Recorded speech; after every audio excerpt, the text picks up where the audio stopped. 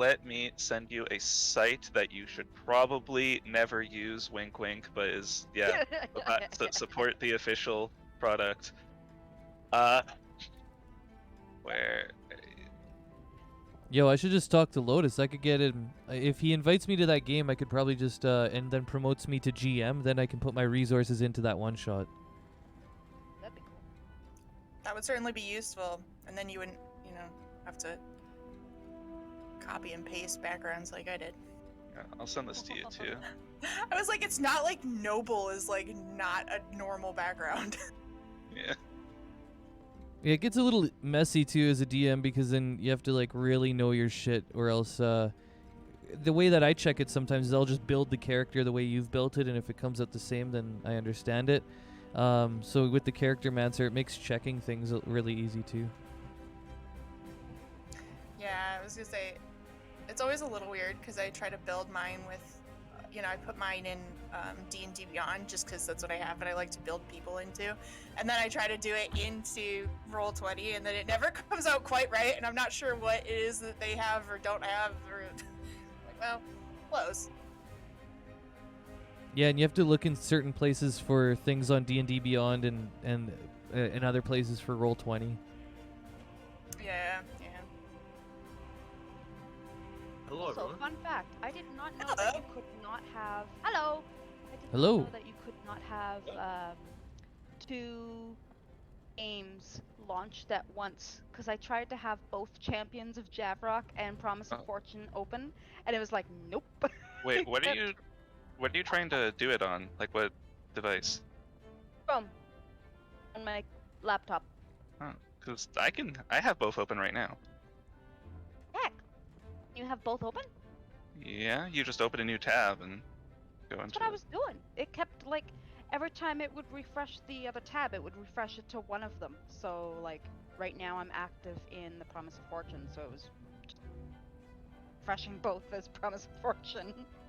I don't know, I have both games open and both character sheets open right now. Freaking weird. Technology. Isn't it beautiful? It's wonderful. My mom always like comes at me like I invented the internet and I know why everything works the way it does. And I'm like, yo, I just work here, okay? Like, I don't know how the technology works either, okay? No, I don't know why everything's acting up. Have you tried turning it off and on again? Like, listen, you and I have like basically the exact same, like, does this make it work? No? Well, that's all I had. Alright, I will Google the exact words of your problem. Alright, here are the first 5 results. Try these 5 things. Yeah, it's just hilarious.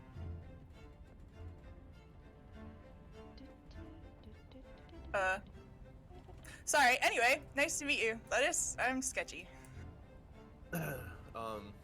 That's your name, not your verb or adjective?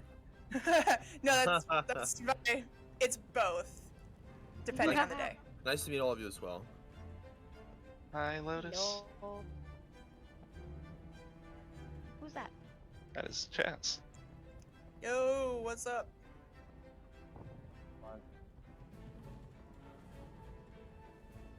Very quiet. Right?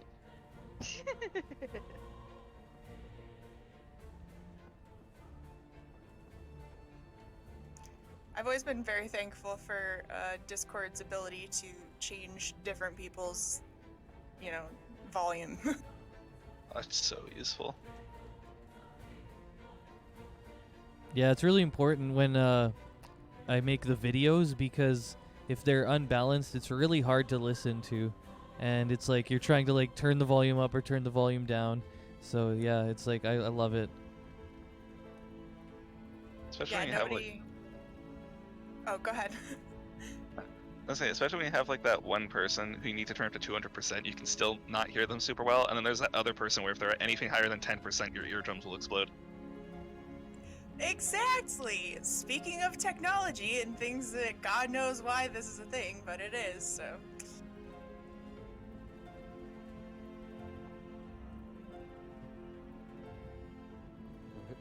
We're just missing Barrel? Yeah. There's like 7 minutes until the session's supposed to start. Oh, yeah. I saw everybody in here and I was like, wow, everybody's early. We're just It was chatting. like half an hour early because I was like, if anybody goes on, I might need to ask for helps. I think we're all just excited to meet Lotus. Yeah, that too. Just wanted to say hi before game time. Oh, by the way, I think I finished my character sheet, so feel free to take a check, a Rooney, when you get a minute, and then you can send me whatever tables or whatever. Yeah, sure. I don't really want to like do it right now. Just I don't want to ruin the vibe for the session. But after the session, yeah, we'll get it done. Oh yeah, no, you don't have to do it right now. It's just I was like, if I don't mention it now, I will forget. Can everybody hear me? Okay? Is my audio okay? Yep, perfect. Okay. You're on par with everyone.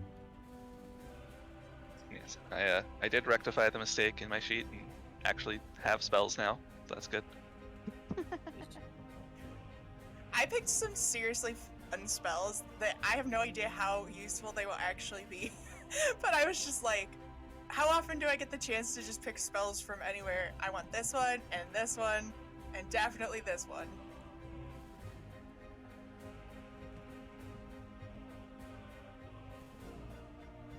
I just tried to keep all my spells flavorful to my character as much as I could, Yeah. which was kind of hard. Yeah, your character seems pretty metal.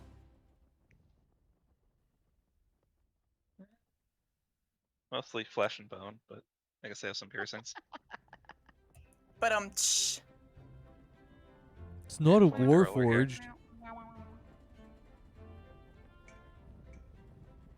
oh, that would be cool though. Someday. That was one of the options. That's one of the characters that I have sitting there. Huh. They're literally just a meme though, so it requires a specific kind of game. Yeah, I love that you just have like an entire box full of people just like sitting under your desk waiting. Yes. I showed them all to a friend and like went through them, and it was basically like a long day of like, all right, well, I absolutely hate like 7 of these people, but this one looks cool. Well, that's nice. That's not bad. Odds, probably. Where it's like, wow, if I knew this person in real life, which they did apparently, because it was the same personality and name as someone they knew, they would like fight them, straight up fist fight them. It was a weird day. I'm just impressed that one of your friends let you sit there and tell them all about your OCs. Yes. They also wanted to show off theirs, so I just went back and forth. Well, that's nice though. Good friendship. Yeah.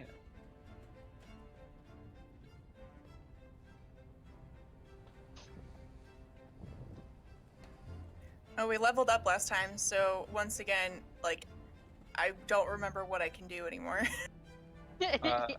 I'm pretty sure you can do all the same things, just you are now magic. I'm just better at them. Yeah, like, oh, you also got a new subclass thing. See? I don't know. Every time I'm like, yeah, alright, I got it sorted. And then we level up. Dang it, now I can do something else. Okay, well, it's like one thing. You can heal yourself. Oh yeah! That'll come in handy. And, yeah, you can punch ghosts. That will also come in handy. Get it, A hand? few sessions ago. Yeah. What? I said we needed that a few sessions ago before Globit got possessed Oh, Sucks. yeah.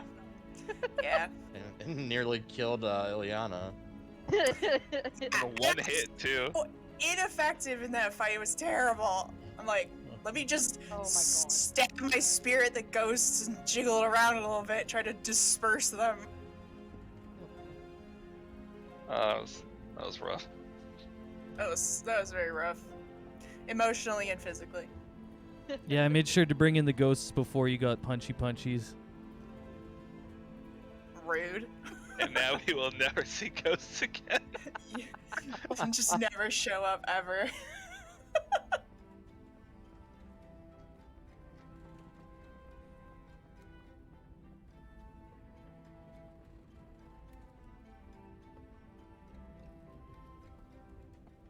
Come on, Barrel.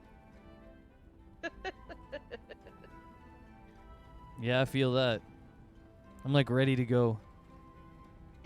We're all like, come on.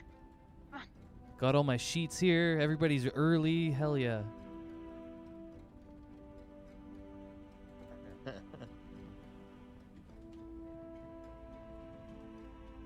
I'll be so confused because, normally we're at least waiting for him like after 2 o'clock, not right, 30 minutes before 2 o'clock. Yeah, we're all You here. can't find his mic. But at least he's there. True. He's not like playing a game of League or something. Right. He's not asleep. Just have to finish or that.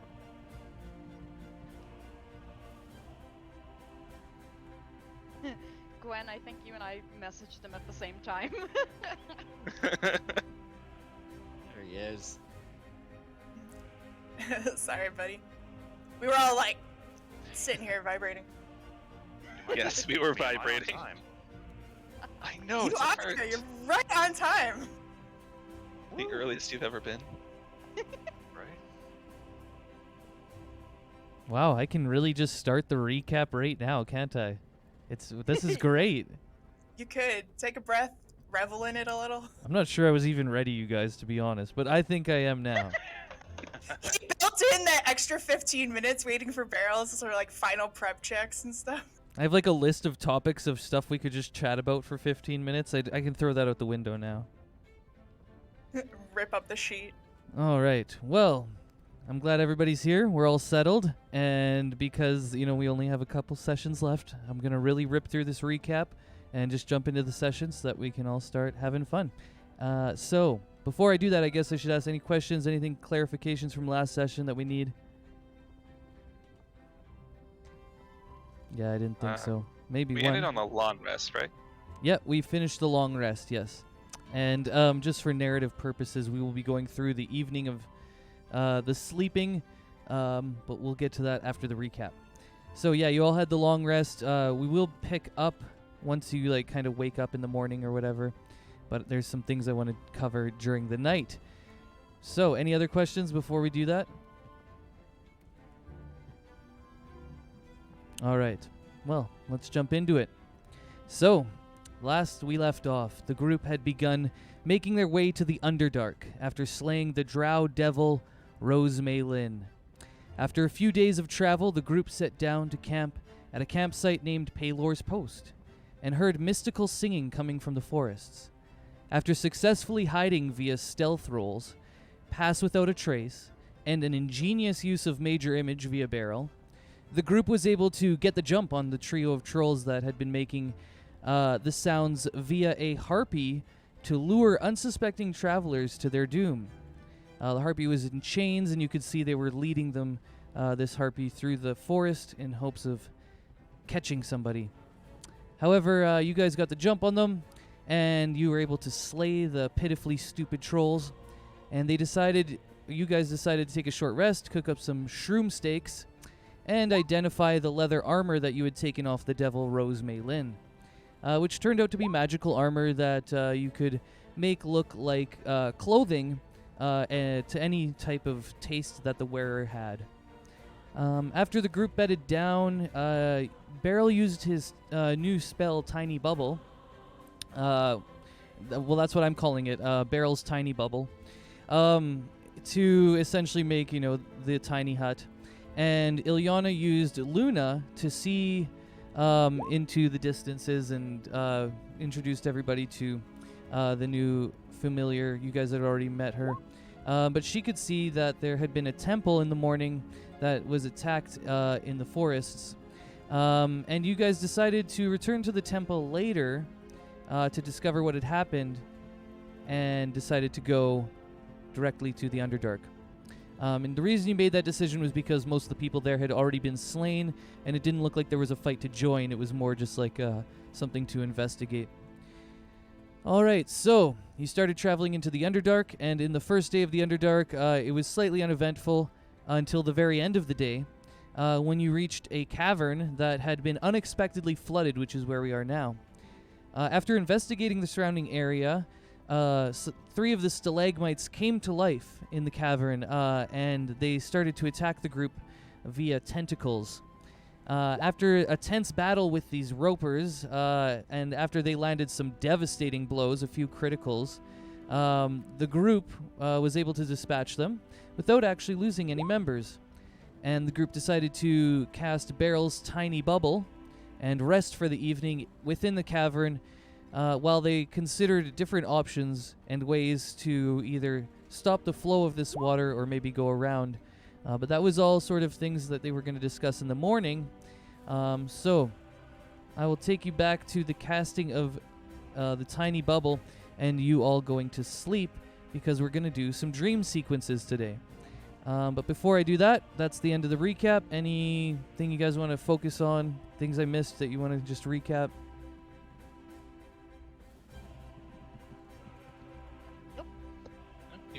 You pretty promptly summarized all the pain. Good. Yeah, Yeah, it was it a pretty was painful battle, that's for bad. sure. It was very painful. Those little weird sea cucumbers. That's what I wrote down in my notes, was fighting nasty sea cucumbers. Nice. Yeah, so I think I downed like almost 4 different people, or like people 4 different times. I almost got Skyrim as well. That was nice. One important thing. We learned that the literal rocks were smarter than Beryl. Oh, yeah, and wiser too. Yeah. We did learn that. Yeah, that was good. Okay. Anything Beryl's else? the poster child for being careful with random rolls. That's for sure. Oh, well, we might as well do that right now, just because you triggered me. Before we get into the dream sequences, let's get some random rolls today. Everybody just go ahead and roll d20s, and then we're not doing weather checks down here, I think we said, so I'll just take 2 d100s from the top.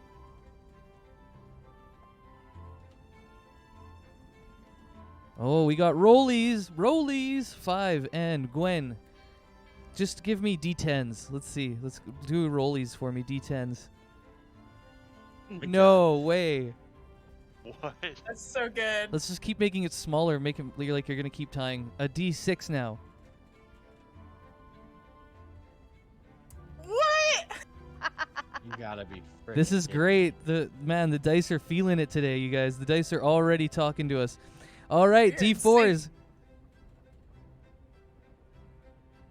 Ah, after all that, I lost my one. Okay, so we finally know that Paylor is stronger than Bahamut. Okay, Burned. Ouch. That is canon. Ouch. that is now canon. No. I'm writing that in my notes. All right, so it's Gwen and Glowbook who will roll me It was already there. d100s. And I'll, in the meantime, while that I go look for all of that and we start. 95s won. again. We got another high 90s in the d100s. All that, and you rolled a 32. You never know. That could be Hey, like a it's not a sneaky good one. one. Taylor Yeah. taketh. That is true. Taylor taketh. Paylor, yeah, That's true. Look, yeah. this Paylor reach didn't only have any fits so energy far after into that. the Underdark. Right. Okay, so let's go into some dreams. First, we'll go to Glowbook.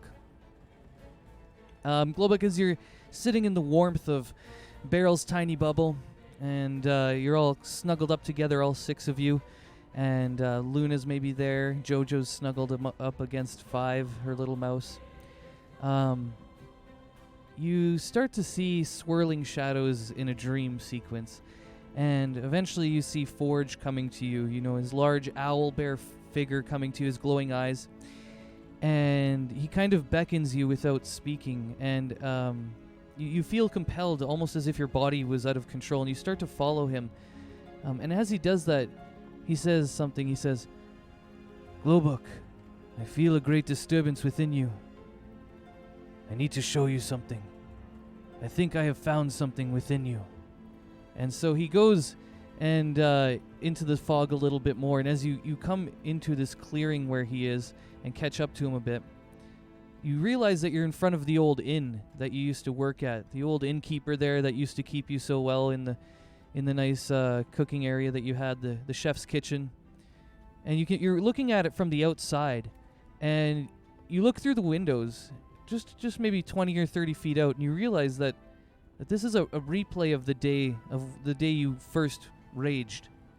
Essentially, a replay of the day that you lost control and slayed all those orcs, and potentially the innkeeper and his wife that day.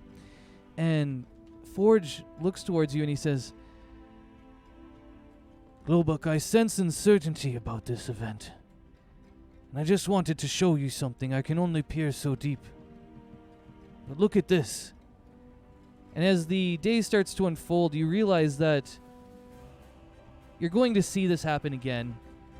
And as you try and look towards the inside of the inn, when the orcs arrive and they subjugate the innkeeper and his wife to kind of be put down on their knees, and you realize this is the moment when you're about to rage, everything goes black inside.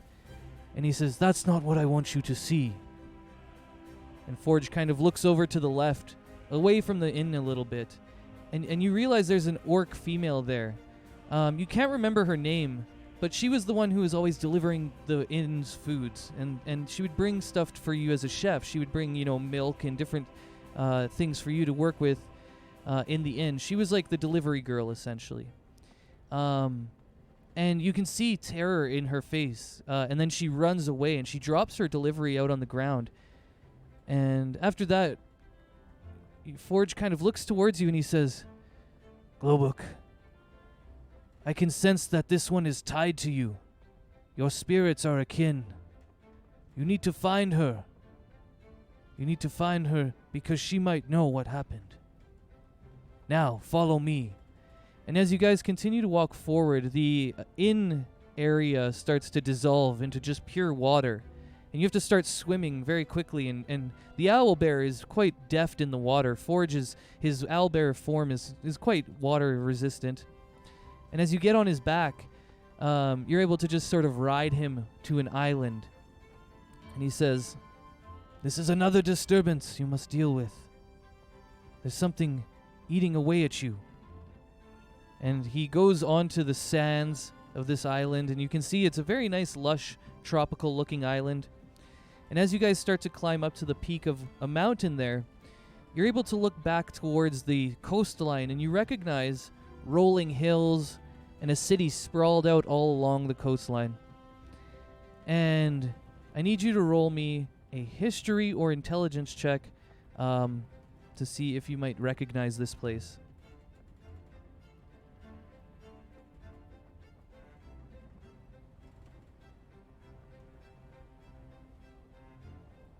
All right, that's good enough. Just barely meet beats. So, you recognized from the stories that you've heard, this is Oshaw. Oshaw was pretty close to Grom's Rest. It's the halfling town that sits sort of just outside the Orc Empire along the coast of Calamity Bay. And Globuk, you start to turn back in towards the sort of forest, and you're walking up towards now the more of the shoulder of the mountain where the forest falls away. And there's a small hut up on the side of the mountain, and out steps this druidish looking human man. He's very old. He's got a long gray beard, and he starts to go about his day.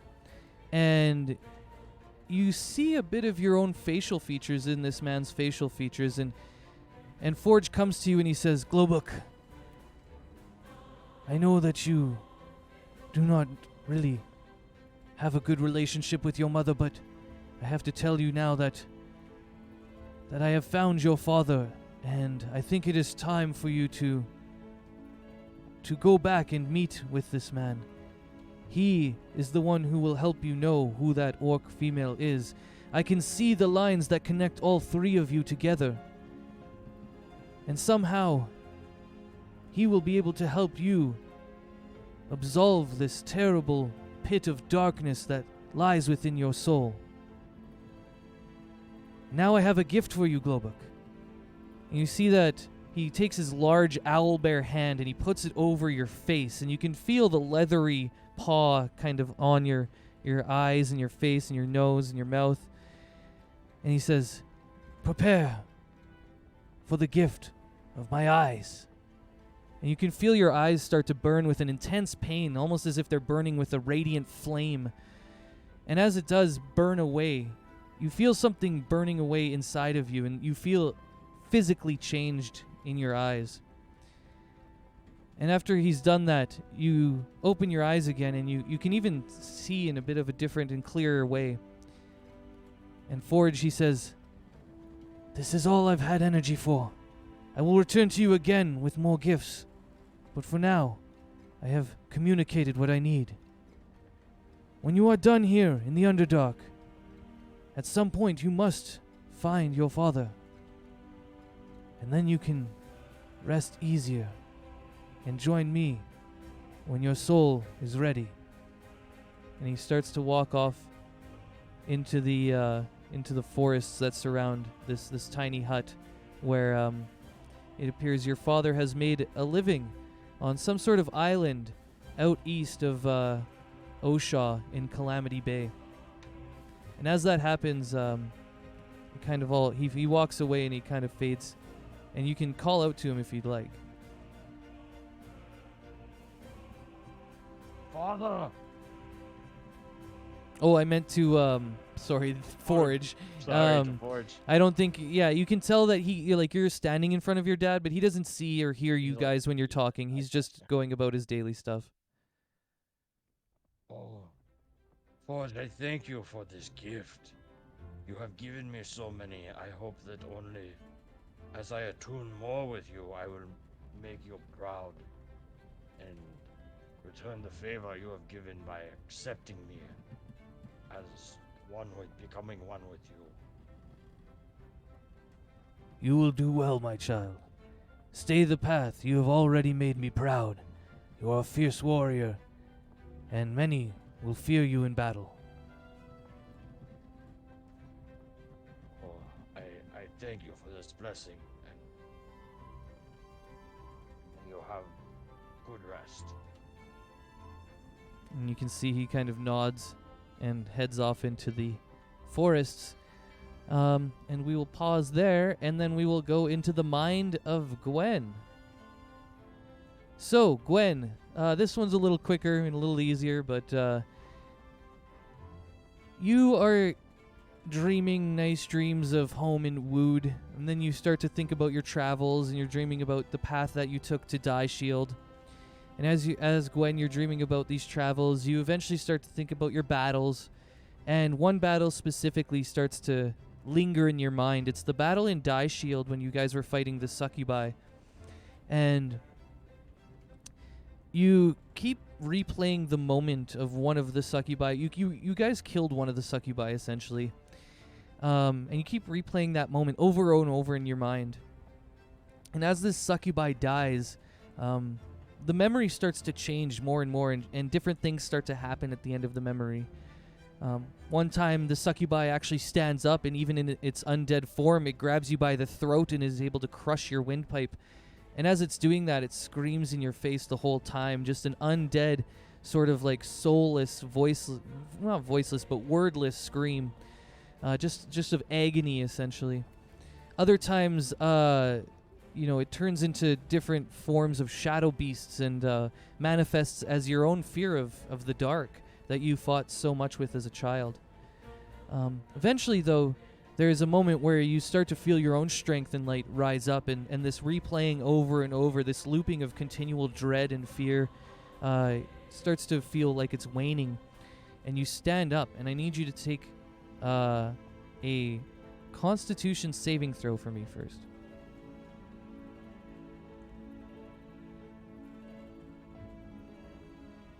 Well, you're very con-ish.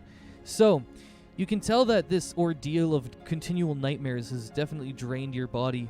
However, you're able to, at some point, resist this shadowy and possessed succubi nightmare from continuing to sap your body of energy. And as you do that, you clutch your holy symbol and you just raise it up. And as you raise it up, you can feel Palor's light is illuminating from it. And as it does, there's a blinding flash of white light all around. And you awaken. It's still the middle of the night, and you're drenched in sweat. However, you can tell that you've warded off some sort of haunting. And you are able to return to sleep for the rest of the night, feeling the warmth of Palor's light within you, having just warded off that nightmare. All right. Alrighty. Well, that's all for the dream sequences, and we did the random rolls. So now we all awake here in the bubble. The bubble drops after 8 hours. You guys have your rest, and you guys can have the day. So Skyrim, you know, his long drow body is all kind of curled up, and he starts to stretch out, and he says, "Oh, little hard on this ground here. How did you all fare for sleep?"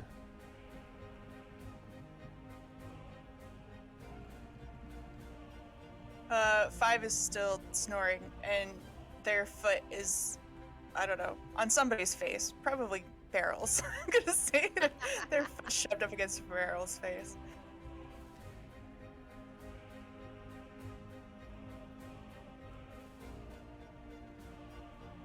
Ilyana is going to be like,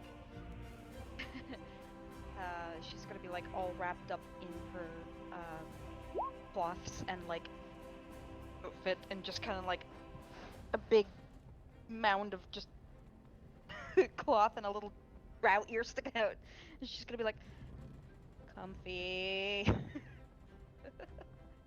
have to get up. Oh yeah, Ilyana has that like new really big purple cloak, right? I bet that would be really great to sleep under. Oh yeah, she is like all wrapped up. Yeah, there was some trouble during the night, but it wasn't that big a deal. Trouble? Roll over, stretch, and whoever wants to be first to look at Glowbook will see him in a very different way. His pupils and irises are no longer there, and his eyes are no longer yellow. In fact, they are glowing a ghostly blue. Wait, his eyes aren't there? Well, they're not. They're different. They're all solid blue. The Oh my God, pupil okay, isn't well. there. It has no pupil. Pupil isn't there. No pupil, no iris. All right, well that's better. Oh, I'm gonna roll to see if I notice at all until somebody. Nope. Nope. Somebody's gonna have to mention it first. Glowbook, are you okay? Oh, Gwen. Yeah, I good. You okay? Yeah. I'm gonna like start waving my hand and trying to say, "Can you see?" Hi, Gwen. Why are you waving at me? Hey, do we have like a bit of glass or something? Did you ask me if I could see? Yeah, I can actually. What? I can see better than I ever see before. What? Glowbook, why did your eyes turn into night lights? What? Yeah, Ilyana's gonna What? pop up and just be like, "What?" Hey. You just What? see like a Step Right, outside. right. Look into the water for a second. Oh, do what Gwen asked you. Oh, Well, Rafiki so moment. shy. Forge has blessed me. I dreamt of him. He said he gave me his eyes. I guess this what he mean. Like Okay, literally, he gave them to you? Are those his? Is he blind now? I think he make copy somehow. Forge is pretty magical, Five. Five is definitely awake Why? now, like I- holding onto I look Glowbook's like a shoulders, badass now. trying to like stare at his eyeballs. The important thing is that nothing. This is not a bad thing, and you can still see that. That's good. Yes. Oh, this is wonderful. I'm Uh, really Barrow? happy for you, but that's terrifying. But kind of cool. I can't wait to see what you can see now with them. Beryl, are you still I- sleeping? I see everything. I think I was. Not sure. Okay, because Ilyana's gonna like kick you awake Just be like, Ah.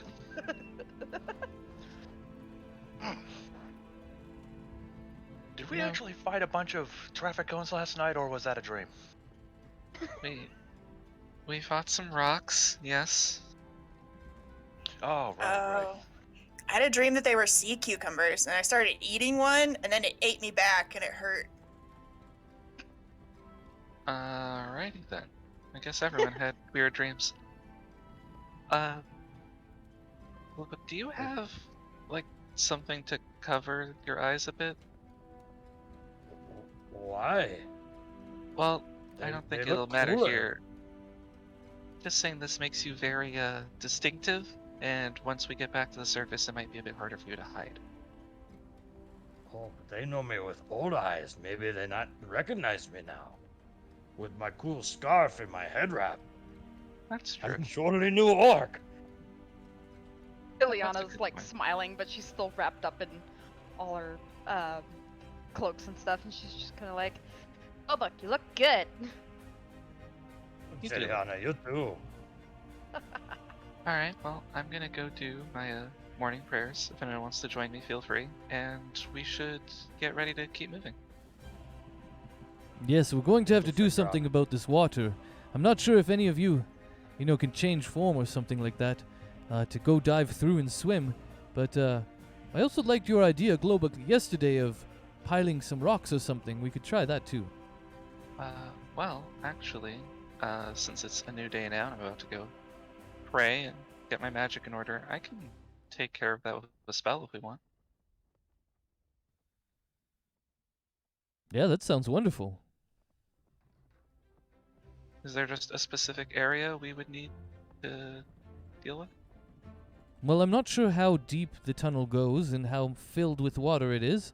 And I'm also not sure if it's exactly the same tunnel I have mapped here with my navigator's tools, or if it's been carved out by the new water into some sort of new path that we would have to find. Either way, I'm uncertain how much water is exactly in this little well here. Okay, well, maybe we should try to find a way to block the flow and then I can deal with the leftover water. Superb. All right, well, I'll get to grabbing one of these. Oh, yes, I see you, Globuk, working over here. I'll help join you. All right. I'll be done in a second. I just have to say good morning to Bahamut, and then I'm gonna grab a rock. They are from Globok. And after I finish my prayers, I'm just gonna head over to whoever's working on the rocks. Well, I guess 5's the closest one. And just tap you on the shoulder. Ilyana's gonna shake free from her robes and just be like, guys, just make sure they're rocks this time." 5 like kicks at the rock, like gives it a second, kicks it again. I think this is a rock. Sure, like we said yesterday, that if any of the other ones in here were alive, they would have helped. Yeah, and they definitely wouldn't have left us alone all night, I'm sure. So, man, I felt so strong yesterday. I hope that I can pick up a rock again as well today. Sure, you can. I'm here to help. Oh, yeah. I'm going to just expedite that process. You guys are able to build rock dams. I just want to know, like, how good you guys are at it. So just roll me a group intelligence check as you try and figure out water flows, elevations, rock sizes, all that stuff to build a dam. Fuck off, Gwen. Damn, Gwen. Can you just, like, Just not want to have high see. checks for a while? There we go. That'll Oh, there we go. The equalizers here. Good thing. Yeah, this is all too good right now. Good thing every group needs a barrel. Every group needs a barrel.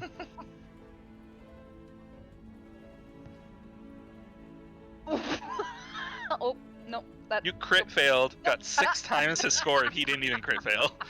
I mean, to be fair, I clicked intelligence save. His What- advantage was 6, even.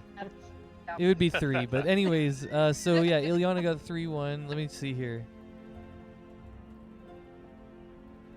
Oh god. That's a 19 with guidance. Thank God. Damn, you guys fail.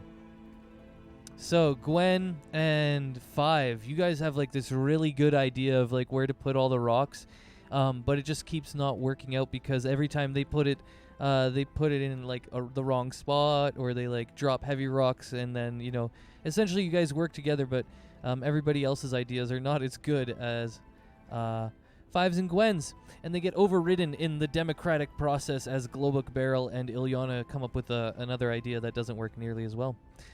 So I'll just say for now, there's about 50% of the water still going in. And a bunch of it is just sort of pooling all around in here, and some of it's pooling by the entrance. And so you're starting to like fill up this area with a little bit of water too as it's getting dammed up. Oh, Kyron, which is the way we're supposed to go? We have to go down into the water. This was a tunnel that sort of goes on a 45-degree angle deeper into the Underdark. We need to get through the Upper Dark here and deep into the Underdark. So, yeah, we needed to go down. It's like a water slide now, probably. You can see, yeah, it's sort of like there's gushing geysers kind of going down, and it's kind of sending water down it like a little bit of a water slide, essentially. But it's like there's a lot of water. Like the water slide's circular volume, I would say, is filled up halfway. So there's like a big amount of water in there. Ilyana just kind of came up with an idea just now, but doesn't really work with my intelligence. Well, that was just building the dam. So if you have another idea beyond the dam, then that's fine, because that's just for the dam. Okay. Ilyana goes, wait, there's a lot of water here, and the rocks. Guys, is there any, like, the ground? She just kind of like crouches a bit and like kind of digs at the earth beneath one of the rocks that have been recently moved. She's like, can we like use the mud to help stop it? Especially if we can like heat the mud up afterwards. Maybe turn it into something more solid. She just kind of like looks around if anybody is catching her drift. A little bit confused. Why are we trying to build Tai Shai? I didn't even know that you could do that. If you could what? What are we trying to build? Tai Shai.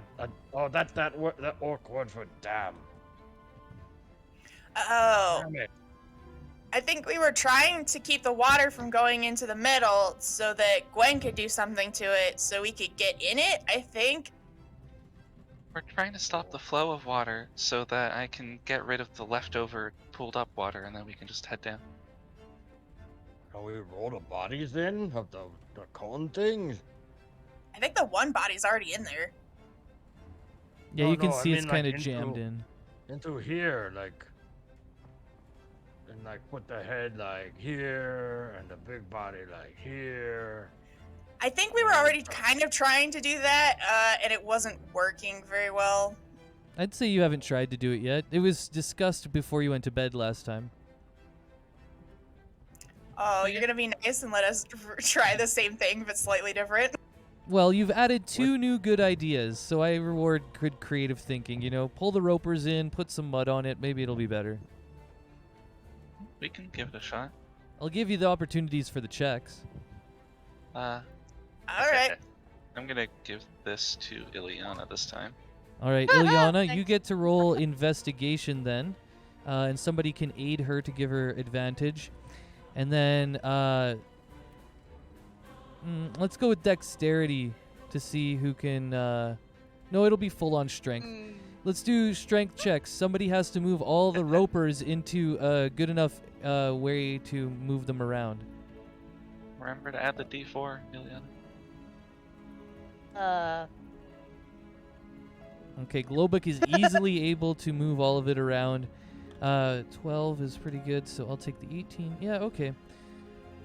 All right, so you're able to reduce the flow now down to about 10 to 20%. These The rock formations going down have been smoothed quite a bit due to all of the flowing sediment. It's acted like sandpaper, smoothed down this rock area.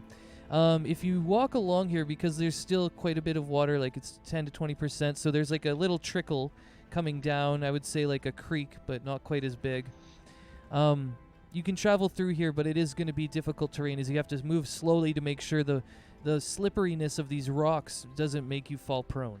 And that's basically it. But now you can start traveling down it, as you've successfully, stopped the flow as much as you could.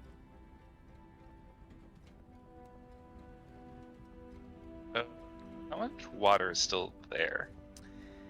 I would say like the equivalent of one of these streams rolling. These streams are maybe about a foot deep, and they roll pretty quick. You can tell that whatever sediment they're carrying is cutting the rock pretty good, and whatever is like not quite as hard as it. So yeah, I would say there's like one of those streams along the bottom, and it kind of spreads out and makes the rocks really wet and slippery as you go downward. Alright, so I guess just to try to make this a bit easier, when Clutch Hunter Holy Symbol is going to wave her other hand over all the remaining like moisture and water that's still in the tunnel, and some of it, I assume, will start to heat up and burn into steam and just kind of rise in the air and dissipate as I cast Destroy Water. Wonderful. 10 gallons. This is a thin, slick surface, so you're able to continually walk. Yeah, I'll take away all the difficult terrain. As you guys walk down this tunnel, Gwen is able to essentially burn off or destroy all of the residual water that's on the rocks, and you can see the streams running alongside you, but these wet rocks, because it was just submerged, she's able to take off the little bit of wet sheen there, and that way you guys won't slip, and you realize that your footing is a lot stronger now, and you don't have to worry about moving slowly, aka difficult terrain. So there you go, you're walking on a well frictioned path that Gwen has created as she's doing this for you. Wow, I really didn't think that this was gonna work, so good job.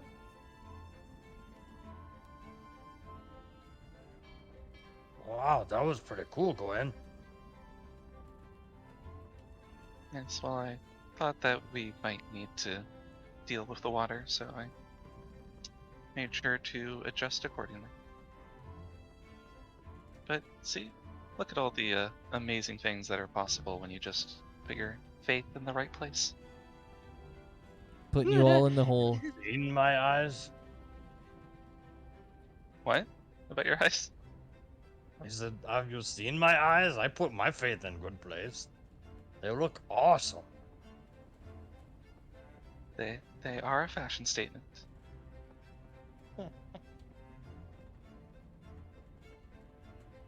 All right. Yeah, I feel a little bit different too, but I'm not quite sure how yet. I guess we'll figure it out later. Slick foreshadowing, bro. I almost spit out my water, thanks. No worries. Yeah, hopefully you'll get to punch some things. Okay. So, yeah, you guys are walking down this tunnel for a few hours. It's the beginning of the day. At any point, if you want to stop for some food or whatever, let me know. But I'm also just looking up the random rolls. I'm integrating them currently. I just need the one. It was 32, right, Gwen? I can't remember anything. Yeah, 32. Good. Actually, I can remember things. There we go. 5 is just eating a ration bar as they're walking down. Oh, wow. This is a weird one. All right, we'll hold on to that. Okay, so you guys are walking down this long, wet tunnel, a little bit of water trickling out, and eventually Skyrim can see a bit ahead, as he's kind of taking the lead with Gwen, who is, making sure it's all nice for you guys to walk on. Eventually, after about an hour, I'll say, you guys come to the end of the tunnel, and you can see it opens up into sort of a little bit of a, what would I call it? An area where a pool should be, but it's like you're at the bottom of the pool. And then there's like these cliffs on the sides that would be the edges of the pool that are about 5 feet tall. If the water was still going into this pool, it would be full and you would all come out, you'd submerge at the same level as these 5-foot edges.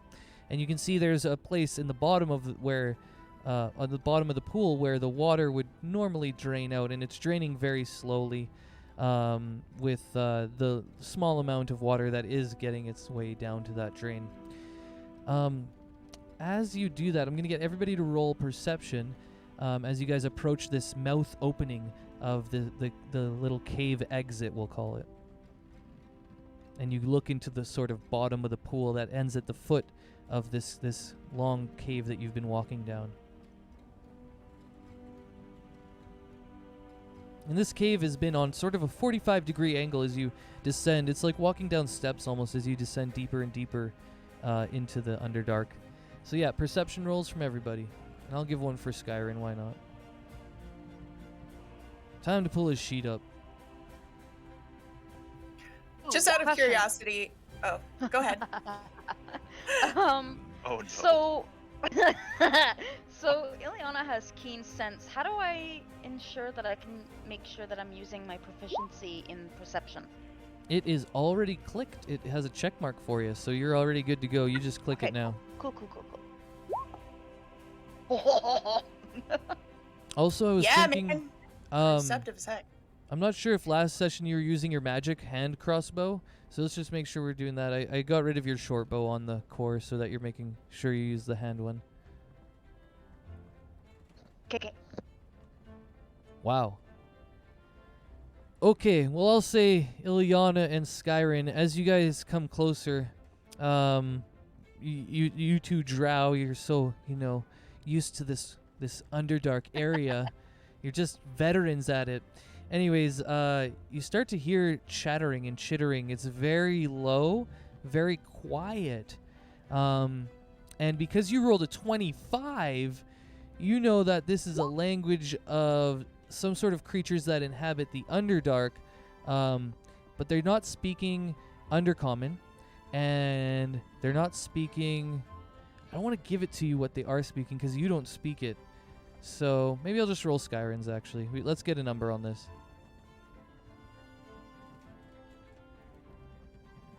Okay.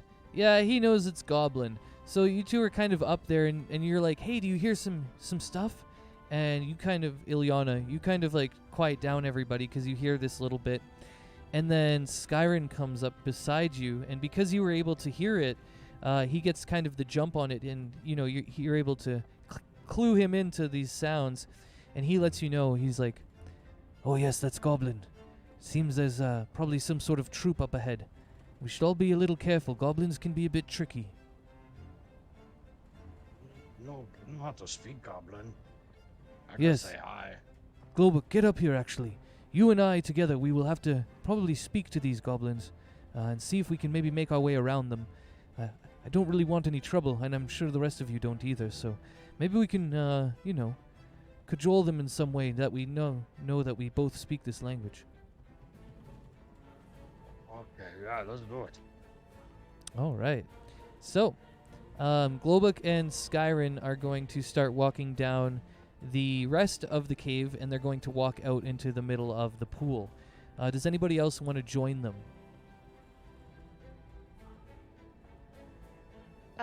Ilyana will kind of join in, but she'll stay a little bit in behind Skyrim. Just kind of going in because she's also Drow, and she's kind of hoping that'll... So are these... Where are the goblins? Are they above the 5-foot wall, or are they in this cave?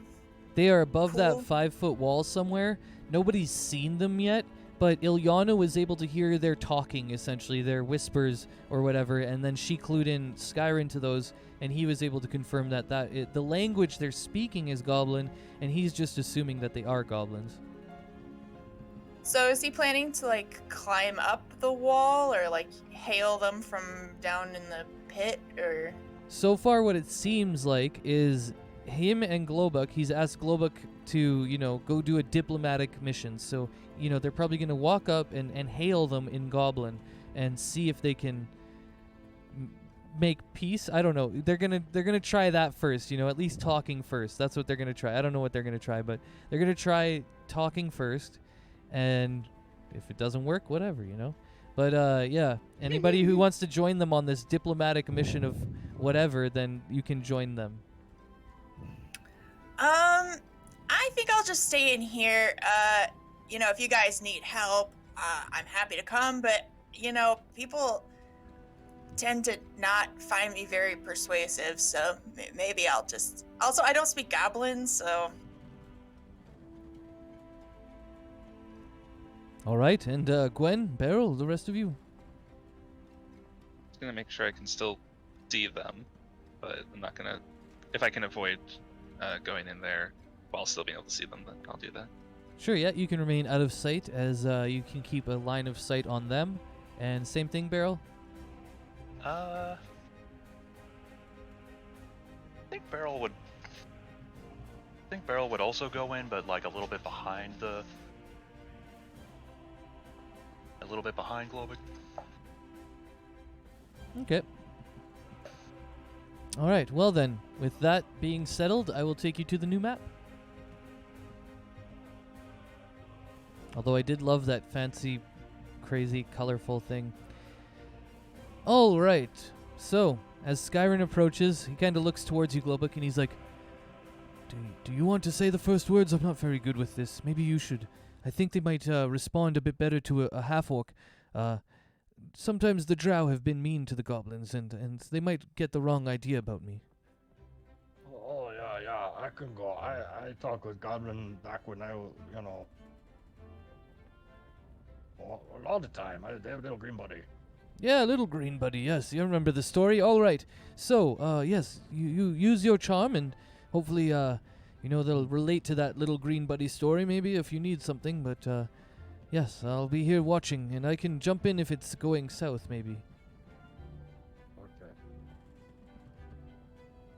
So Global will just kind of, like, walk up. But, like, keep his distance. Be like, oh, in Goblin. Oh, hello, little green friend. My name Globok. Good to see fellow green creature here. Me and my friend, we're trying to get to city. I wonder if you mind let us pass? You can hear a little, like, when you start talking, a little like, huh? And then these two twin goblins, they come to the edge of the cliff here.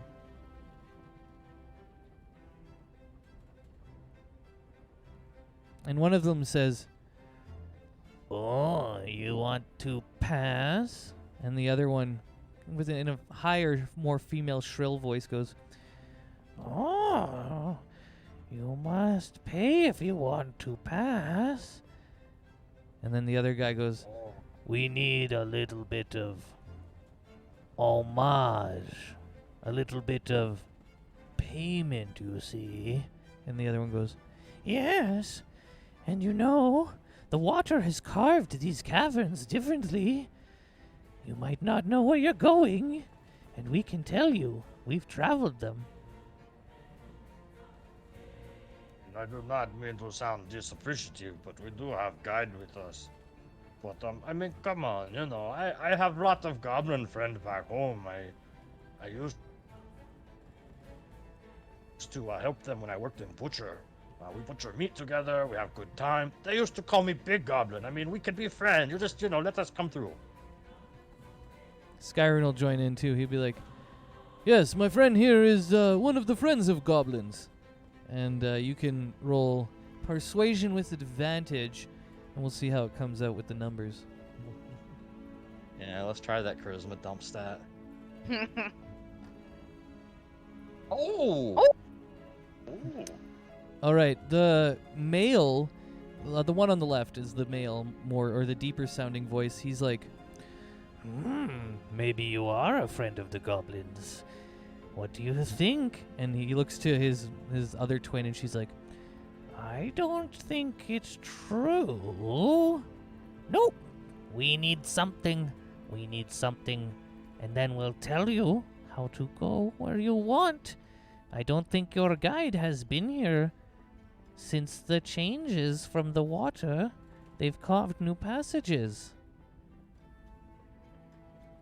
Okay, well, I tell you what, my good goblin friend, when I was younger, I know that, even though gold spend well, they always liked finding rare thing. So I have these here. Hang on, let me dig in my little magic bag here. Let's see, what am I? There you go. as you're digging in the bag, the rest of the goblins come up, and you start to hear them being like, I just want some special food from the surface. Another one's like, Wait, I want any of your little tinkering things. You got any little bots, anything clockwork? and a couple others are like, oh, I just want an instrument. I want to learn how to play. And the other two, the two twins, they kind of look back to them and they're like, Shut up! We'll take what he gives us. Could maybe make you some mushroom, but I could cook. You probably get plenty of mushroom down here. But I do have some different things from some creature up on the surface. I have some mandible from ettercaps, and I have this glowing beetle gland. You're more than welcome to them. I will say, as you dig through, you realize the beetle gland no longer glows. I think it was 1d6 days. Yeah. But Well, let's it see. did not glow no more. They kind of look at it. They're like, No, shinier. Something more worth something. Something of more value. I have this drum. Oh. and the guy who was talking about the instruments comes and starts looking at it, and he's like, Oh, a nice drum, yeah. This is kind of cool. You guys, we could be drumming. Oh, man. and he starts to investigate it. Roll a persuasion as you try and sell him on its value.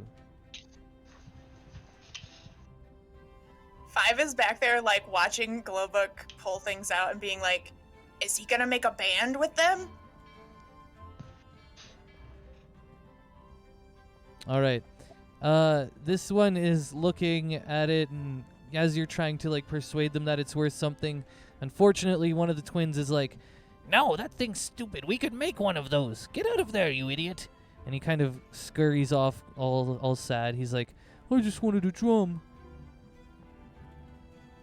It's not worth enough. You gotta give me something more. We're gonna help you stay alive down here. You have to understand that. Maybe I could cook something for you. Would you like me to make you food? Only if it was really special, rare food. Let me see. I don't have a whole lot of ingredient. I have a bunch of mushroom. We get lots of mushrooms Yeah. down here. Yeah, I kind of figure. What about your nice weapon? You got a lot of weapons, I see. Well, I mean, I have this dagger that you could probably have, but I mean, No, that doesn't look good enough. Something better, like your halberd. That's nice. oh no, you can't have halberd. No, that my smack stick. Sorry. Really, best thing I got in here, other than I could give you all this stuff that we talked about already. How about jar of toenail clipping? What? What are you talking about? That's so gross. Why do you have that? Even the I don't goblins know. don't want it. I don't really remember why I picked it up, but when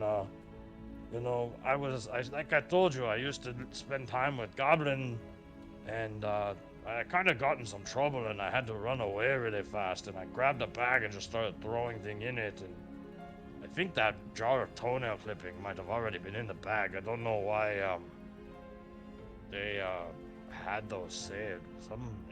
They're not my toenails. They're somebody else's. One of the like more magical, weird-looking ones in the back with the goggles comes up and he's like, Oh, you could make a simulacrum out of that one. Yeah, that'd be really cool. and she's like, we don't have the time for that. We don't even have half the stuff. And she kind of smacks him. She's like, you got any gold? What about your friends? Well, I mean, he kind of turns around and waves everybody up if they. It's okay. We're trying to haggle price. They want something interesting. I don't have anything that fancy. Are they hungry? I still have some of that rhubarb pie in my bag. Well, then I have some too. Hey, how you guys feel about some rhubarb pie? What's My friends. what's pie? What's my friend- rhubarb? my little halfling friend made this, and he pulls out a couple of pieces of it. They look at it with utter astonishment as they are like, their jaws drop. They're like, Oh, I've never seen anything like it. What is it? What is it like? Well, you see, you take some flour and some butter, and you make a crust, and then you fill it with sugar and fruit. And this little halfling named Sibo, he make really good beer too. they've all like gathered around But you I don't now. have any of that, but I could give you some pieces of pie. Oh yeah, we want pie. We want pie. Pie, right, everyone? Yeah. Never seen it. It's such a nice color. Okay. You have to give us one piece of pie each. Right? Yeah, one piece of pie each. Okay. Hey, does anybody have pie left? Not speaking in Goblin, talking to his friends. I got 5 sweet. pieces. Do they take Hey, it? we need. Yeah, they really want it, but I need 2 more pieces. Yeah, we really recovered from that whole toenail clipping jar thing. Anyway, yeah, I still got some. Okay. Yeah, I could pitch one in as well. If we just all put in one and then we get 2 more from 2 of us, then that should work. I mean, I can give away extra of mine. I don't mind. I mean, it's good pie, but I'd like to get moving on. I mean, I like this little guy, but I don't really want to hurt him. Just a Yeah, weird they're thing so for cool. Kolbik to say. I don't know. I mean, I can't understand anything they're saying, but like the way they're saying it is so cute. Yeah, if we can get through this without hurting anyone, then that seems like the best way to do it. All right. Well, I will throw in 3 pieces. Yeah, and then 1 from the rest of us. That should work. Yep, you get Okay. 1 from 5. All right, you all take 1 piece of pie out as these goblins and their little hands and big eyes are like looking up to you as they're like just like raccoons almost when you feed them like that, those videos, They're just all big eyes and extended hands as you all give them a piece of pie and they all kind of scurry off back up the cliff to where they came from. I'll just move them out of the way for now. And Globuk, you can take 3 out. Yep.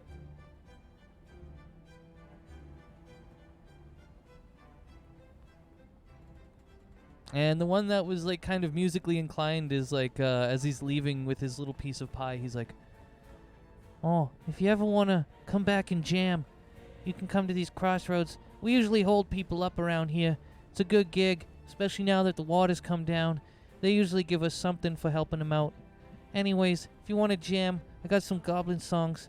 You said you're a friend of the goblins, so I guess you should know a goblin song. Oh, yeah. Okay, but I tell you what, little buddy. I bought this drum, and I'm not very good at it, but you know what? I like you. You're a good guy. You can have. Oh, what? Wow. No extra charge. sweet, this is way better than my flute. And he pulls out this old, decrepit flute that's carved out of a bone. and it's like really jaggedly carved and stuff, and he like shows it to you. He's like, "This is gonna be way sweeter." All right, thanks, bud. Sure thing. Just remember, Globuk friend. If we have to come back through, you let us pass. Oh yeah, for sure. I won't forget the half-orc that was the friend of the goblins that gave me the nice drum and the pie. For sure, my friend. And then we're gonna get some directions from your boss now. he crawls off back over the cliff, and the female goblin comes to you, and she says, All right. You have to head north here, and then you'll take a couple right-hand turns. and she like gets Skyrim to come up, and she like draws on his map where you need to go and the new route to Menzoberranzan. And she's like, You're almost there. You should arrive just before the end of day if you travel very fast. And don't incur any disruptions.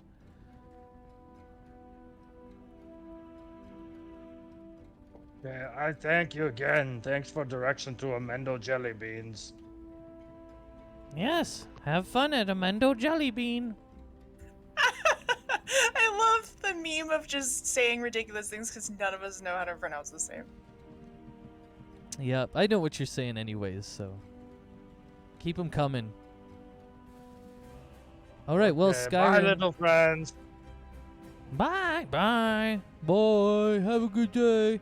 All right, yeah, bye. And Skyrim kind of looks over to you all, and he's like, "All right, well, this is the way, and I'll lead. If Gwen, you want to come near the front and shed some light for us, that'd be great.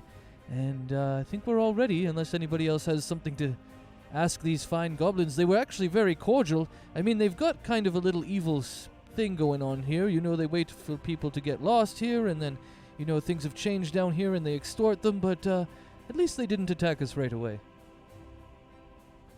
Hey, And you know, so many people look down on the goblin. At least they got a little side hustle. Yeah, I felt that was question. quite nice.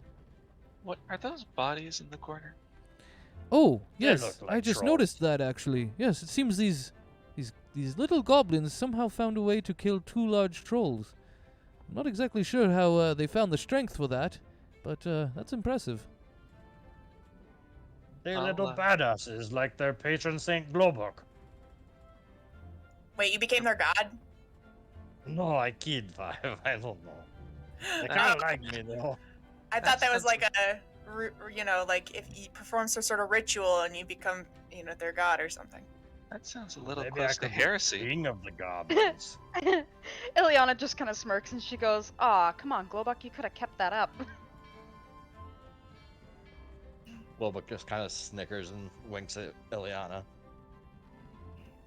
But hey, I feel kind of a kinship. I mean, they killed some trolls, we killed some trolls.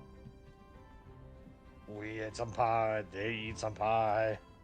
That is true. I just finished eating another piece of that pie because I'd forgotten about it. It is so good. Five's like picking crumbs off their face and like eating them. They like a Globuk, we like a Globuk. That, Yeah, definitely. that's true. I guess that can't be that bad if they like Glowbook.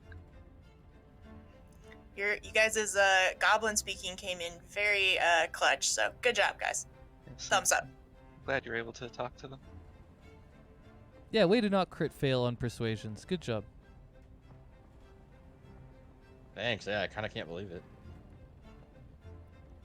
Me either. I was a little bit worried because I know that, Glowbook's charisma is as infamously good as mine. So I was like, oh no, but you did good. Love how the quote-unquote charismatic character talks the least.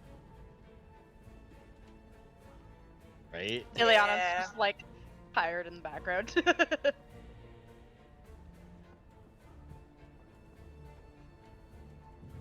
So, what did they say? Are we close? Are we really far off? Do we have to make like a detour? Oh no, that nice older goblin female lady. I think she is, anyways. That they were so kind to give me the directions to Menzoberranzan. Apparently, there's been a couple collapses in the normal routes that I would have normally taken us. Would have delayed us quite a bit, but she's pointed out where to avoid them. And for For us, that should only approximately be about a day's journey, so we should be arriving in Menzoberranzan maybe sometime after supper, or if we travel very quickly, just around supper time, but if we're delayed, sometime after that. Oh man, it would be really cool if we could get there in time to have like a genuine Underdark, dinner meal something. They've got restaurants down there, right? Ilyana, yes. tell me they have food.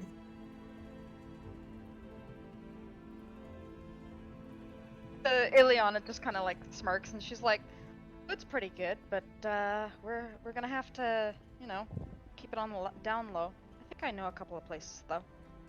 She kind of looks over at Skylar and she like does the, that heads up kind of nod. Yeah, like the knowing nod. Yeah. Yeah, he's like, he kind of returns it. He's like, mm-hmm.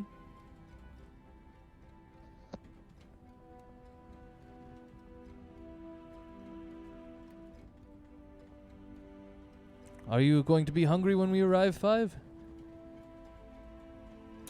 Oh, I'm always hungry. Yeah, me and Five eat. We like a lot of food. Just a reminder of part of the basic plan here. When we're a little ways out, we do need to probably disguise a few of us. Oh, yes, I was going to mention that once we got to the city. Yeah, you will not be able to openly worship Bahamut or Palor. You'll have to keep all of that sort of under wraps.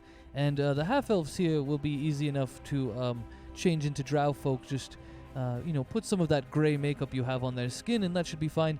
Mr. Half-orc here, you're wonderful. You're not part of the Empire. And Miss Dragonborn, just keep your head down. Most will assume you're a draconian.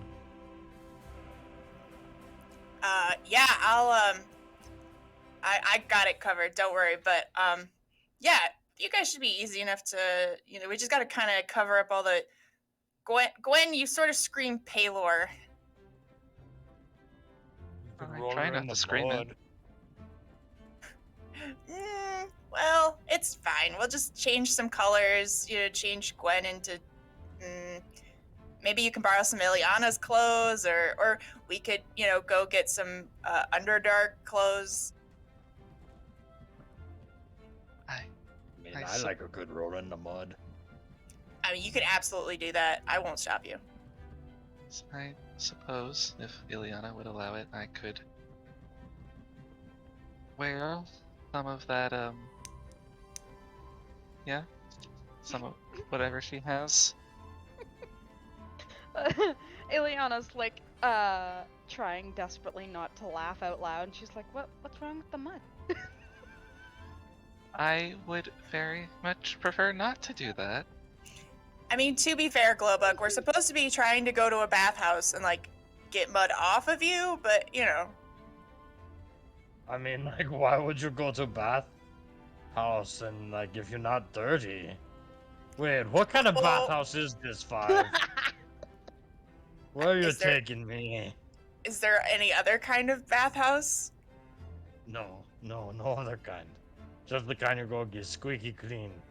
He whispers to Ilyana, and the kind you get really dirty. Glowbug? Ilyana is like, both. I'm laughing so hard. Both hands on her mouth, shoulders just vibrating at this point because she's really trying hard not to die laughing. Hey, I know the two of you are having a lot of fun here, but you need to be really careful.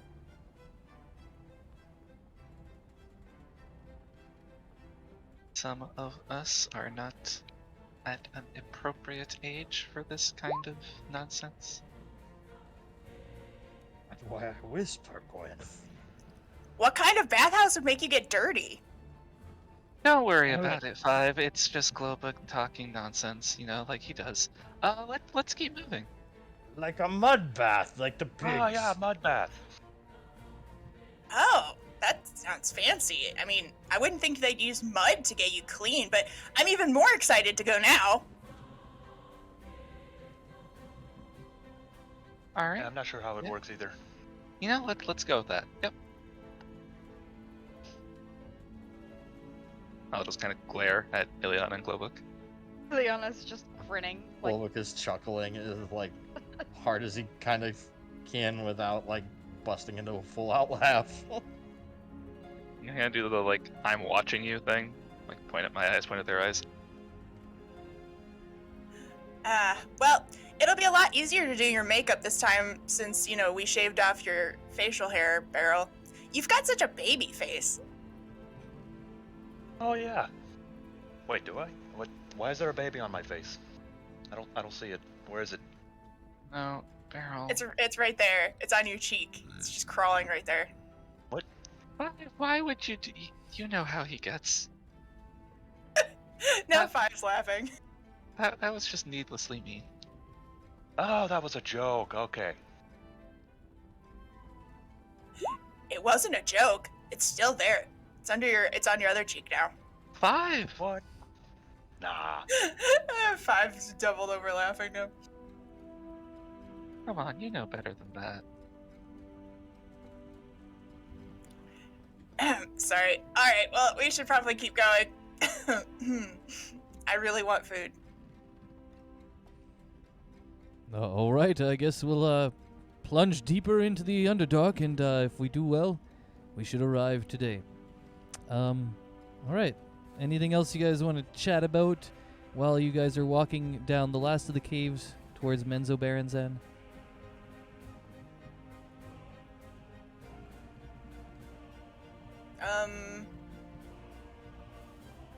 Five is gonna do a carving. All right, yeah, there's definitely enough time in the day. Yeah, I'd say you guys have like 8 hours of downtime on this travel. So, I'll just let you know you've passed all your checks for the day, so you are going to arrive at Menzoberranzan around supper time. Because you have, it was really early when you came and found these goblins. You didn't take too long getting through the water. I'll say you have a day of downtime as you walk. So, if anybody wants to study anything or add to their proficiency building, you can add 1 day to any of those things that you're working on, whether it's a language or a proficiency. And 5, I see your dex check there for your wood carving. 11 is pretty good, but it's not has any fine detail. It's just the forms are there, the figures are there, but it's lacking a lot of that really small, finite detail in the carving. I was trying to do a carving of the goblin that wanted the drums. And, I keep fussing with it, and finally I'm like, ugh, I stick it back in my bag. It's really hard to carve when there's not, a lot of really good, actual, natural light down here. Sorry, I'll try a bit harder. Oh, no, had nothing to do with you, Gwen. You're great. I think, I'm just sort of starting to miss knowing the passage of time. Yes, having a sky above your head is very nice. So 5, now that you're done with your carving, seems like we're gonna have some time. Do you mind helping me with my, Draconic? I know it's been a while since we've gone over it, but... Oh, yeah, sure. I can do that.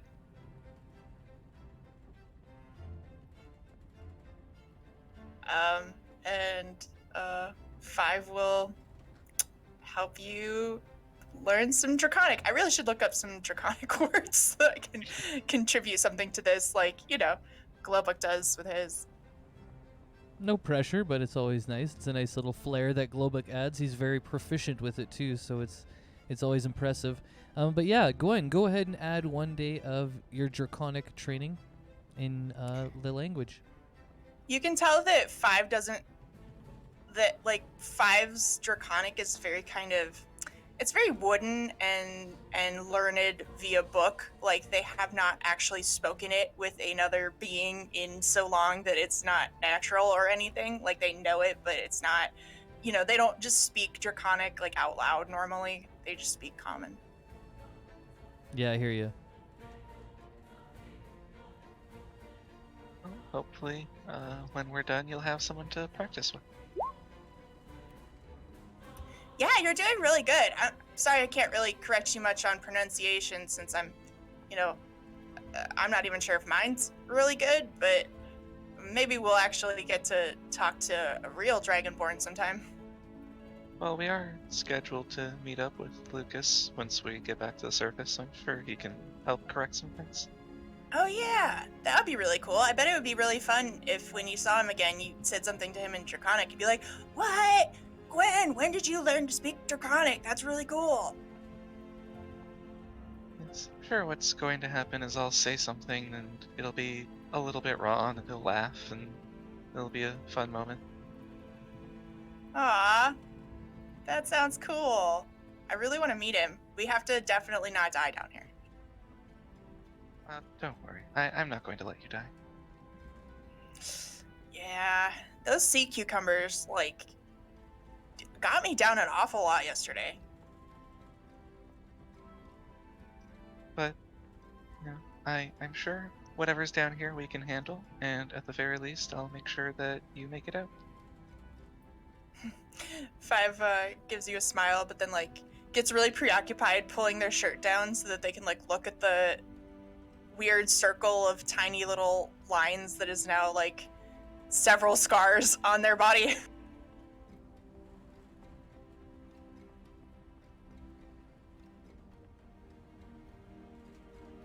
While we're walking, Globok's gonna pull up next to Skyrim and pull out this bottle of mystery liquor that he found in Rose's kitchen and be like, Hey, Skyrim, you know what this is? I couldn't figure it out. Ooh, let's see if he does. Yeah, Ilyana, I just messaged you on Discord though. You could add 1 day of Draconic as you learn alongside Gwen if you want. Okie doke. So right in that area where it has all your arrows and fairy fire, long rest, land vehicles, you can add another resource. Just name it Draconic, and then put 1 out of 25. Now I'm gonna roll Skyrim.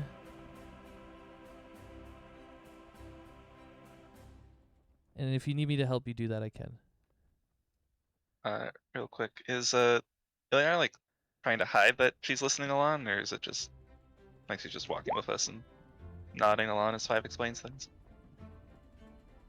I'm gonna say that Ilyana's probably trying to learn stealthily.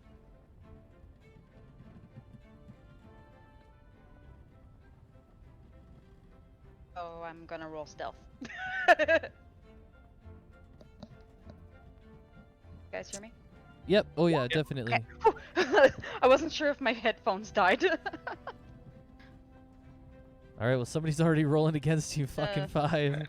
Well, wow. my passive perception beats that anyway.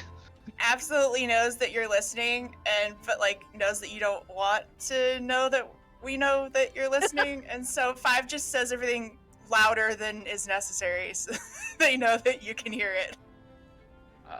Yeah, I'm just gonna look over at her and kind of encourage her to come up and say, you know what, we should learn together. It'll be fun.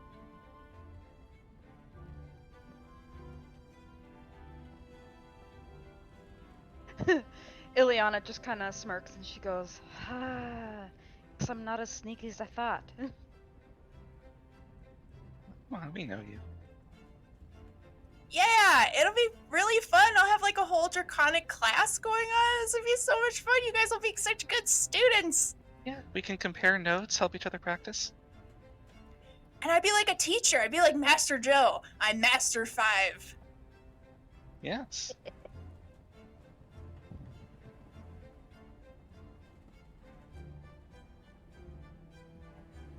All right. I just put the wine up there for you, Globuk. Skyrim, as he's Yeah, I got it. investigating it for you, he's like walking along. He's like, "Oh yes, I actually do know this. This comes from a nice reserve out in Oshaw. It's a very prized plum wine from the halflings there. It's said if you consume the whole bottle, which is quite traditional for them, they do like to have their parties, the halflings, and you know, worship of Avandra and all that. That you will gain Avandra's strength, which will give you a little bit of a strength boost for 24 hours, but you have to consume the whole bottle of wine." Shall you say that? That's interesting. Yes, it's a lovely Okay, place. Thanks. I'll remember that. Are you fancying some right now? It's been a bit of a walk. Oh, actually, you know what, Skyrim? I got a little something special if you want a nip. I got some of that fire-liking whiskey that I found. You want a little sip? Oh, that's an Underdark specialty. Of course I do. I love fire lichen. A little bit of Underdark spice to really shake you up, heat you up. Here, give me a sip of that. Sure thing. Here you go. Globuk also He, takes a sip after he hands it back. Yeah, as he takes it back, he's like, you can see in his face, there's like that little like wincing as he like puckers up a bit, and he's like, oh, that's the stuff. I mean, I'm not gonna lie, I've been kind of keeping it for myself, but I thought you might like a little bit. Yes, It's thanks. so good.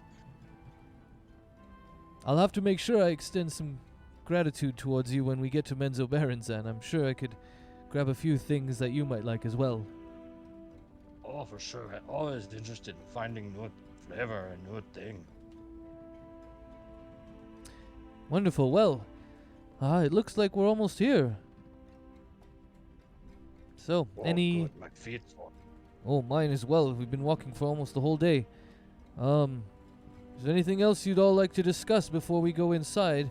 I think now is the time we'll have to apply the disguise kits to make sure everyone is somewhat on par here. Alright. So, Ilyana, any spare clothes? You know what, Gwen? We got this armor that we got off of Rose. It can look like any clothes, right? I still got it in my bag. I didn't know if anybody wanted it. Oh, well, I think we were gonna maybe give that to Ilyana since she is really squishy. But then Ilyana could give her clothes to Gwen, so that would work. Yeah, I just wanted to make sure, but I didn't want to hog it. So if anybody wants it, anybody can have. There you go, Ilyana. Yeah, no, that's great. I was gonna mention that and then I forgot, but I sort of saw how you weren't doing so great with those sea cucumbers either. I would take it, but I'm actually better if I don't wear anything. You know, keeps me limber. I can move around better, do my flips. That's fair. Yeah, I actually have this the dress that I bought. You would fit in pretty well actually if you wore it. Here. So she hands over her purple embroidered dress she had bought at the market to Gwen. Okay, hold up. Gwen is one of the shortest players in the campaign, and so Ilyana is one of the tall three. Ilyana, are you over 6 feet, right? Yeah. Yeah, Gwen's 5'3", I think. No, I'm 5'8". Oh, it's Beryl that's the little one. Yeah. Oh yeah, barrel. Okay, well Beryl's at like 5'8", I'm more inclined to just say yeah, that works. I thought was it- gonna say that would have been That funny. works. Yep. Never mind. I had the two Barrel's a backwards. little Victorian fancy lad. Oh, I thought Beryl was like 5'8". Anyways, okay. Well, anyways, yeah. No, he's 5'2". Yeah, that's awesome. So Gwen, yeah, you can wear it. It'll be a little, pardon me, it'll be a little long, but it'll be fine. What's the armor thingy called? Glamoured, I honestly just... that's it, glamoured yeah. studded leather, and it essentially allows you to wear studded leather armor, but you can look like you're wearing fancy noble clothes. And I can drop it on for you. Got it. Unless you want to look it up in the compendium and then drag and drop it, but...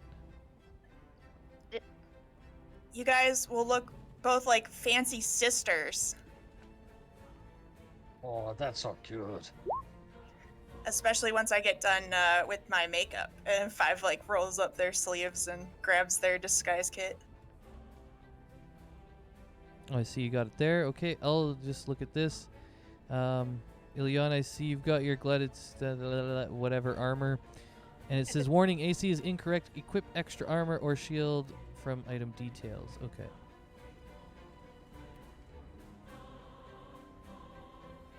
So you hit the little, extra armor.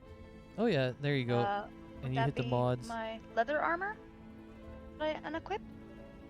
Yep, you unequip the leather one. Yep, you got it. You know what you're doing. There we go. Perfect. Got it. Primo.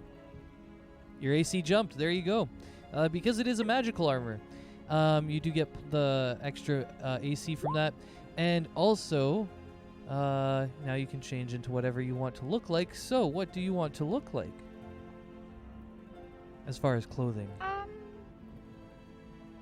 Probably something similar to what she was wearing before. She's she likes her look of having her her leather. What was it? It was her leather armor that she had before.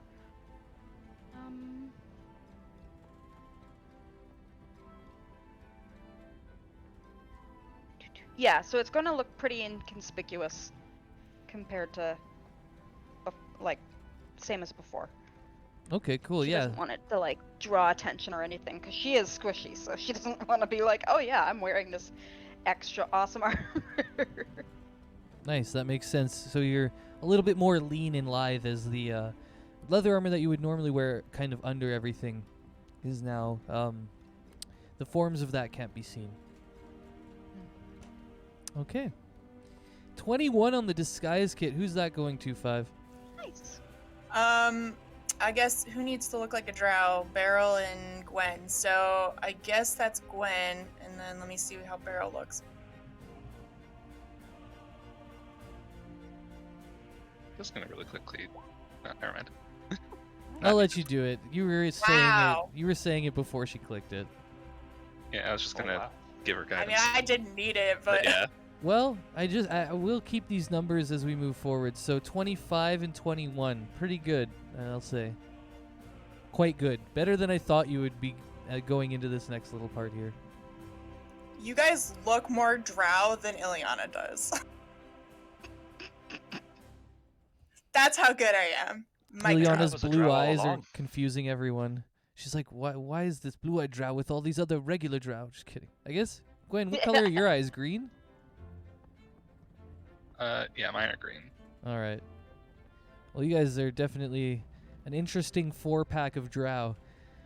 Mm-hmm. Okay, so with that, Skyrim sees you all looking your tip-top best, and he says, "All right, everyone, just around these bends here, we'll be entering the cavern of Menzoberranzan.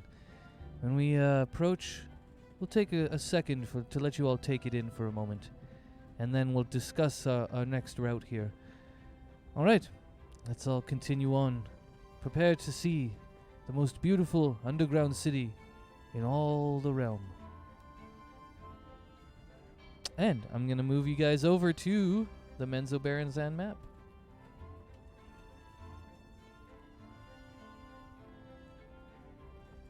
That drow's enormous. So, as you guys reach the edge of the northern tip, or I guess just the tip, I don't really know the directions down here, but the tip of the arrow-shaped cavern, you see before you, the cavern slopes down all the way. It's a huge cavern to a lake at the very bottom in the southeast there, or bottom right-hand corner, I'll say. And throughout the city, there are all these different sprawling neighborhoods. From where you are, which is the west wall, you guys are kind of arriving in a very tip of the iceberg kind of thing way, top down. The west wall is filled with all sorts of kind of noble houses that look smaller. They're not quite full-on noble houses. And you can see beyond that, there's this thing called the Narbondel, which is this huge spire of beautiful light. It looks like magic light spreading out over the city in sorts of hues of blues and greens and purples. And the rest of the city you can see is also lit up in those same types of fairy fire, blue, green, and purple. It seems fairy fire is the main way that they light up a lot of the areas in this city. So as you see, these yellow lines are streets, and you can see people going up and down these streets, carts. It's very much like a regular village. However, the people are not humanoids and half-elves. A lot of them are drow or goblin or other types of monster races that seem to be hustling and bustling about this major city. Although the majority of the inhabitants you see are Drow, there are those extra little bit of monster races here walking about.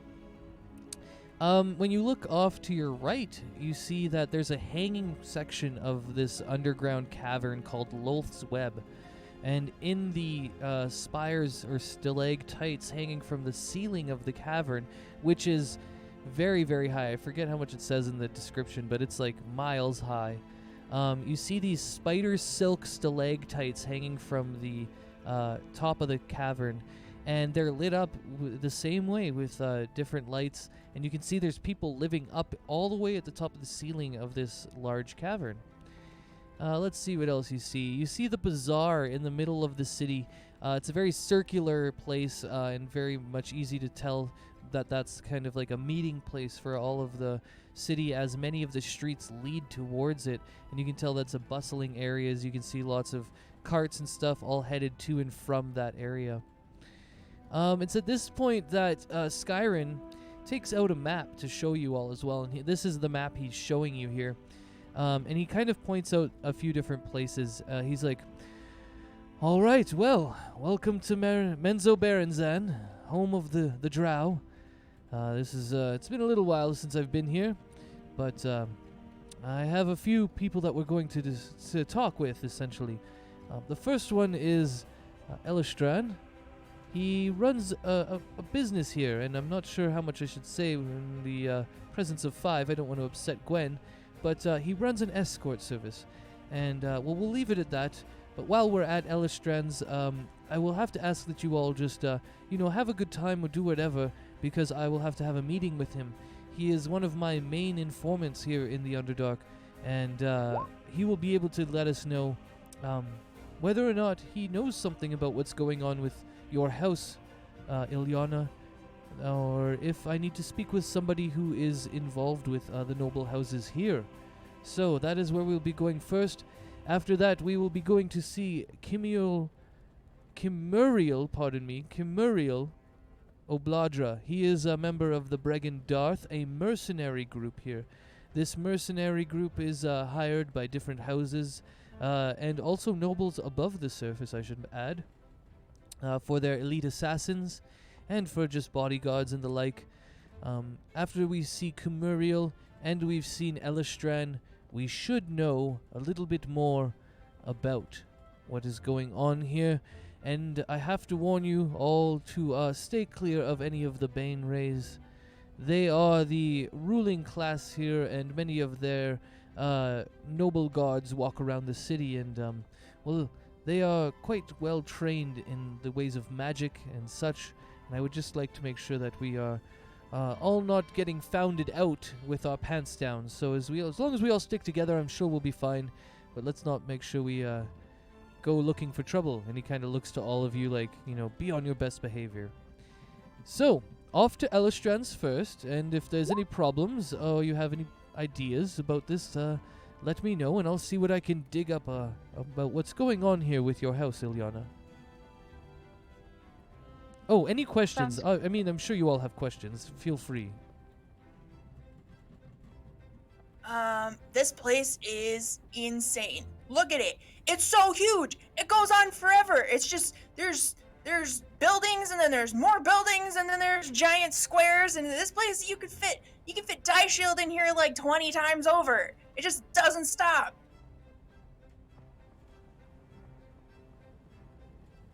Lobot just kind of sniffs the air, and he's like, "It smells so good for cave." Oh, yeah, I'm starving. I can smell so many different things happening right now. Also, what is an escort service? 5. It's nothing you need to worry about. It doesn't help with anything we're doing right now, and it's not anything that you would want or need. Ilyana just kind of turns to 5 and she's like, "So I don't think you're old enough." And she smirks. Is this like alcohol again? I'm an adult dragonborn. I can have a drink or an escort probably if I wanted to. I mean, I don't, but if I wanted to. Oh god. I mean, she's not wrong. She adult. But we don't need to have this argument again. Let's get this business taken care of. All right, fine. We're gonna go see somebody. Does this escort service have food? Because I'm seriously really hungry. I mean, we already have a guide. Do we really need an escort? Do escorts lead people places? That's kind of what I thought. But like, you know, you go with people. Like, you guys are my escorts, right? Hey, no, okay, let's stop talking about this and just follow Skyrim. Like you go on a date. Glowbook, shut up. Ilyana we all on at a that date? point Hold up. laughs. Inspiration, Definitely Glowbook. laughing. Inspiration. I love that. Just stir in the pot. Wait, inspiration for who I was laughing too hard? For you. Oh, okay. I love how Gwen was like, we don't need to talk about this. And he's like, well, you go on a date, you see? Anyways. So people who are dating are escorting each other? No, okay. No, Does that mean forget we're that all we're- dating each other everyone- right now? Everyone needs to stop talking right now. 5, just forget that word. It has nothing to do with anything, and we can all move on from this and never bring it up again, okay?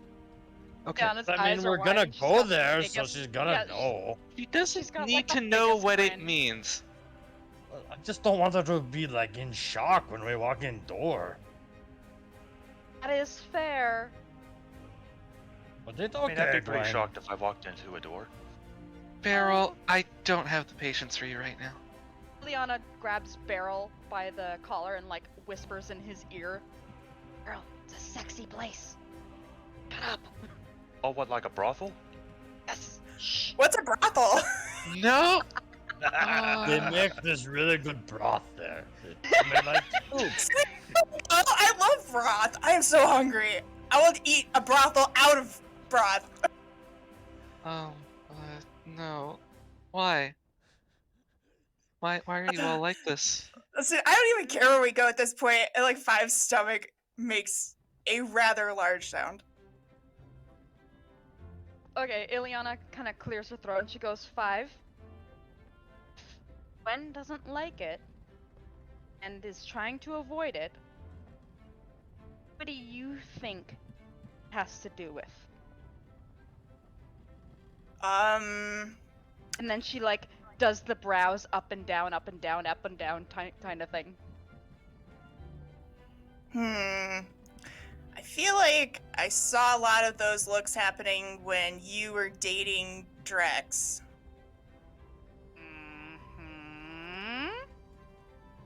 Okay, I mean, Beryl said, or Glowbook said it was someplace where you go to date people. That doesn't sound that bad.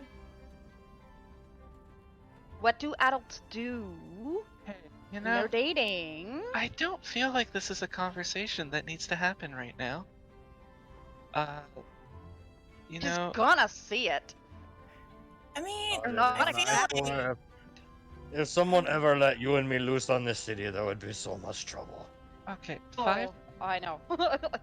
5, you remember some of the talks you had with Broab, right? About how Dragonborn work? yes. Did Drow lay eggs too? No. No. The other...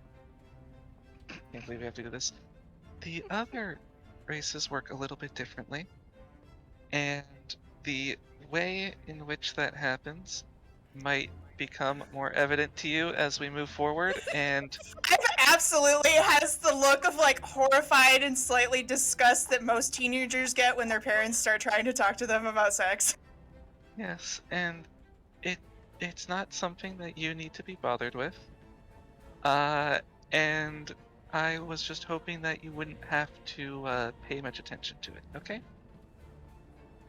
Okay, if I say yes, can we go eat? I assume we need to have these conversations first, but yes, we can eat soon. As we walk on, Globuk kind of like puts his arms, like just an arm around Ilyana, kind of like, oh, I see it now with my new eyes. The wine, the gentleman collars, the backstabbing. Ilyana, we could take this town forever, Ilyana's laughing and she's just like, just like my old days. You know, you two are terrible influences on 5. Oh, That sounds like a lot of Reminds fun, me. though. she's like, that reminds me. 5, keep an eye on your wallet and maybe keep your eyes down. Oh, okay. But how can I keep an eye on my wallet if my eyes are down? I mean, I guess they're in the same direction. Keep your wallet close. Don't let anyone get too friendly or close to you. Is what I'm trying to say. Don't look anyone in the eye unless it's one of us. That's Okay. good advice. Sure. I mean, yeah. Die Shield had pickpockets and stuff. I know how it goes. Yes, but you said it yourself. You could fit 20 die shields in here, so, 20 times as many pickpockets. They're probably 20 times as worse. 5 like squares their shoulders and tries to look all kind of big and intimidating, like, all right, I won't let anyone close to me or steal my stuff, or I won't trust anyone. Except Good. us. Yes, except us, but that's a given. All right. Well, sure, I At can this not point, trust you guys. I will say 5 too, because you're kind of like squared up and you're like, yeah, and looking around the city, you realize that you know a faster way. You, being a urchin, have the city secrets. And Skyrim, he walks around town kind of slow for you. And so just in this moment while you kind of like, you're like, oh, I trust you guys, and you're talking about your wallet, you're looking around and you realize that you should be leading this because everybody's going slow and Skyrim's kind of, he doesn't know what he's doing. Oh man, try to take over for. Hey, Skyrim, listen. I feel like if the streets are laid out like this, if you kind of duck under these sort of alleyways, I feel like you just pop out really faster, like over that way where we're going. Oh, yes, I guess you're right, 5. That would be a bit faster. I just didn't really think about traveling through some of those darker areas. But you know what? I guess you'd be right. Maybe if you would like to lead us through here, and then that'll be fine. I've shown you the map now, so you know a little bit of which way we're going. And if we get lost, I can correct us. So please lead the way. I mean, if you can find all these little secrets around the city, I mean, we'll get there probably in exactly half the time. Yeah, I mean, it's not like Die Shield, obviously, but, some of the ways that things are laid out are similar, and I just, I know kind of how foot traffic works, like at this time of day. Yeah, that's wonderful. I mean, I wasn't even really thinking about it. I was kind of walking absent-mindedly, looking at the beautiful blue and purple and green lights of Menzoberranzan. It's been a little while since I've been back here, and every time I see it, it just sort of makes me feel good again. I mean, I totally understand. I could stand here and stare at this place forever, but I know that we're kind of on a time crunch, so. All right, well, if you don't mind, I'll just, 5, starts sort of resuming their role as city tour guide. Except not pointing out anything because they don't know anything here. They're just, like, leading everyone and occasionally going, what's that? What's that? What's that? And Skyrim's like, oh, that's one of the houses. Oh, and that's one of the places where they mill different types of mushrooms together to make a mushroom flour. And and look at that. That's Elistrands. Wow, we've got here so much quicker. It's like we'll be able to do many different things today much faster because you're here, 5. Good job. And he kind of gives you a little pat on the head. 5 immediately looks pleased as punch, and then is like, oh, is I think adults probably don't like being patted on the head, but yes, good job. All right. Well, Everyone likes being pat on the head. it's I overheard your talking earlier, and you don't all have to be here while I talk to Elistran. If you think it's better for your younger person to come inside, that's fine. If you want to send them though to the bazaar, I know that's where a lot of the food is. There is no food actually here at the at Elistran's escorts, but you can hire city guides and stuff like that to help you out too if you'd like. But I think you'll get around fine, 5. Hey. Oh my god, guys, if there's no food here, I cannot stay here. Let's go to the bazaar. Ilyana pipes up and she's like, actually, Gwen, why don't you go with 5? Pretty sure you probably wouldn't want to be here either. Yeah, that is a good idea. All right, and the rest of you who would like to maybe partake or whatever, we can all just hang out here. Once you're done, Gwen and 5, make sure you return here and we'll continue on with the rest of our investigations.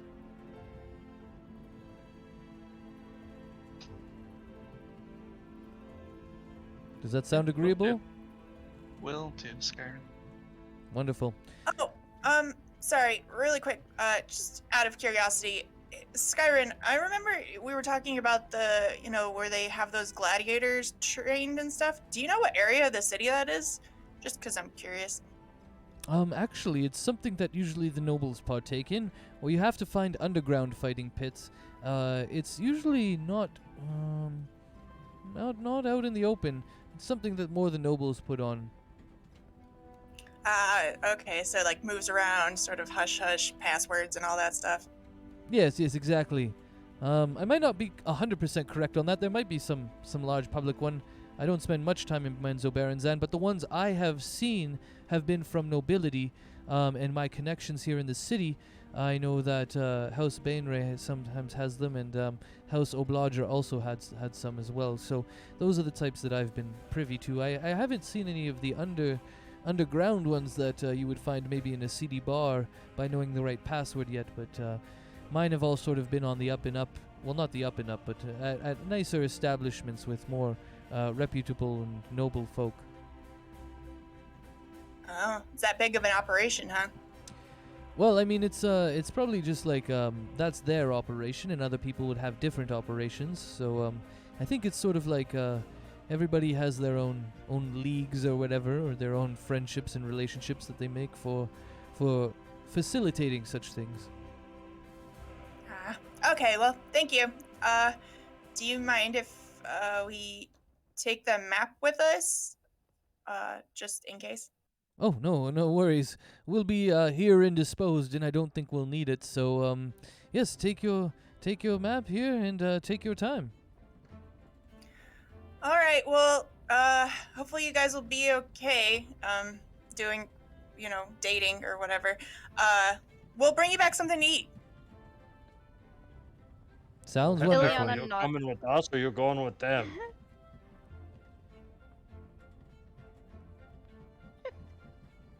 Girl.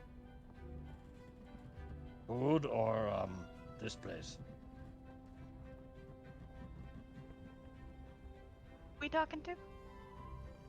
The barrel? The barrel.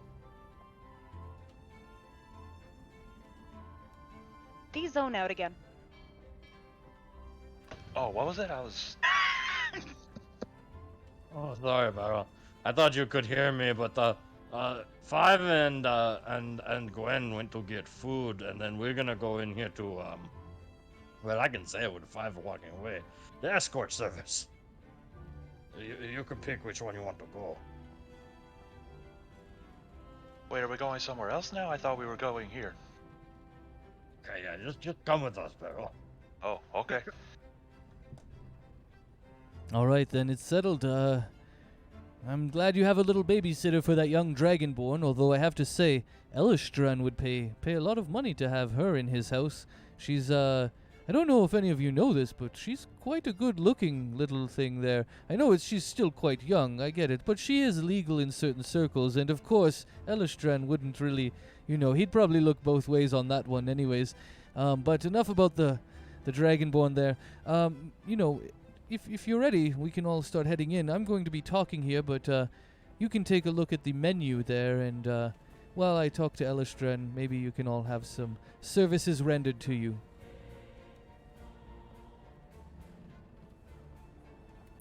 Excited to hear how much an escort. Oh, yep, there it is.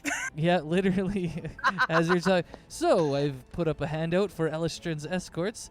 As you walk up to this 3-story building in the west wall, it's actually carved into that large cliff that you see just above your heads.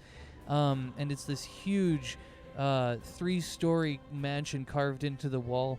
And you can see it's built like an inn. Like it's really long, lots of little windows. You can tell there's many different rooms all along the different floors. And as you walk in the front entrance, it's a very high-end, like carpeting and fittings on the walls and stuff. Magic torches enchanted with that fairy light again, giving this place a beautiful purple glow. And as you go in, you see this very stunning, good-looking drow male figure with silvery, basically white, not even silver, long flowing hair past his shoulders, a very, quite angular face on him, and he's wearing nice robes of blue and grays and purples. And as he looks up, he says, "Well, Skyrim Spence, it's been a long time. Bring it in, buddy." And he kind of gives him a big hug, and he's like, "I thought you'd be stuck on the surface for a while doing work up there. What brings you down here?" And Skyrim looks to them and looks to all of you and then to him, and he says, "Well, I actually have a bit of pressing business from some new employers." And he kind of nods towards you guys, and he's like, "I was wondering if we could speak in private." And Elistran says, "Oh yeah, man, let's get a drink and we'll head on back to my private chambers. All right, all of you can just deal with my secretary here. She'll help you with anything you need." And you see Skyrim and Elistran go off up to the 3rd floor of this fine establishment. And as you look around at the menu, at the young drow female who is before you as the secretary, you can see there's all sorts of manner of people around here. Mostly drow, although different races as well. And you see some of them are dressed very skimpily with different lingerie on. Some of them are, though, carrying instruments. Others are carrying navigator's tools, maps, different types of spelunking equipment. And it looks like there's a whole manner of different people in this establishment. As you look at the menu, you can now see that Elistran offers a whole host of different services. He has people who will guide you around the city to do sort of a history thing. He has people who will take you out into the different caverns, and you can do different cavern guiding. So you can go spelunking, kind of like a cavern adventure type thing. And then he has, massage rates. There's a hot spring here that you can go visit, and there's also the escorts. And all of these, some of them are social escorts. There's, just people who are there for, sexual services. And then there's, people who you could take out on the night for a day, or on the town for a day or a night.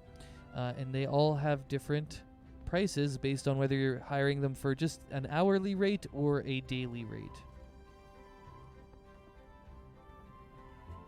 I'll let you guys absorb that for a bit.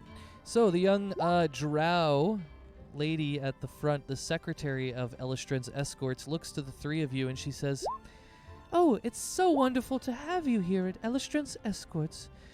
Your pleasure is our service." I almost messed that up. Is there anything that tickles your fancy from the menu?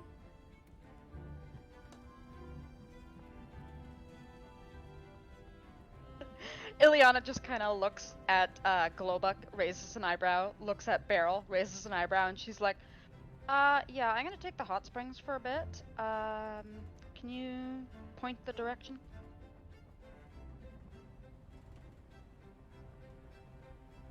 Pardon me, sorry, I was reading all the chat. What was that? Ilyana, Ilyana's just like, "I'll take the hot springs for a bit." Oh, yes. Point me in the direction. That's down to the far right. And then you have to walk down a very long hallway. And once you get to a sign that says Hot Springs, you'll see that there's a little door to your left, and then you'll enter into the large cave where it is, and the attendant will help you there. Sounds good. Alrighty. You boys, fun. I'll be back in a bit. All right, and for you fine gentlemen, strapping young lads you are.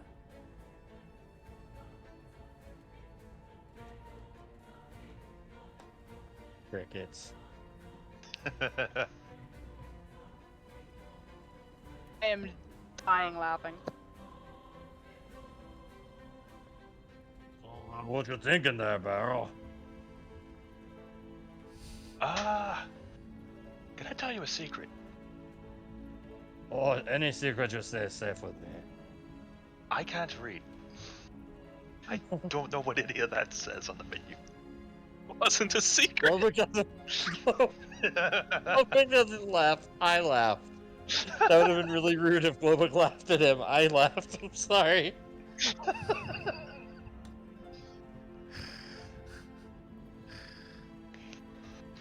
I just kind of explained the so-called menu to him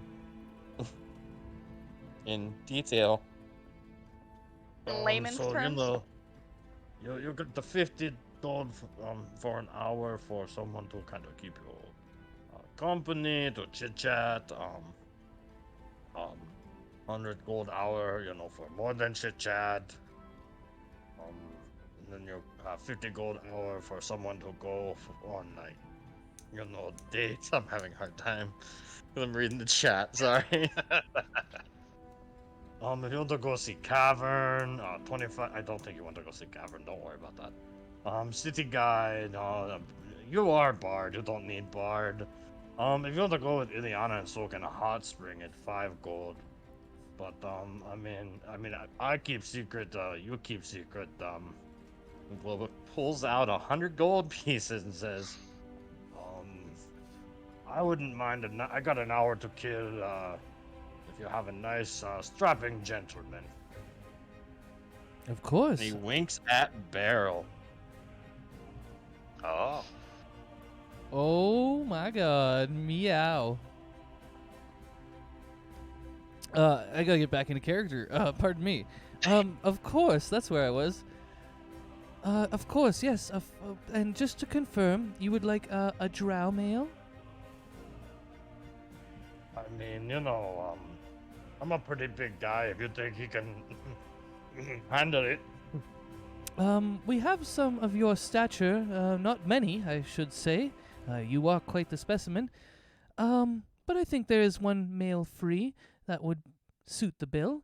Usually he's a bit too intimidating for others, but I think he'll be the right fit for you. Well, whatever you suggest, for sure. All right, well, and she takes your 100 gold and produces a room key. Room 23, up on the 2nd level, 3rd on the right, and you just go up there and make yourself ready, and I'll send him up, and if there's anything at all that you don't like about him, you send him back to me, and we'll get you sorted away, all right? Okay, I thank you. Have a good day. Hey, Barrel, pick something good, okay? We got time to kill.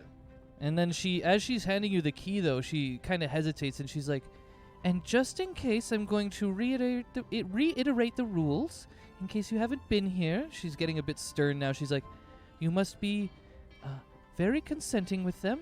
We do have all of our people here. I know that you are very strong, so I just want to reiterate that not a scratch on them, all right? Absolutely, I am perfect gentleman.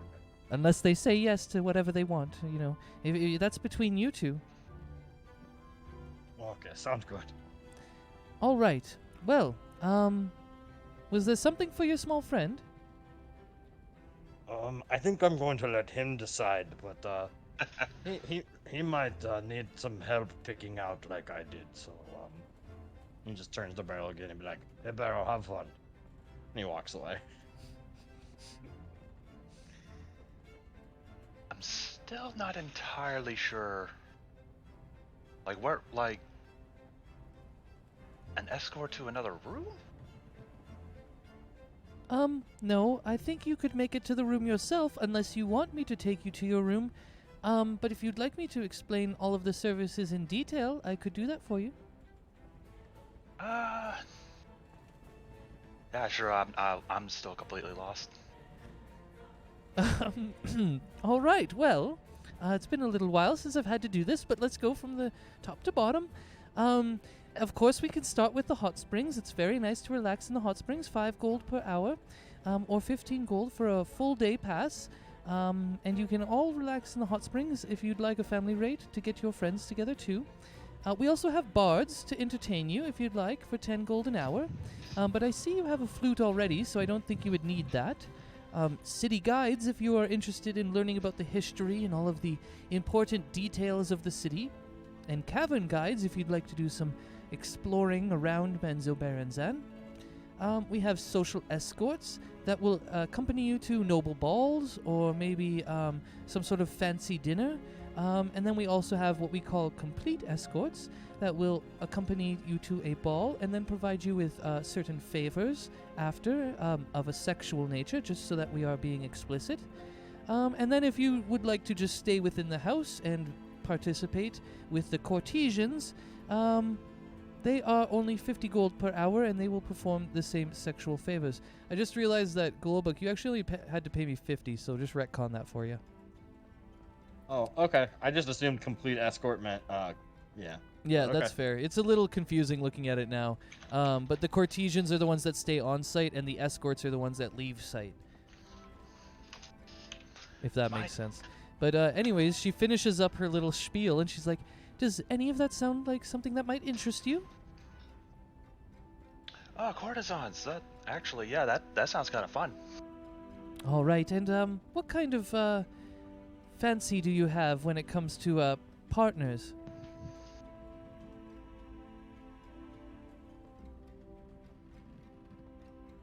I'll take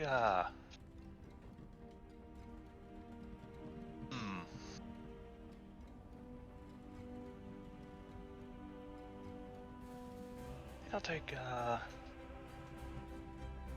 if you got a lad about my size and maybe a lad that's a bit taller than me. Oh, I think we could find something like that. I'll have one of our best sent up to you. That'll be 50 gold.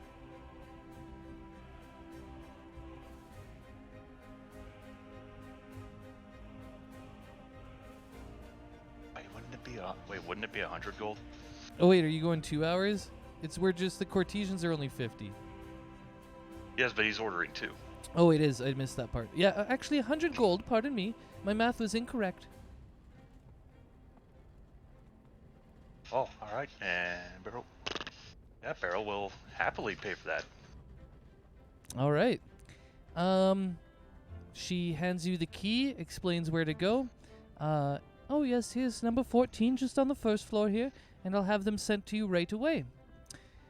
And with that, we will jump back to Ilyana, I think, as you, Beryl, and Glowbook are now kind of in your little rooms waiting.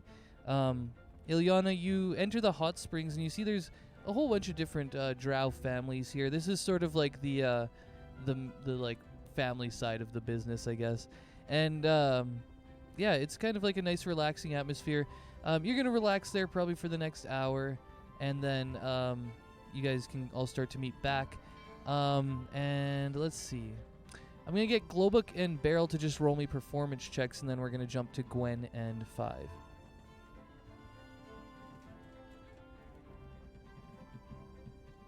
Oh, performance? I got like a -2 on that.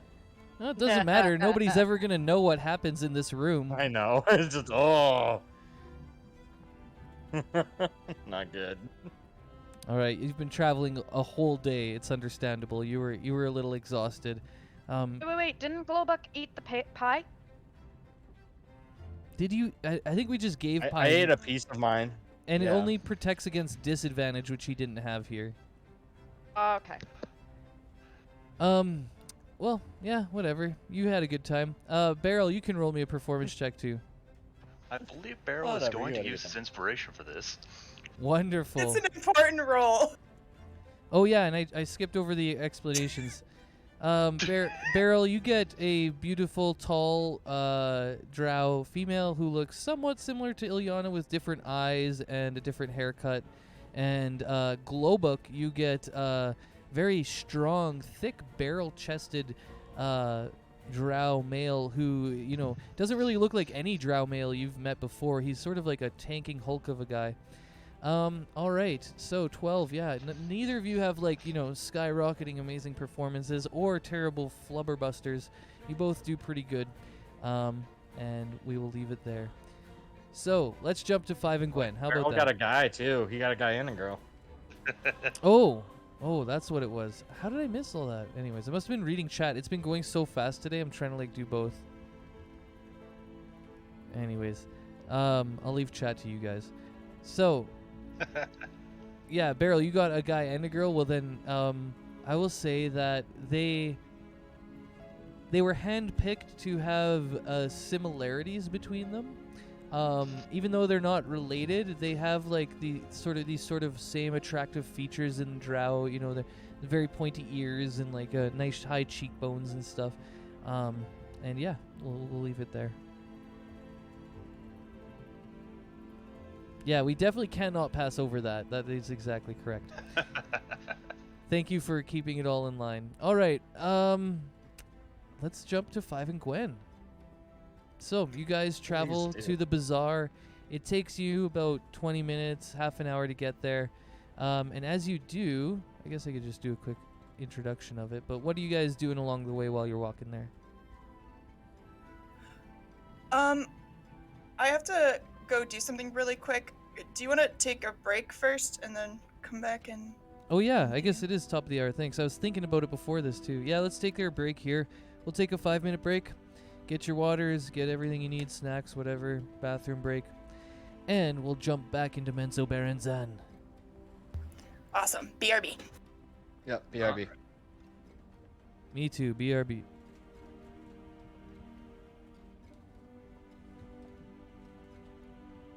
What the fuck?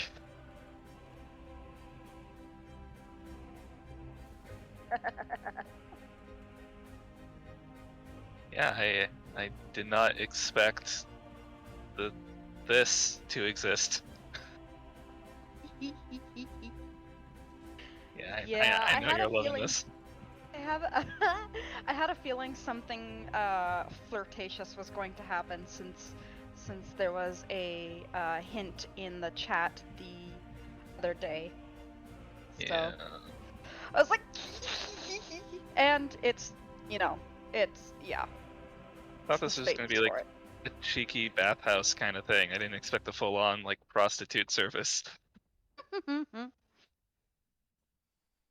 Holy crap! I'm so glad that it was just you three. Right? Wouldn't that? Oh my gosh.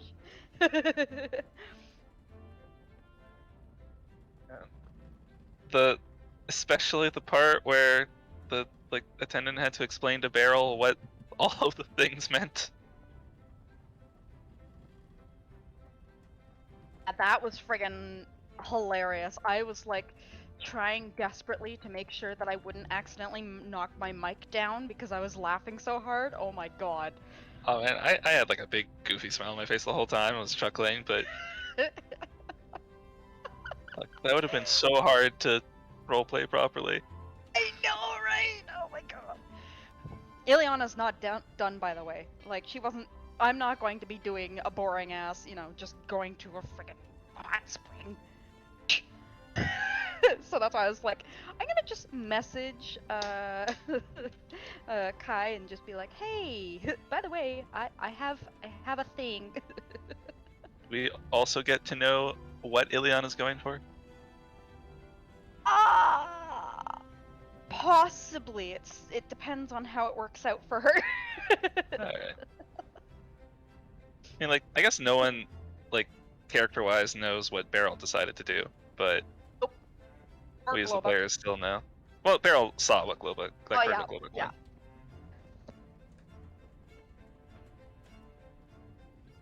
What a And it is saucy so session funny today. That friggin' Beryl got 2 escorts that look similar to Ilyana. I was like, oh no! Well, we know his tastes. Help! Man, The Glowbug. hi, Jazz. Hey, Yeah, hey. Even the hot springs would be a little bit risque for Gwen. It's a family space. Still. You could dip your toes. Maybe. Like, just, like, take her shoes off and, like, sit on the side with her feet in. That'd be about the extent of it.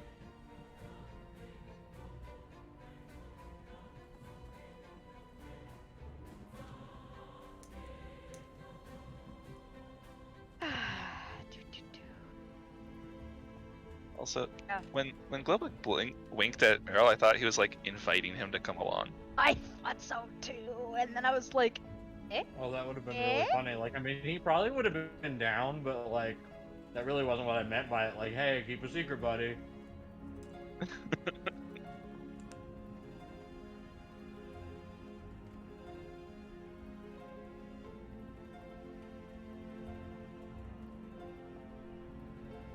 I guess technically Atala knows too. Yeah, that's fair.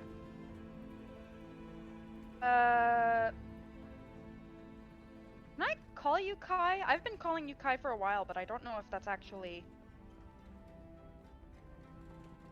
Who, me?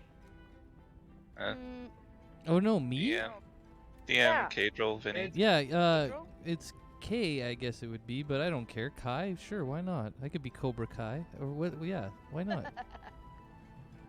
Okay, I've been calling you Kai for a while, like, but I'm not great with verbalizing what I read, so. No worries. Right, I'm glad that you got my message. Yeah, it's good. I really hope we get to know what happens. Me too. Like, out of character, I hope Five and Gwen never learn of anything that occurred today. I hope we do. Yeah, I'm not gonna lie. When Skyrim said what he said about Five, like Globuk was like probably getting a little red. He might have said a little something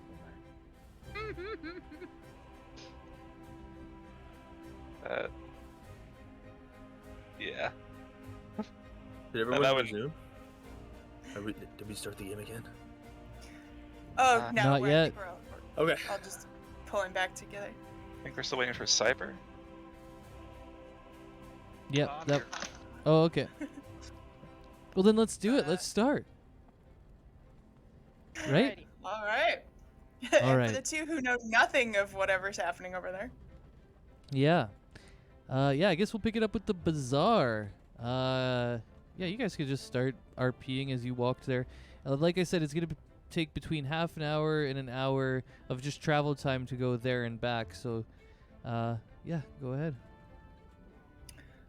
Five is just sort of looking around, taking everything in, being really fascinated by just being in basically not only like the only other town of their life, but like it's just so huge that they're basically walking around with like their mouth open. They look like such a tourist.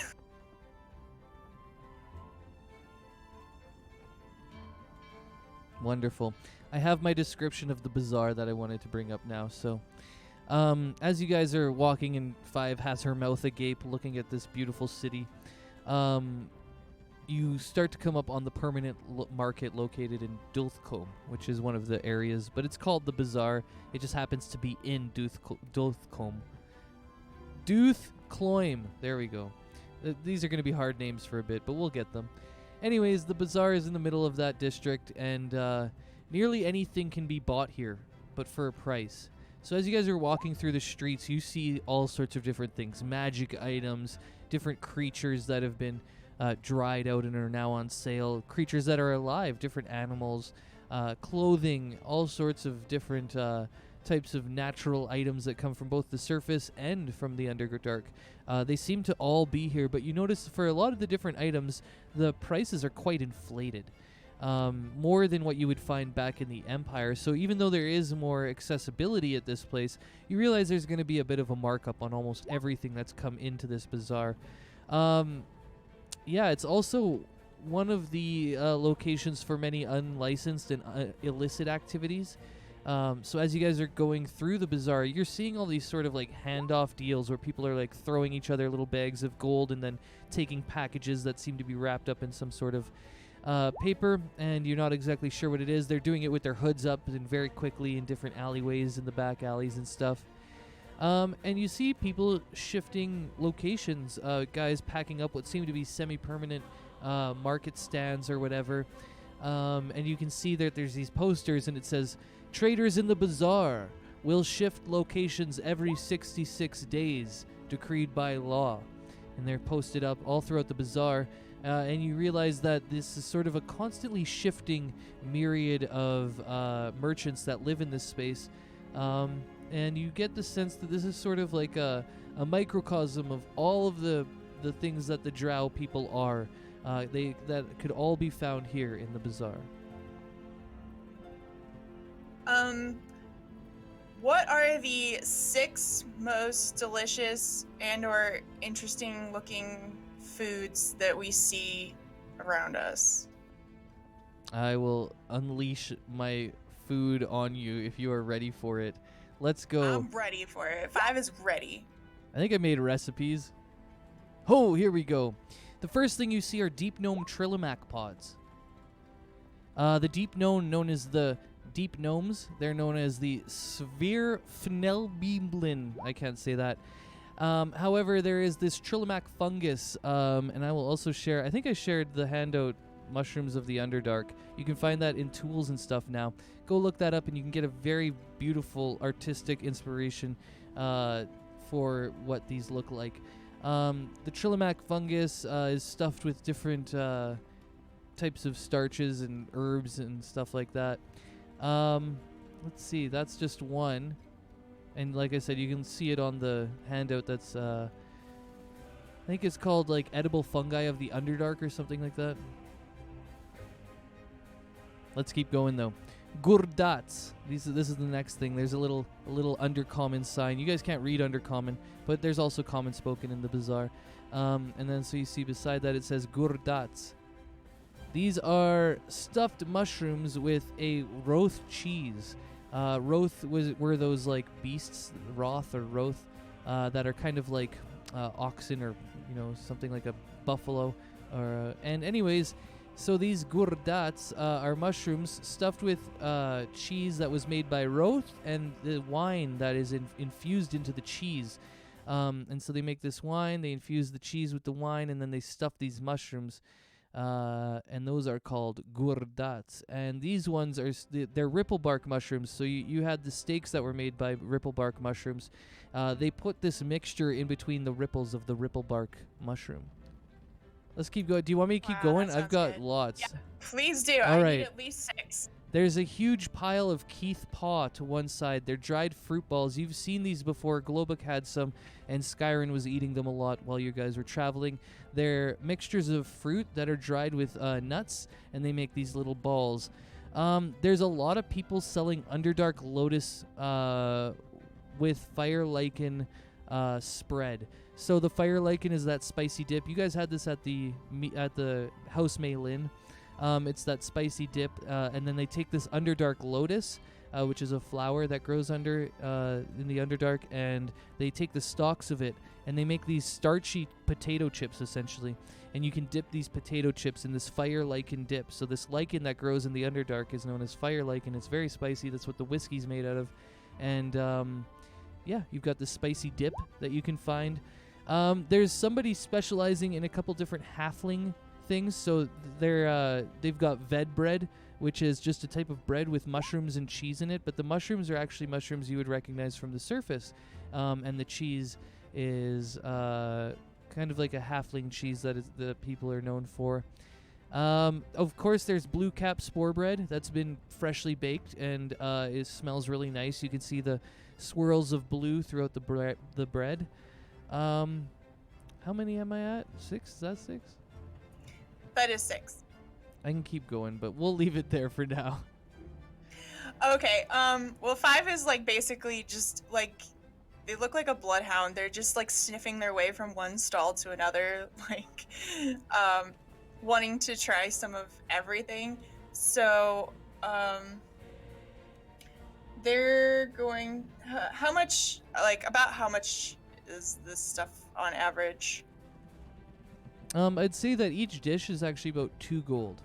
The halfling ones are usually about 2 gold. Depends on the size. The Keith paw, you'd only have to pay a gold and you'd get a few of them. Okay. Because 5 wants to get a little bit of everything and like enough for people to try. So just come up with a number for if I wanted to buy at least 6 servings of each thing.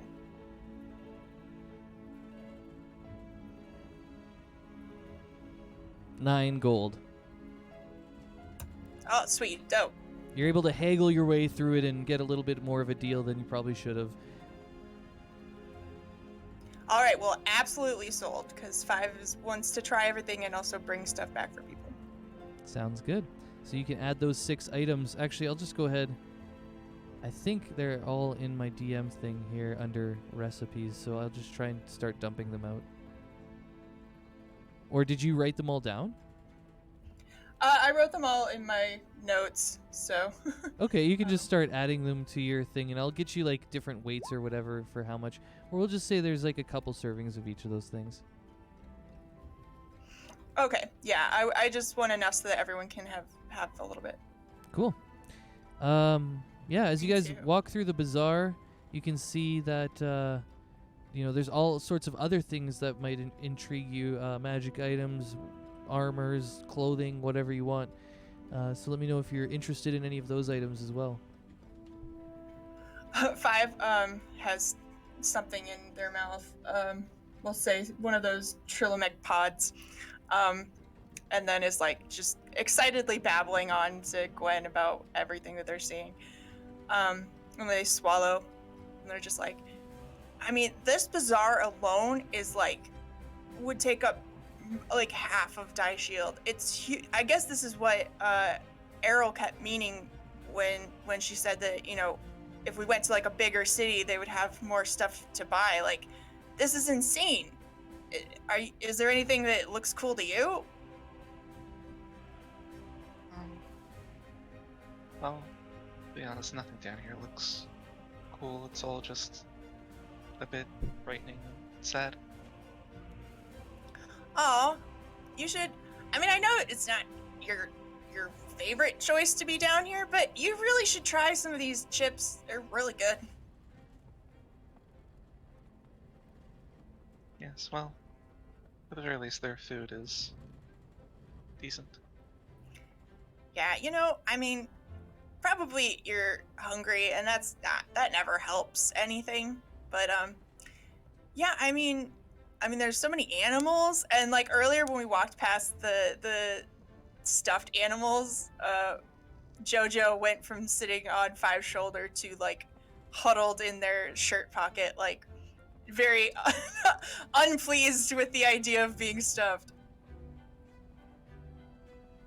Poor little Jojo.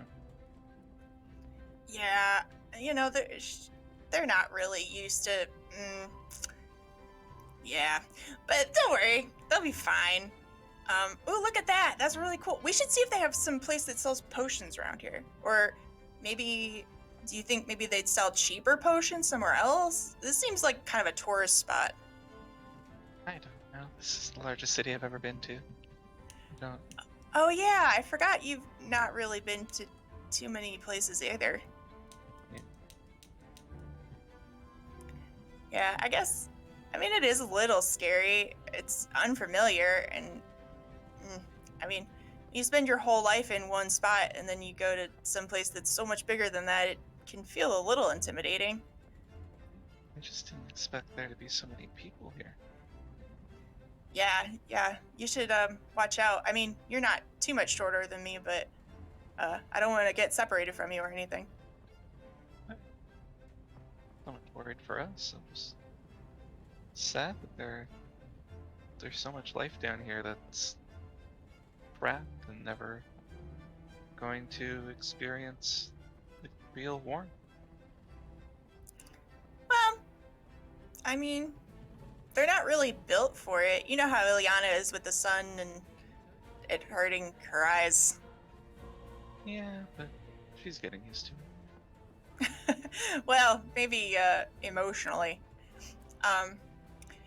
As we're walking around, and you said that there's like deals going on and stuff. Does 5 see any sort of indications of the whole gladiator thing? Anyone like looking like they're being sold into gladiator servitude or anything? Can we buy a slave? I don't want to buy a sleeve. I'd say roll perception. I'll be happy.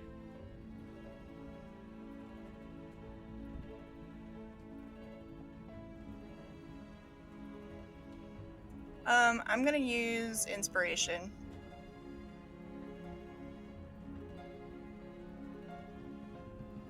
For what good it did. I'm Damn, too no, distracted. you don't really clock anything.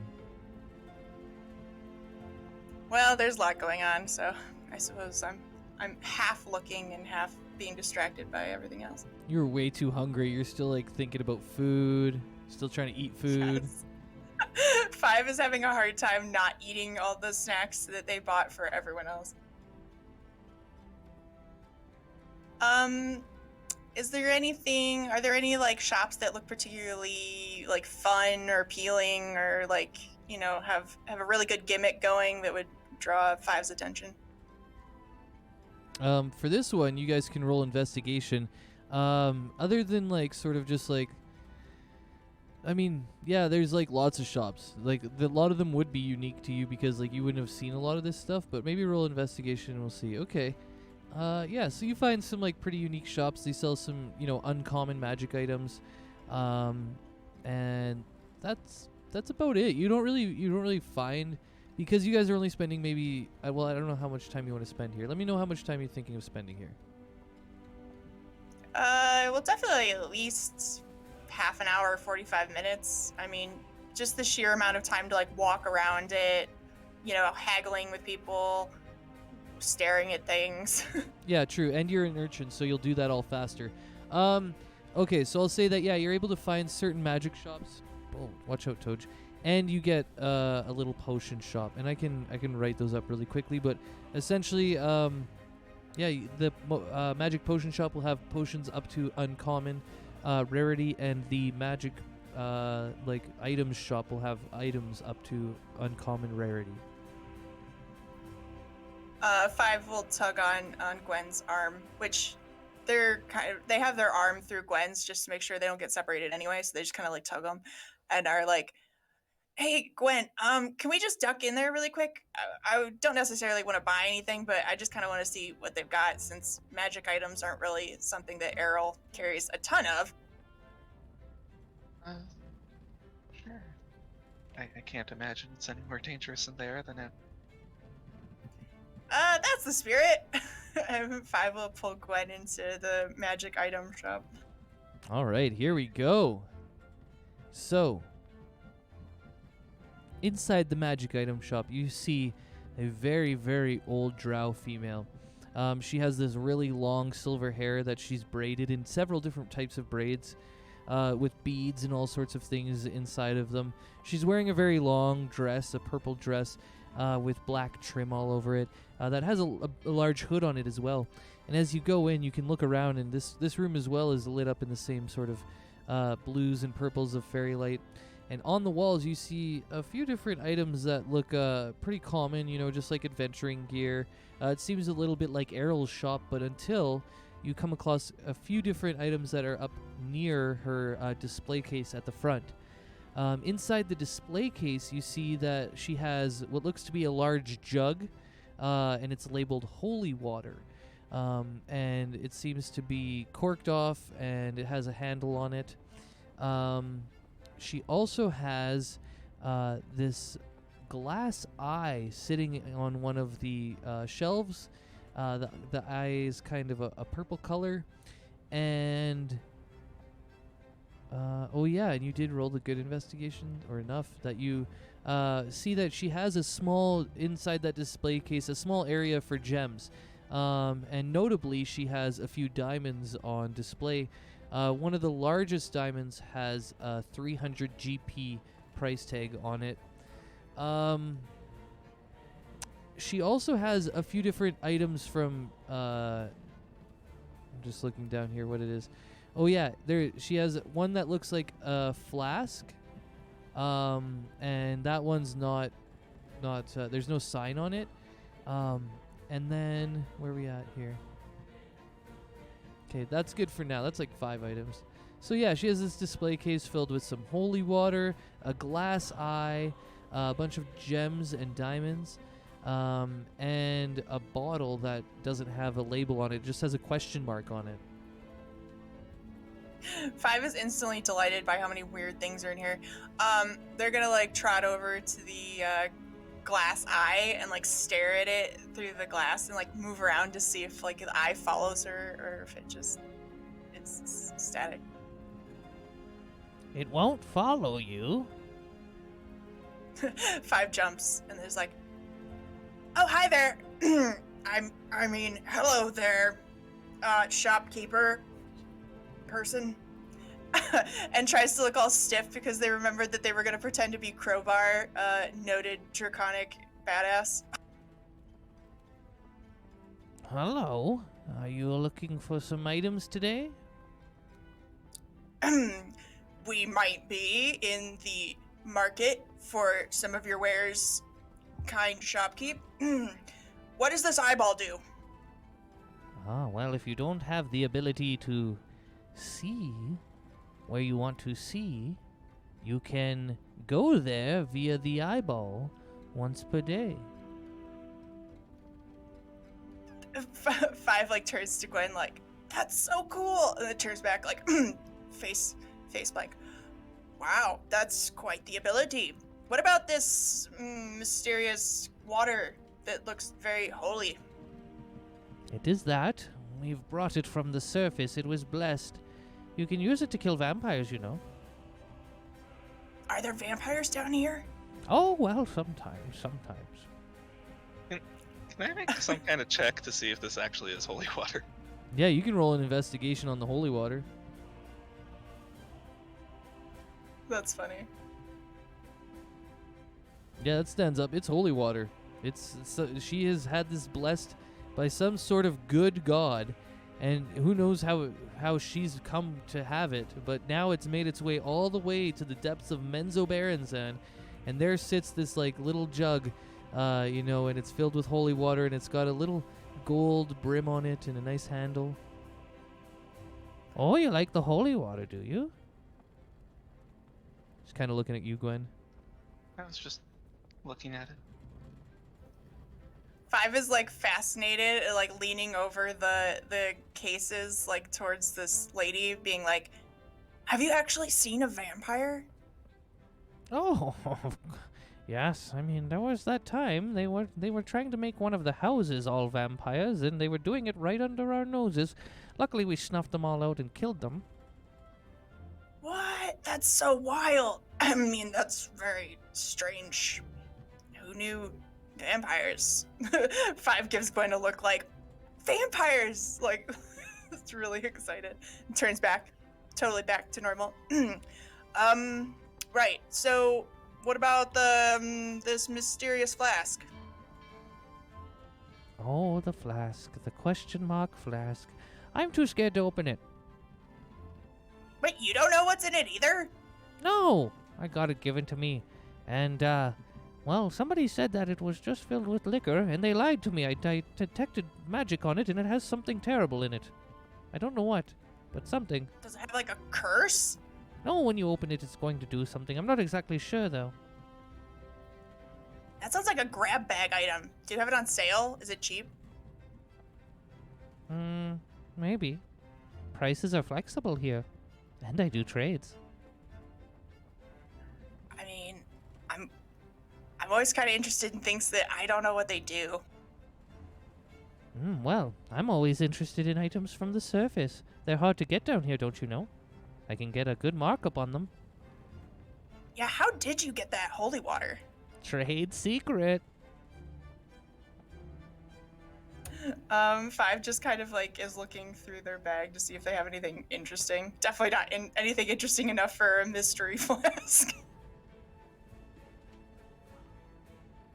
What kind of magic did you detect in the mystery flask? It was some type of evocation, I think, or conjuration. Let me check my notes quickly. I have to go back to my notes. And you see her grab a large book while you continue to peruse the wares.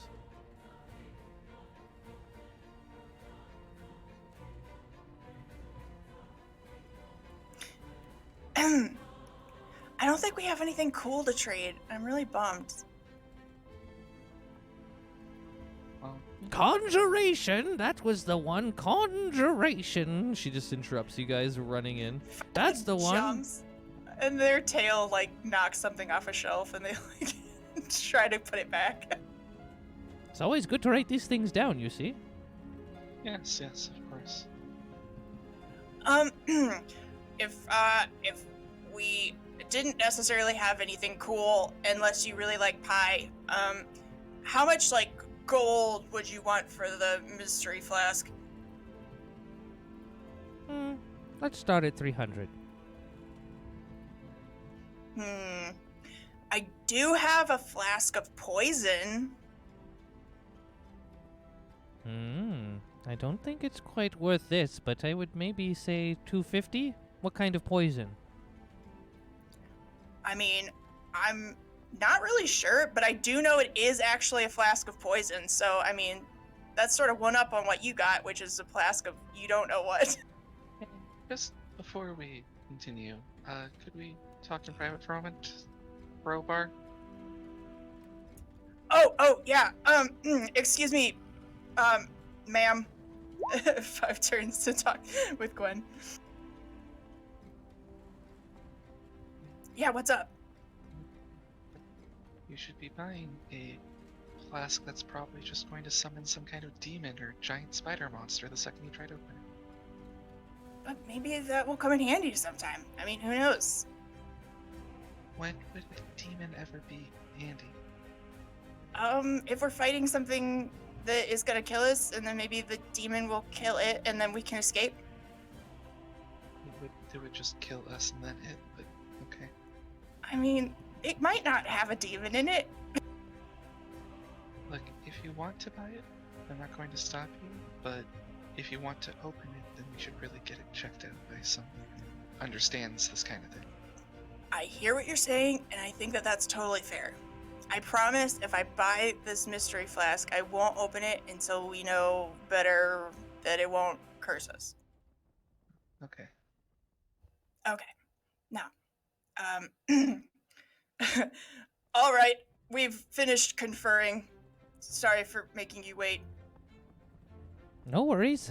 Still the same price, 250 gold, and you give me your poison, all that wineskin. Oh, that's going to be nice. I don't suppose you had any interest in the pie. I have a personal interest in the pie. Maybe, 5 gold? I mean, it's strawberry rhubarb, and it pretty much cost 5 gold where I got it, which was not in this shop particularly, so, you know, I feel like it's got to be worth a little bit more than that. Travel fees. All right, persuade it. God, I'm terrible at persuasion. And Alright. ask for another price too, like up pricer. How much do you want for it? Oh dear. Yeah, you're gonna have to give her a number. Alright, well, 25 gold. All right, let's see how the persuasion comes out.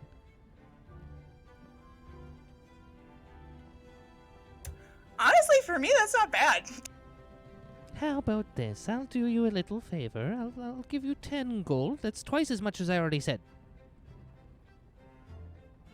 You drive a hard bargain. So, 240 for the mystery flask? Oh, I can see you do math. Yes, 240. I mean, no one's more surprised than me, honestly. Alright, sweet. I totally want it. I'll take it.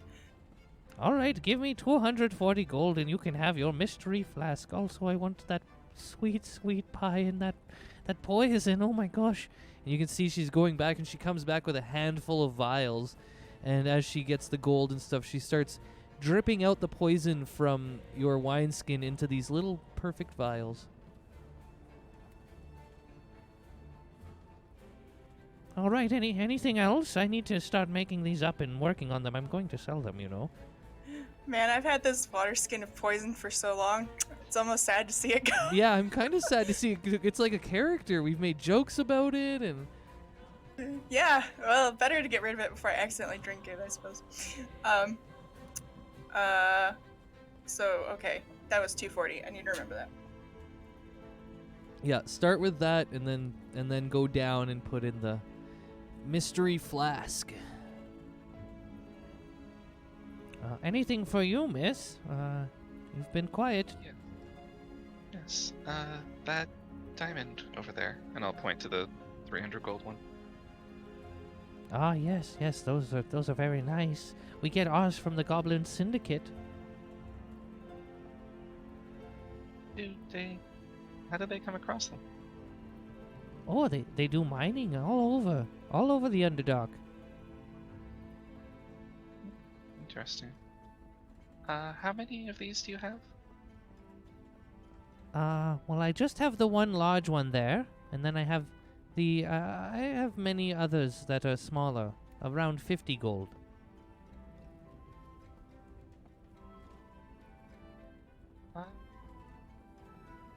Well, I'll take the large one.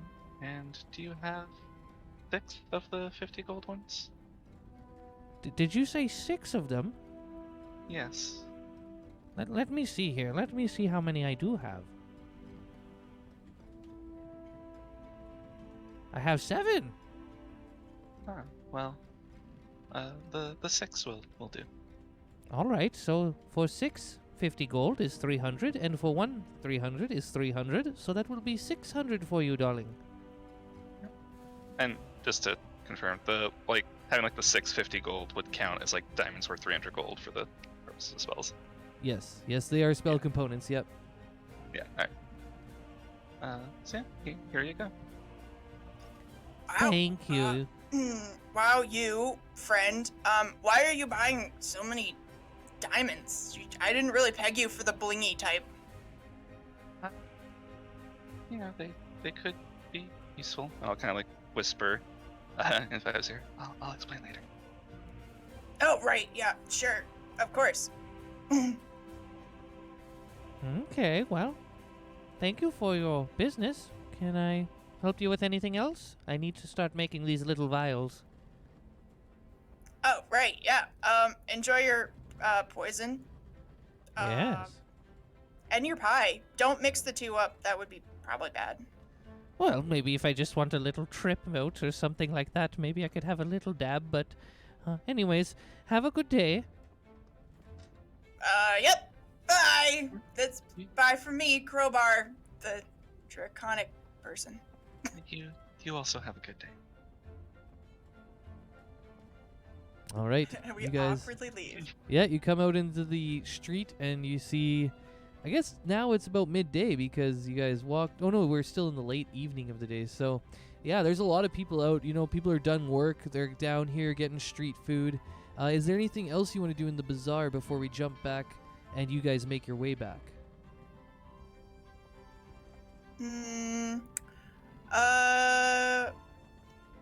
Healing potions.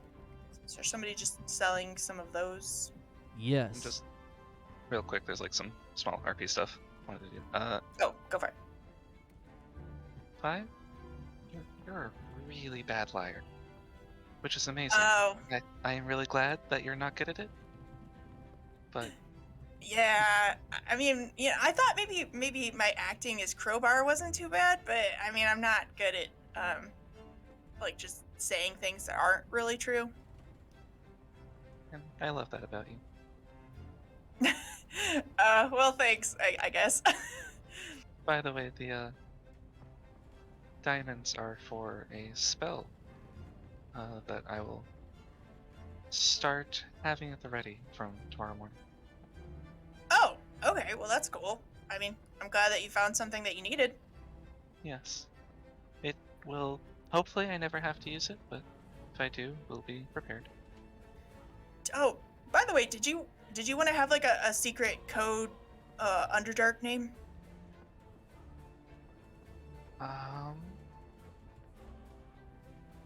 You know what? Why don't you come up with it? Oh man.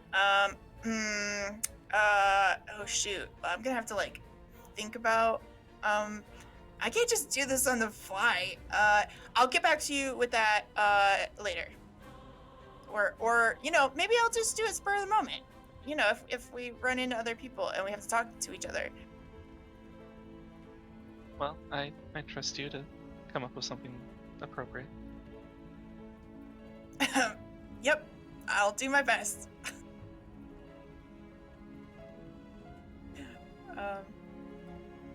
And then 5 will look for health potions. All right, like I said earlier, you found a potion dealer. He's got this sort of like shanty cart that he uses. It's like I can't remember what they're called, but anyways, you just like hold them and they've got 2 things and you walk with them. And in the back is the merchant stall, and he's got potions up to uncommon, and he doesn't have all of them, but he can. There's a sign that says he can brew a list of them, and they're basically every potion that is common and uncommon. What's the uncommon version of a healing potion? Greater healing, I believe. Sweet, can I get one of those? Yep, and it's a 44, and he looks at you and he says, yeah, alright, that's gonna be 100 gold.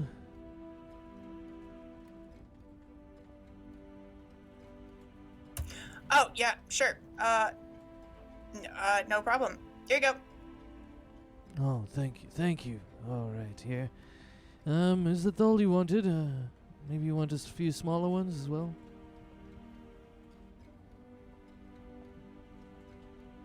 How much are the smaller ones?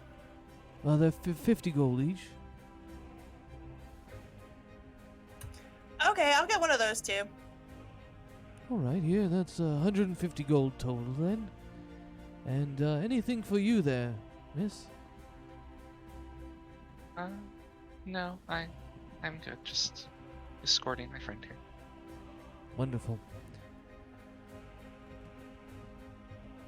Well, if you ever need anything else, you just bring it to me, and I can whip you up whatever you need. Sure, that's great, thanks. Nice to meet you. Healer or potion cart person? Oh, I have a name. Oh, me too. Oh, do what's you want to know it? Sure, yeah, what's your name first? We'll go that way. Oh, yeah, my name is Crowbar. I'm Crowbar. Very strong name. I like that name. Right? That's what I said. Wonderful. My name is Nisak. Nisak? Yes. Am I getting the accent right? You can say it really like good. like Nisak or Nisak. It's either way. I understand. That's what I was thinking, Gwen. Personally. Yep, that's exactly how it's spelled too. Nisak. Yep, that's right. I'm dying. Five's like face twitches for a second. Well, it's nice to meet you, sir. Yes, and you as well, Five. Come back, or pardon me, Crowbar. Whoa. Yes, Crowbar. That was the name you gave me. Come back anytime. Yep, sure was. Yeah. You're my potion person now. Wonderful. All right. Well, we'll just go. This is my friend.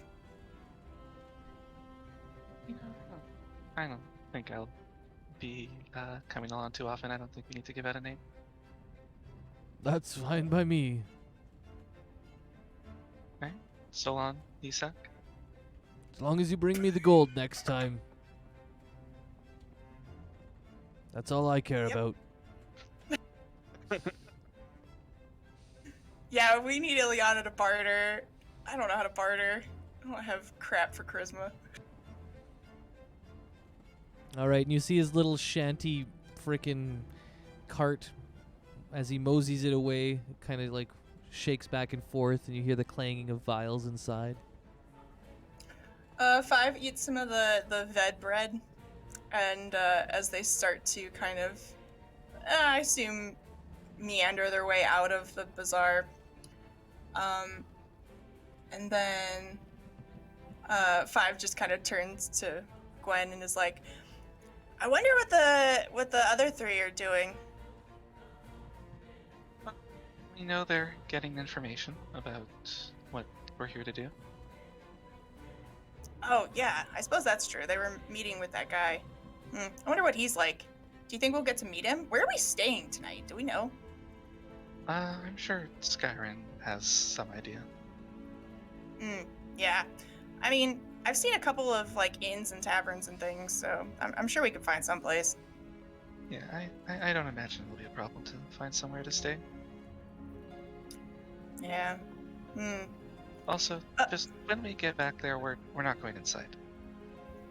How are we gonna let them know that we're back? They'll come outside when they're done asking questions, and they'll see us. Okay. I mean, works for me. Although, if they stay in there too long, there's not gonna be any food left. I don't know if I can hold out that long. If it takes too long, I can send one of them a message. Oh, right. Okay. Yeah. Do you think should we send Ilyana's dad a message? Just be like, hey, we're in town. Are you still alive? Possibly, but we should talk to Ilyana first about how she would want to phrase that kind of message. That makes sense.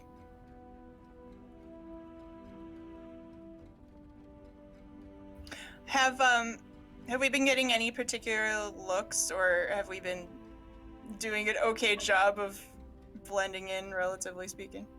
You've done an okay job blending in, relatively speaking. I was going to roll it on a shopkeep, but it ended up being fine. I rolled it on my own dice here in my potato roller. I don't know if I told you guys about the potato, but anyways, I got a potato rolling dish. But no, she was definitely convinced. Convinced of what? Well, because you were acting so weird, she kind of looked between the both of you and sort of tried to inspect Gwen's disguise, but because it rolled, you have a 21, and I didn't roll anywhere near that. She just was like, oh, okay, so this person's just being shady for whatever reason, but she wasn't able to discern why. Oh, okay. So she didn't think I was like totally normal, but like no. Have any cause to think that. Okay. But yeah, It's she a also random weirdo. Yeah, right. At least a normal, weirdo that belongs in Menzoberranzan or something. At least. Yeah. You were almost on the line because, no offense, your crowbar act is hilarious but bad. Where I was gonna make you roll deception, and if you really failed it, like her roll against the other stuff, then she would have been like, "So, are you new to Menzoberranzan?" and started like grilling you guys, but you passed. Well, thank goodness for small favors. There's still more opportunities. You guys just arrived. That was the first shopkeep. Anyways. Yeah. All right. I just wondered. Don't get comfy. Well, Gwen and I will walk back towards the Elzar's place. What's his name? Elistran. Maybe, if I'm saying it right. Elistran. Yes, we'll head back towards Elistran's place. Wonderful. Oh, on the way, I didn't have so much luck looking for the other thing I was looking for, but just while we're kind of, making our way through the ways that 5 would normally go, do we see any, like, urchins or street kids or, Oh, yeah, definitely. I would say in Menzoberranzan, there is quite a bit of clutter, quite a bit of density, and there's quite a bit of poverty. The city is mostly run by a high nobility that retains all the wealth, and a lot of the citizens are sort of left to be quite poor off.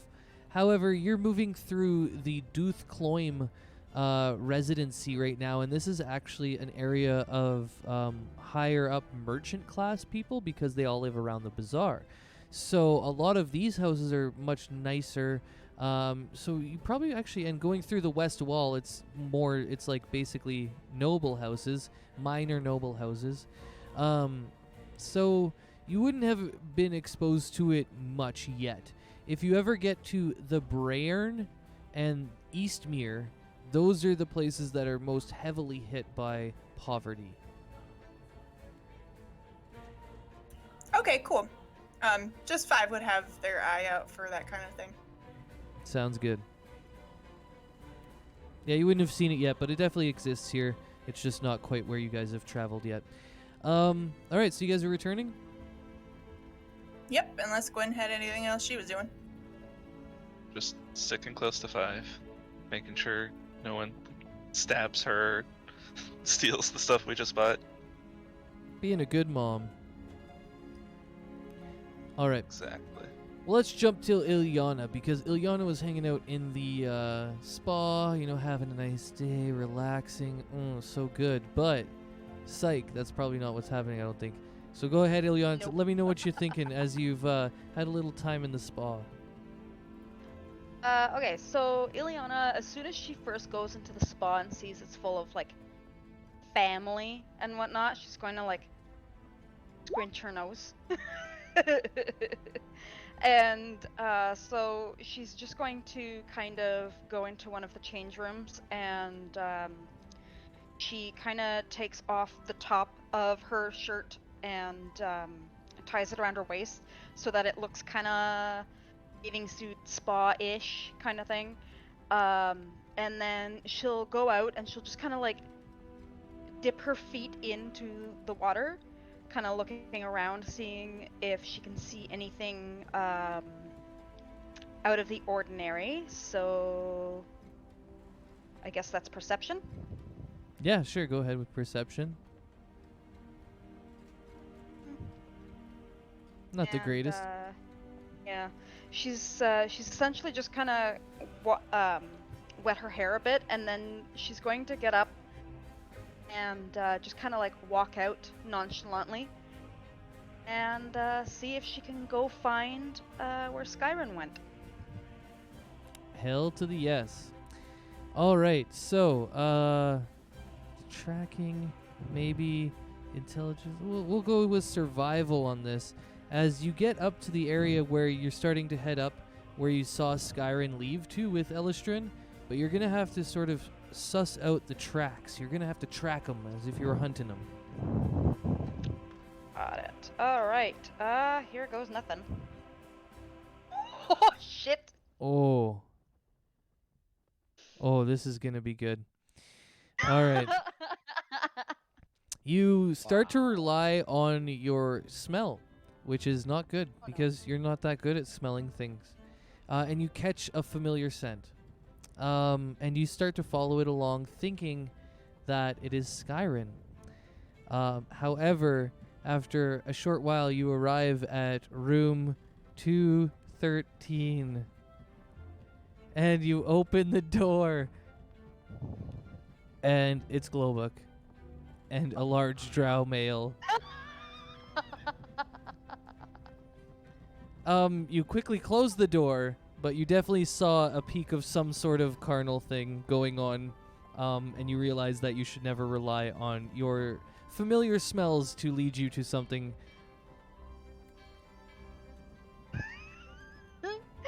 Okay, so Ilyana is going to go like red because she now knows where she is, and she's going to kind of look at the other rooms, and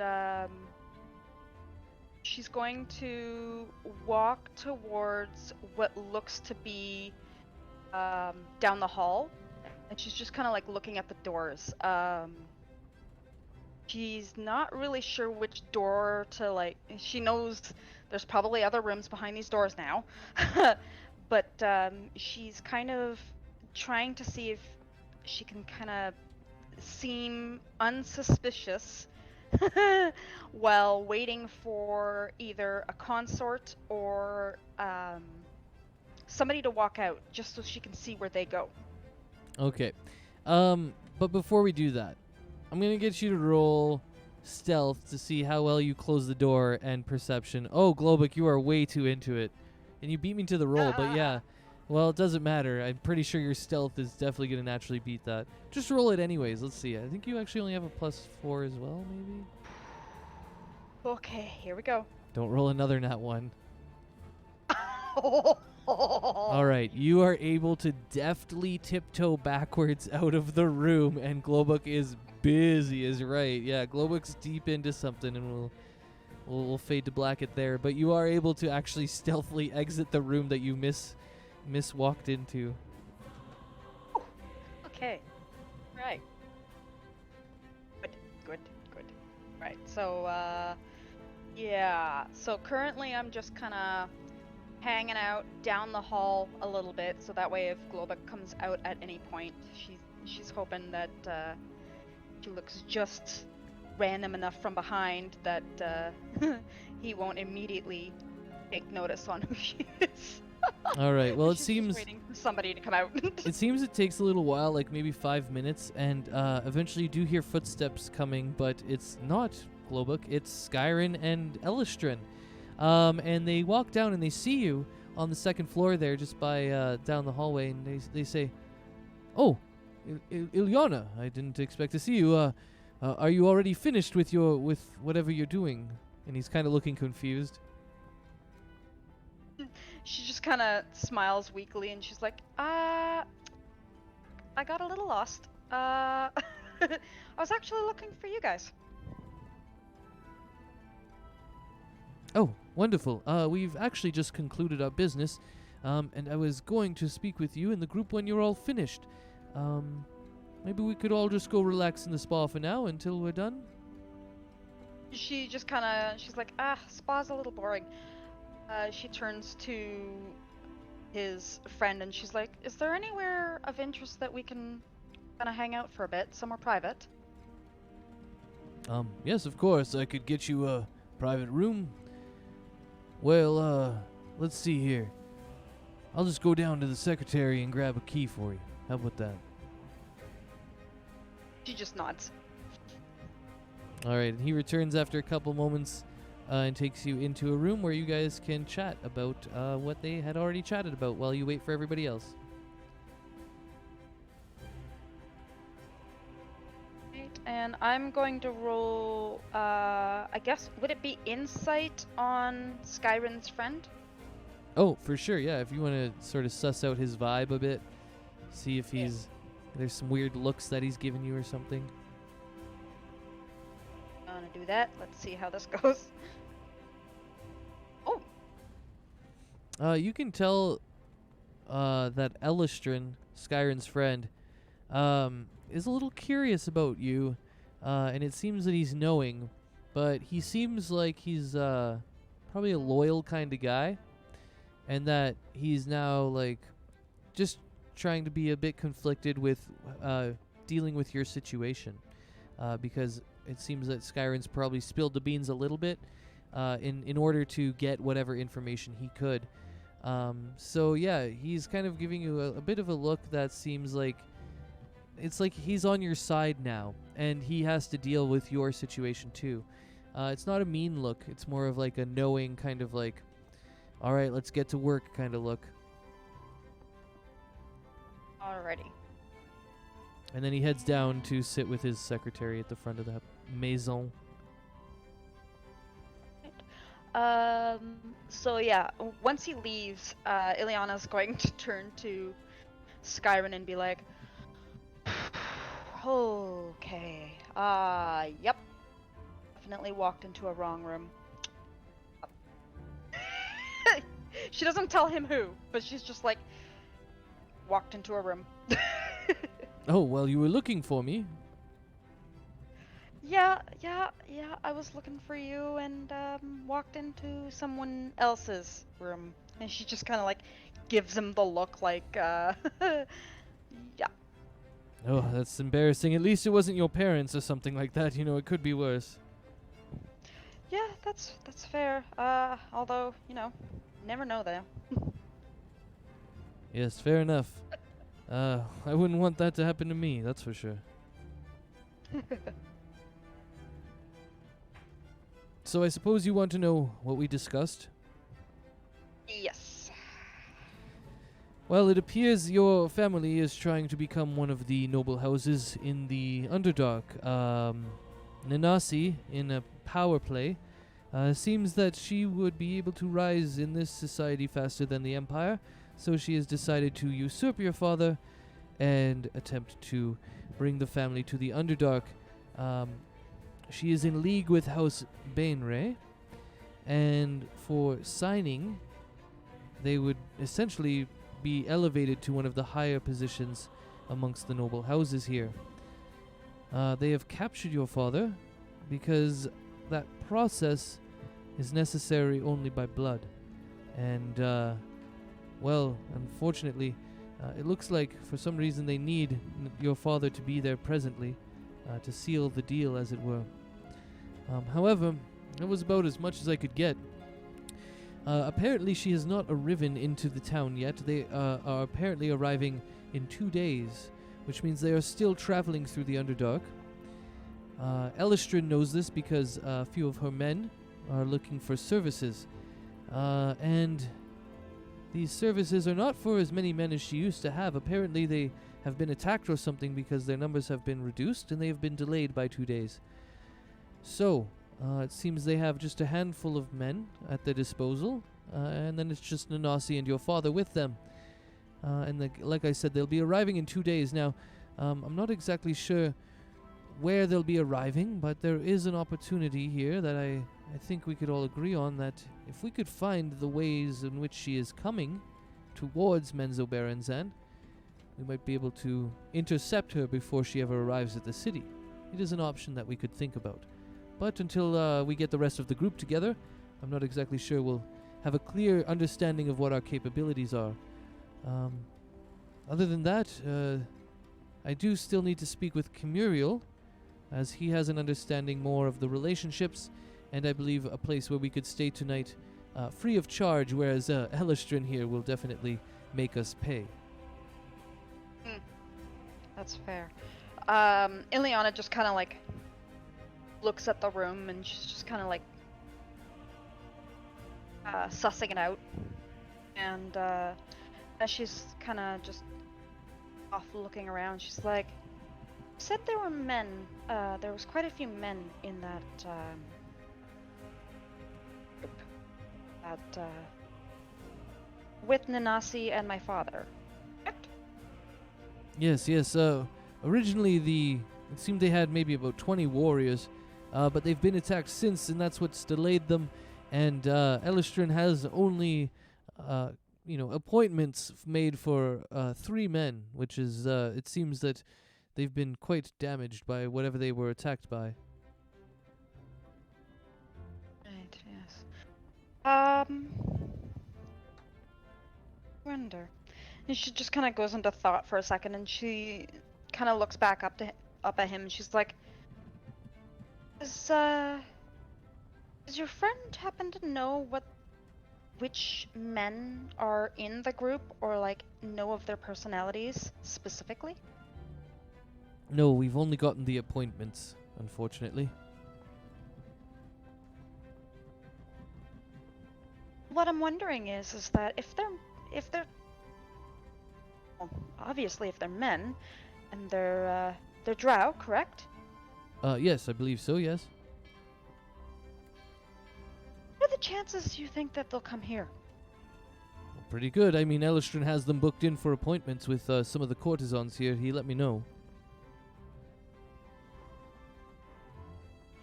How well do you know Elistron? Quite well. He's been a friend of mine for many years. I would say over 100. And so about a century now. And he's notorious for riding a neutral line. He, he's a good man to get information from, but he's also not really, used to selling out other people. You can trust him usually. Especially for me. I mean, we've been working together for many years. She kind of narrows her eyes a bit, and she goes, Would you trust my life in his hands? Well, I've trusted my life in his hands for many times, so I guess the answer would be yes. Yes, I do, actually. She nods, and she's just kind of like, I think I have a plan.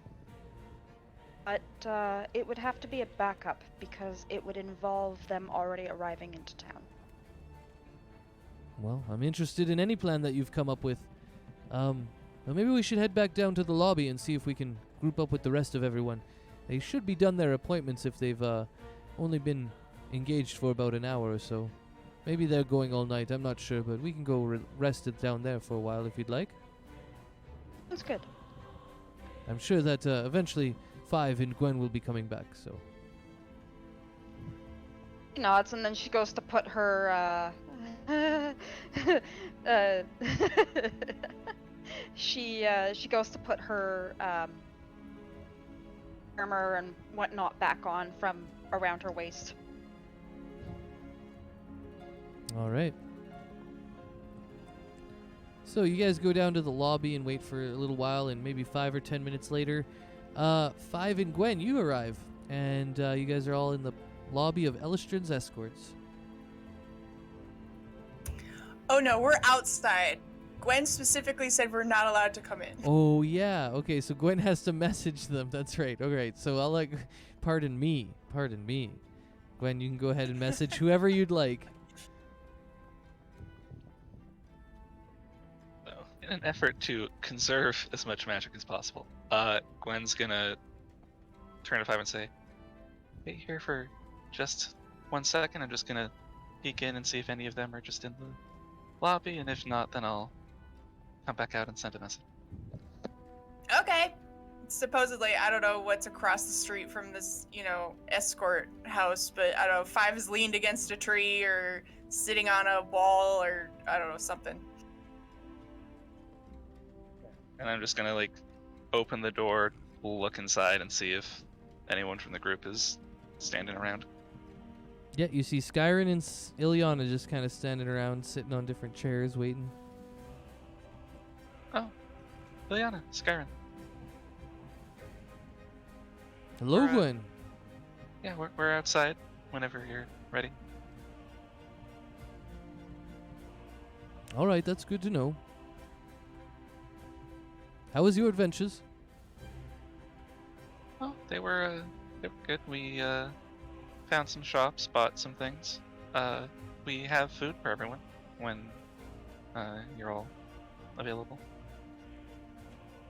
Wonderful. I'm famished. I'll come grab some. All right, great. Ilyana just kind of straightens up and she's like, Skyrim, can you grab some from me as well? I'll sit here and wait for the others to come down. For sure. Oh, I guess they partook of some of the services. I mean, It the would hot appear spring so. was nice. I imagine the hot spring was nice. Just as long as no one tells Five about anything that happened. Like hot springs? No, that... Actually, yes, because then she'll want to go, and I don't really want her in this place. No offense to your friend, Skyrim. No, none taken. I understand there's different customs in different lands. I don't think many families here are bothered by this type of operation, but I could understand why you might be.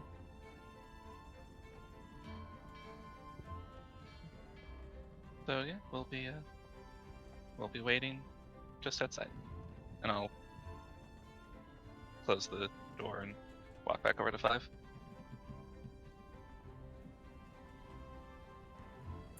While you were gone, Five was like... was picking up rocks and trying to throw them at, I don't know, a tree trunk or something. I don't know, something's sticking up. Is stalagmite? There's probably no trees down here. I'm like, wait, we're in the bowels of the earth. I don't There know, is a whatever tree. Huh? There is a tree. There is a tree? There does it is. look like? There's a type of tree. Yep. Let's go find the thing in the handout, and I think it's labeled edible fungi of the Underdark. Let me check.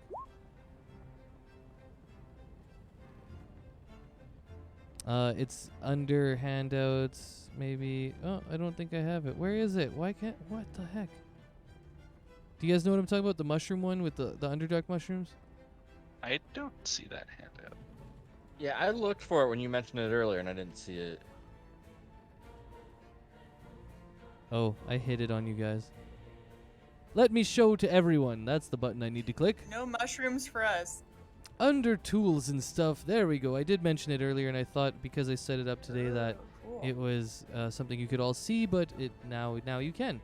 So there's these large purple mushroom trees called lurkwood. Lurkwood? Zerkwood. Zerkwood? Zerkwood. It's a Z. Zerkwood, I think.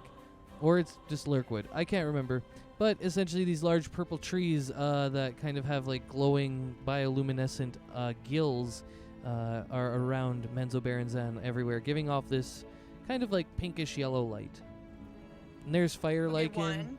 Trillimac Those are cool. pods. Thank you. 2. Okay, 5 is throwing rocks at that. Trying to see if they can hit the caps. Yeah. And this is actually a poster that Globa currently owns. It was part of what he found in the House Maylin cooking area, the kitchen. He took this poster along with all the different fungi that were there. So, It's a yeah. literal poster, just like guide to edible Underdark mushrooms. Fuck yeah. I Yeah, figured. it was in with my stuff. I just never really looked at it, to be honest.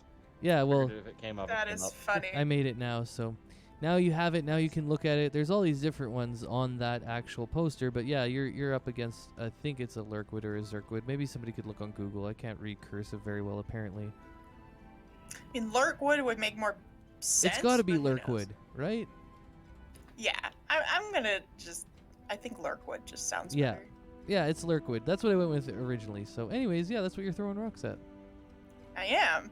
And then Gwen finally comes back out, and 5 says, "So were they in there, or oh, hey Skyrim. Well, at least you're back."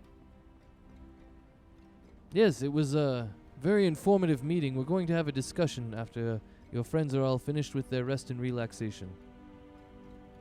Awesome. Do you want some snacks? Of course. Thank you. I've got these deep gnome trillimek things, some Gordot stuff, a Keith paw, some sort of lotus fire lichen chips, and some bread, the blue kind and the ved kind. Ah, I'll take the fire lichen and the chips. I'll have a couple dips of that. Thank you. Yeah, those are great. Yeah, it's just like it's just the perfect amount of spicy. Mm-hmm. You can see he's munching them and he's got a big smile on his face. 5 holds the bag back out to Gwen, like, you want some more? It's good. Yeah, okay. All right. Well, while you guys are munching outside, Ilyana's waiting. It's about this time that Globuk and Beryl, your services and times are finished, and your escorts leave you, and you can put your pants back on and come back outside if you want, or go for another round. But you will see Ilyana in the lobby waiting for you when you come out. Yeah, Globa kind of like pulls himself together, cleans up a little, and comes back down with a little pep in his step. Globuk's having a good day.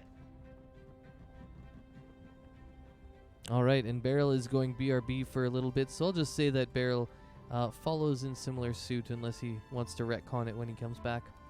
He's got a big smile ear to ear, and yeah, you see them both kind of exit around the same time and march down the stairs together, Ilyana. So she kind of just straightens up a bit, and she is holding a neutral face. Tries to smile a bit, but every time she tries to smile, her face goes red. Can't look Globuk at all. Hey, Anna, how you doing? She's like, "Hey, Globuk, did you have fun?" Gives her a big hearty pat on the shoulder. Oh, I haven't felt this good in a while. She's like, "Good, I'm glad."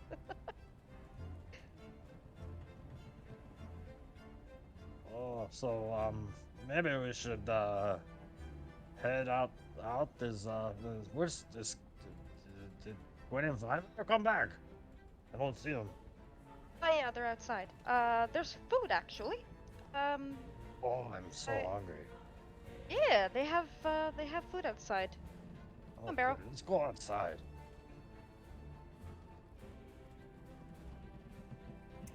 I will assume you do that, and 5 gets very excited to see everybody again. and holds out the bag of snacks and once again repeats what all of them are very proudly and points out, you guys are lucky that there's any of this left because it's all so good and I wanted to eat it all so bad. Oh, hi. Thank you for bringing food. I'm so hungry. I really work up appetite. Oh yeah? Oh, yeah.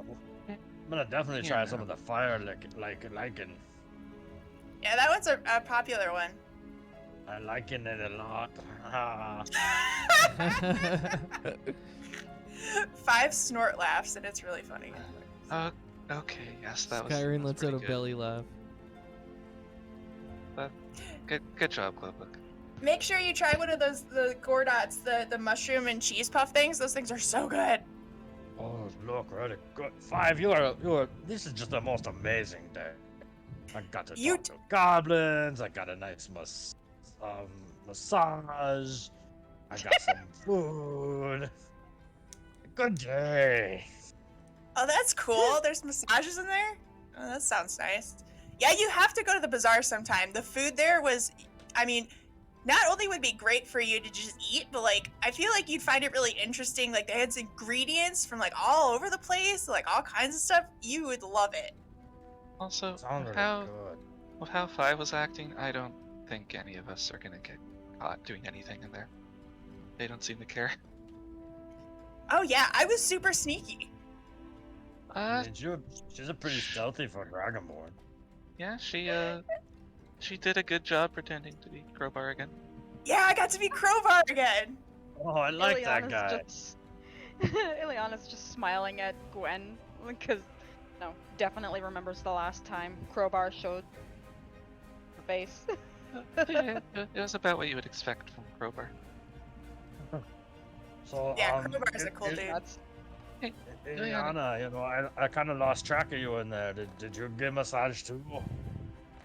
Ilyana just kind of like, her face goes red again, and she goes, I mean, I went into a room, yeah.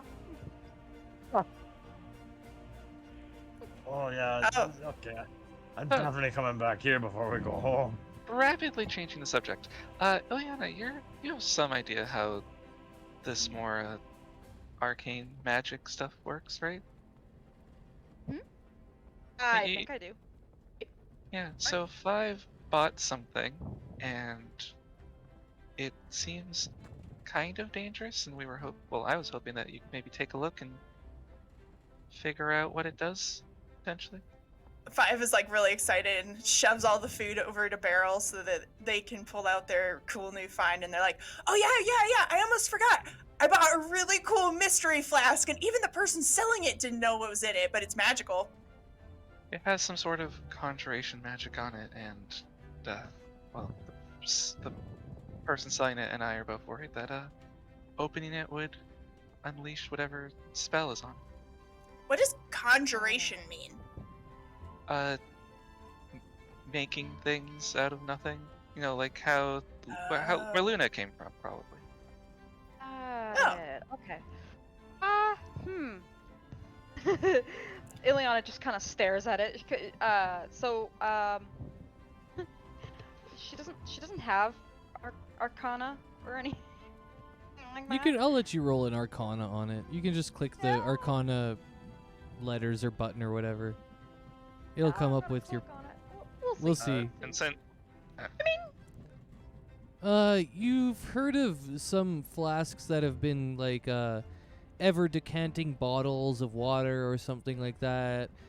You've heard of other ones that contain elementals that would spring forth and fight for you. And you've heard of other ones that just contain, regular spells maybe that just shoot off when you do it. So you're not exactly sure what's in this one, but you think that it might be something of that nature. Alright, I repeat that to Gwen, and I just kind of give it a shrug. 5's eyes like widen every time you say one of those things, like, oh man, any of those would be so cool.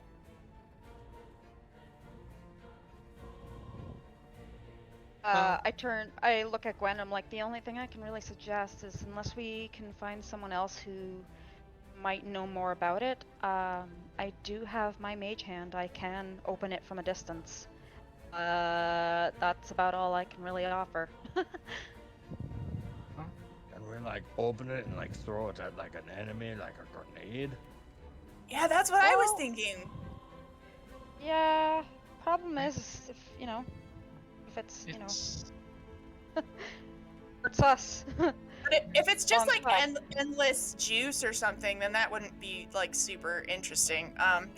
But if it was like a magic thing that was going to come out and serve me, then I don't want it to get confused and think that it's supposed to be serving the enemy instead. It's just a little risky to do that without having more information. God, it's times like these that I wish my character was chaotic because I just want to rip open something. Choose a different god. Glow Just book. kidding. No. I know, it's fine. 5 keeps the lid on as promised. Ilyana just kind of looks at it and she's like, "Yeah, sorry, don't really know what's in it." She's like still red in the face because she's trying to like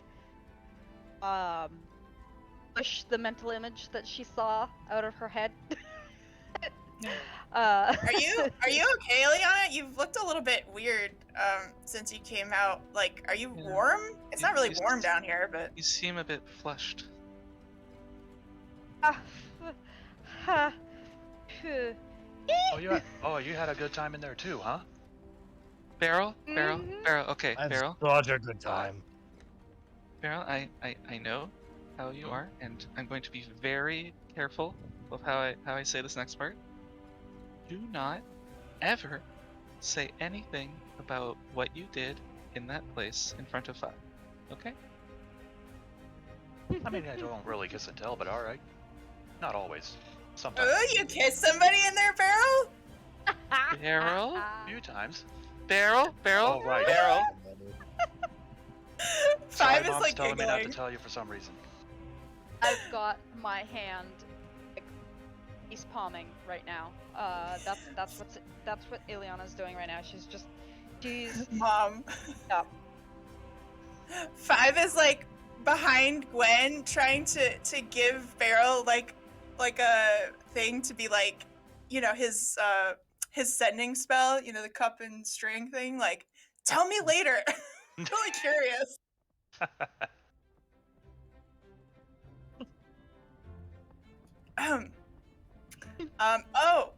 Did you get something to eat, Barrel? Oh yeah, whatever this is, this tastes good. Oh, that's the, hold on. Those are the, nope, that's the Keith Paw thing. They're fruit nut balls. Ah, Looking for fruiting paws.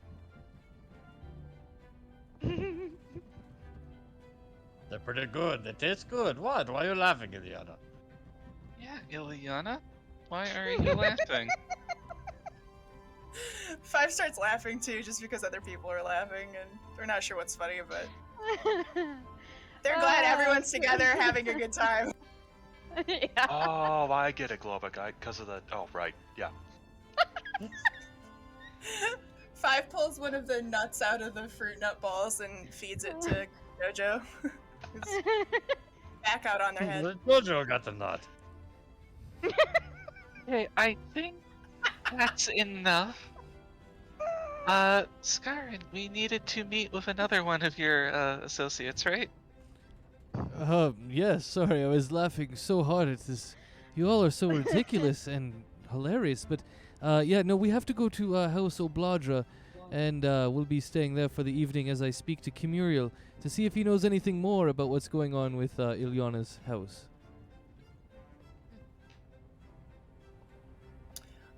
What time is it about again? I know It's you keep saying. I keep probably like just past supper time now, getting into like later evening, 9 or 10ish. And yeah, you guys are gonna start heading, as you see Skyrin kind of start heading out east towards the Claw Rift, and what he says is Kimuriel Obladra. Oh, if you point out where you want to go on the map, I can probably help you shave some time off that. Oh, yes, wonderful. Well, we're just going to dip all the way out to the Claw Rift, through the Doothcloim, Normally I travel the well-groomed streets here, but I'm sure you could enlighten us to a faster path. I will follow behind. Sure. Ilyana just kind of like pulls on Skyrim's top.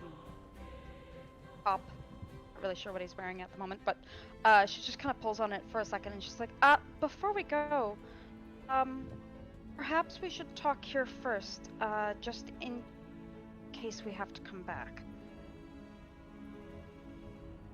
Oh yes, what did you want to discuss?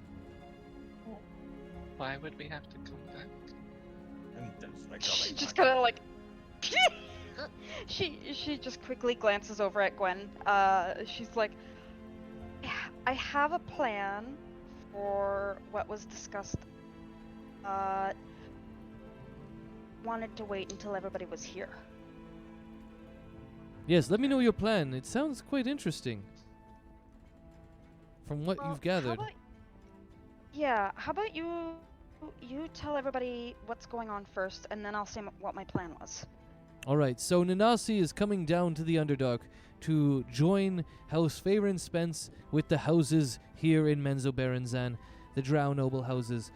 We need to stop her, obviously, but she has been delayed, and she has been attacked, apparently, by something that has reduced her forces to approximately 3 or 4 men. We're not exactly sure, but regardless, she'll be here in 2 days, which gives us the opportunity to maybe cut her off on the way, or what I think maybe Ilyana is getting at is waiting until they arrive, which is what you said, I believe, and then maybe we can entrap them because we know a few of her men will be arriving at Elistrin's escorts for their services. So, Ilyana, what are you thinking? So she takes a breath and then she straightens up and she's like, well, I have a disguise kit and you trust your friend with your life, so what if we were to speak to him about me disguised as one of the consorts? Alright, and you're hoping to get close to one of Nanasi's men? Yeah, because if we can get either more information or entrap all of them, there's a chance that we can completely disarm her before she even reaches the House Bane. This could work. I'm not sure if Nanasi will be present here, but, we could follow the lines and find her but once she arrives at a noble house, it might be much more difficult to infiltrate and to get into the meeting. But it is a possibility, and I could look at exploiting my contacts here to get us in the doors. That's one option. Is there any other options that any of you see besides trying to cut her off in one of these caverns before she arrives, or trying to infiltrate one of the houses once she does arrive?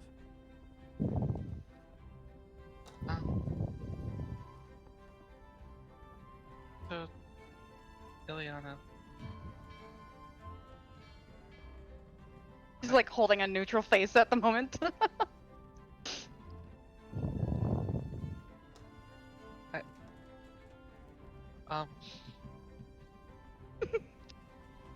He goes, well, Gwen. that's... Gwen, see, the thing is that a lot of them inside look like me. It wouldn't be very hard at all for me to disguise myself. And frankly, as a rogue myself, I know a lot about, intercepting, and this is something I've done before, not specifically at this one, but, what? she's like, I've had to intercept people before, and honestly, I could work. The only thing is that, no, Nanasi wouldn't leave herself unguarded, especially if she had my father with her. So she'll have at least someone with her. Wouldn't it be easier to get her and your father before they reach the city, so they don't lose them here and they don't have a chance to recruit more men or guards or whatever? It would be. This would be a plan B. Oh, okay, okay. You're okay. That makes a lot more Mostly sense. because we already have an we already have an inn with Skyrin's friend, and apparently the man can be trusted. I think it would be a very solid plan B, especially if we mess up with catching them on the road. We have 2 days in advance on them, so Well, I really dislike that idea for many reasons.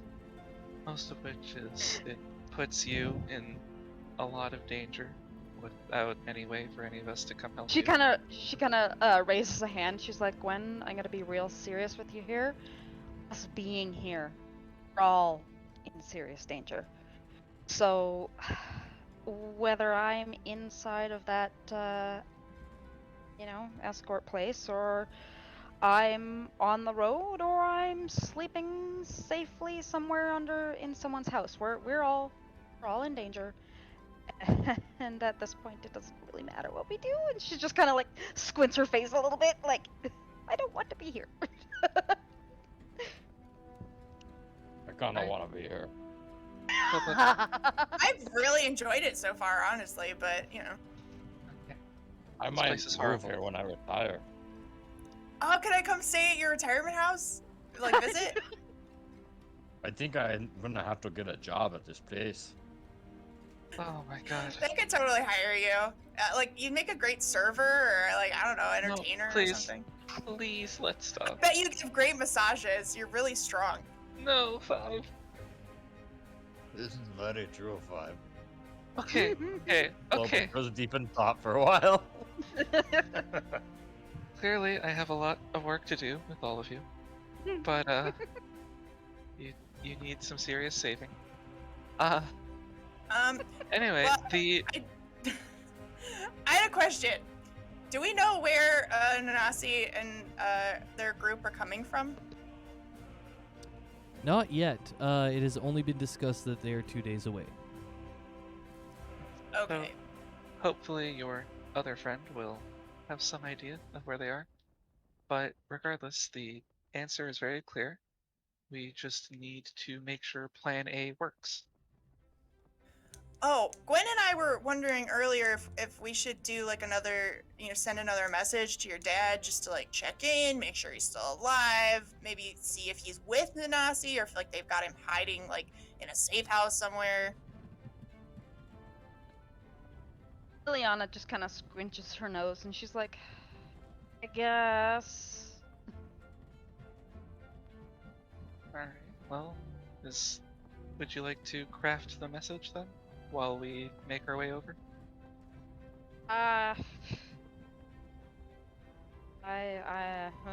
She's just kind of like, she clearly doesn't want to put any thought into her father. She's just like, Well, you can think Something about wrong. it while we walk, because it would be a better idea if I Fair. wait until we're Alright. inside before attempting any magic.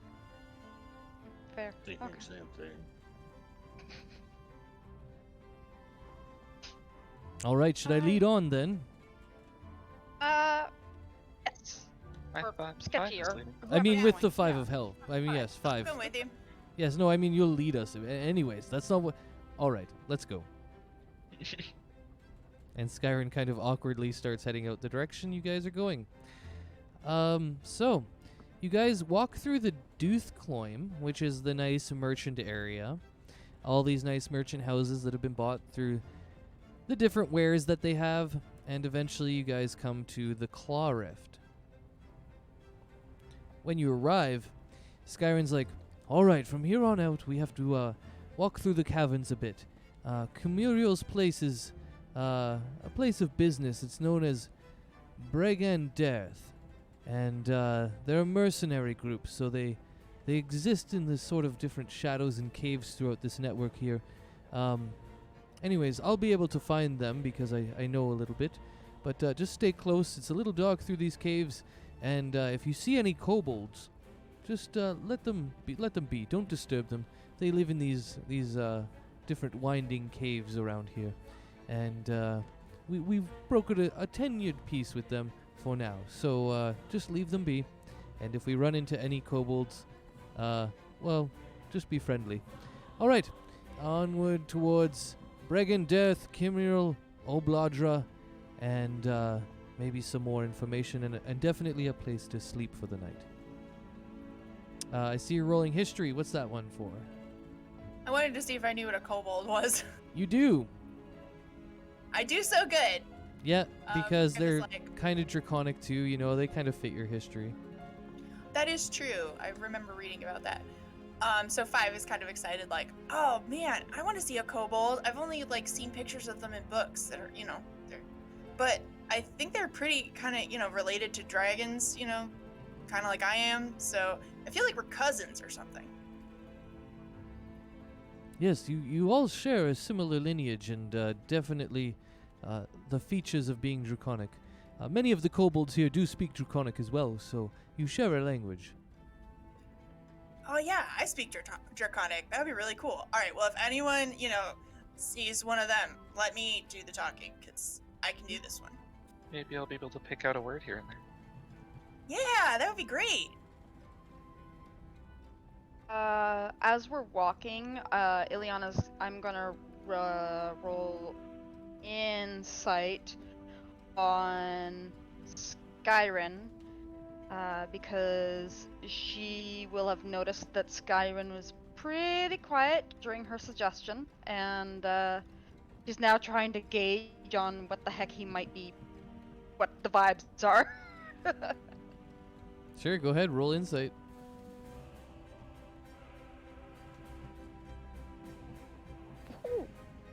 All right, Skyrim knows that once Ninasi reaches the city of Menzoberranzan, she's going to become really powerful, and at that point it's probably not going to be a good idea to attack her, because she's going to have the protection of House Bainray, the main house in the city here. So he was scared of the idea that he would have to maybe fight against a whole bunch of them, or even that he might get caught helping you guys, because it could be a suicide mission. If you get caught in House Bainray lying and trying to assassinate someone, you might die. It's kind of like that. He got a little serious probably for him. In House Bainray, or like what? Ilyana's idea at the consort place. Oh, what was that? What was that idea? Are you talking about the idea for you to be at the consort place? Are you talking about that one? Okay, yeah. He just thinks like, you know, if we do that idea, sure, you'll be able to find Nasi and where she's staying. It's just probably going to be a lot harder to attack her then. Mm-hmm. Yeah, like your plan would work for sure. It's just that once she arrives in town, she's going to have more resources at her fingertips, and it's going to become a harder mission. Does that sound right? Does that answer your question?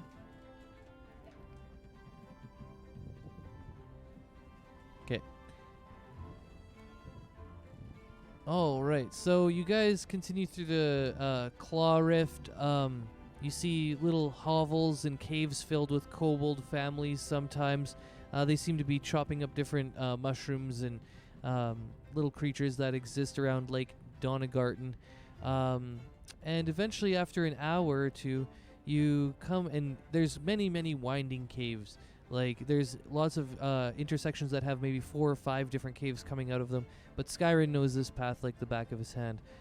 So he's able to lead you to Kimmerl, Obladra, and the Bregenderth. And the Bregenderth is essentially, it's just a small door in the side of what looks to be a cave wall, but essentially once you get into it, it's this huge carved out, very nice, almost high-end, noble, safe house bunker. And as you walk in, Skyrim gives the password, and you guys are all brought into this place. And he says, "Welcome to the Bregenderth, the mercenary company of Menzoberranzan. and he looks towards some of the people that are attending there. And you can see there's a mixed group of people here. There's some that look like adventurers. There's some that look like they do administrative work. And Skyrim kind of leads you up some stairs to a back office. And the door is closed there, and he says, "All right, I'll have to discuss some things with Camuriel. There are some places we can stay in the back. So hopefully we'll be able to get those. I'm wondering who wants to come talk with me. We could all go. I'm sure it'd be fine. But if any of you want to go start setting up in the back where the barracks is, feel free." Ilyana pipes up. She's like, I'll come with you. All right. I would also like to tag along for this. Yeah, I feel like this is an important meeting. Yeah, it sounds like we all going. That'll be fine. All right, all of you come in and maybe just let Ilyana and I do the talking for now, unless there's something you need to, intercede with. Of course. Sure. Yeah, sounds good. All right, so Skyrim knocks heavily on the door, and you see this figure over here come to you, another Drow noble, a little bit older than Elistrin, quite a bit older, and dressed in very smart-looking clothes. And when he greets you, just gonna move all your tokens over there. He looks to Skyrim and he says, "Ah, Skyrim Spence, my old friend. Bring it in, bring it in. What can I do for you today? I see you've brought many friends to me today. That's wonderful. Bring it all in here. How are you all? Are you looking for work? Is that why you're here? I don't really have much mercenary work on the surface anymore, but I can always send a letter for you, Skyrim, if I need you. You don't have to come all the way here to my office." And Skyrim looks to him and he says, "Oh, yes, Camuriel, these are my friends. This one is Ilyana, and Gwen, Beryl, 5, Globuk. This is Camuriel Obladra, leader of the Brigandeth. And, Camuriel, we have some questions for you. I know you're connected to the noble houses, and I was wondering if you've heard anything about this new Faerun Spence house coming through. Apparently they're going to be joining us, and I was just wondering what you knew." And Camuriel looks to everyone and he says, "Well, there's been some people talking about it here and there on the streets. Apparently this Nanasi person is coming from Ramshorn. She'd been making her way but was attacked by a purple worm, it seems, and the purple worm devoured many of her warriors. It's been quite a mess out there lately. A lot of the caverns have been destroyed, but last I heard, she was stuck somewhere near the Drowning Halls. All the flooding that's been going on lately has prevented her path from beyond there, so maybe she'll be camping there for the next little while until she's able to leave." Skyrim kind of nods. He's like, I know this place." Is it relatively well traveled or not so much? It is traveled in the times that it is open. There are flooding periods, which makes it a little bit treacherous to pass through. While it's currently open, there will be another time when it is full and you cannot pass through unless you have some way of breathing water or swimming through water. I just meant, if we wanted to go there to meet her, talk to her, I wondered if there would be crowded, if this is trade season when people are coming and going on that road or what. Oh, it should be not that well traveled. There are so many entrances into Menzoberranzan and so few travelers every year. I wouldn't be surprised if you didn't see a soul on that traveling cavern. Five kind of looks around and gives a nod to everybody interesting. Ilyana, I'm gonna roll insight on this dude. Hit it up. Nope. Best you can tell, he is just a noble trying to maybe help you guys take down another noble. Yep. Yes. Well, after that, they will have been finished their camping and will be headed towards the city. So it seems that they will be 2 days out. Is what I heard last. They'll be camping in the halls tonight, and then they'll be making their way.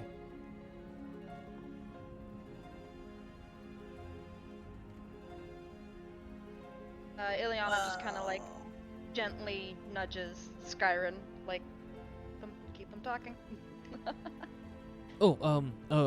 Yes, Camuriel. I was also wondering, do you know anything about the forces they travel with? You said that they had been attacked.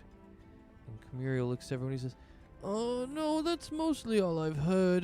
The delays was the biggest part because, some of the documents had been prepared in the ceremonies that they were going to endure once they arrived at House Bainray, and that always causes a fuss with the rest of the nobles. So, that was the main girth of the message. Why did I use that? And, that's essentially it. The main meaning of the message, retcon.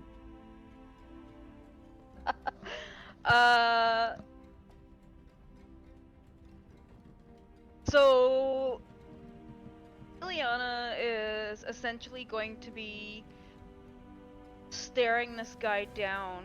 Is he older, or should I run? Well, I can see him, but I was gonna say, should I run perception to see, like, if I can tell if he's older or younger than me, or the same age, or? Oh, he's older. Yeah, you don't even have to. It's passive perception on that. You can tell he's older. Okay, because essentially I'm trying to see if I recognize him before he potentially recognizes me. Fair enough. No, you wouldn't have recognized this guy. Skyrim's got a lot of high-end contacts down here because he does like mercenary. He works alongside the mercenaries, being an escort above surface. Oh.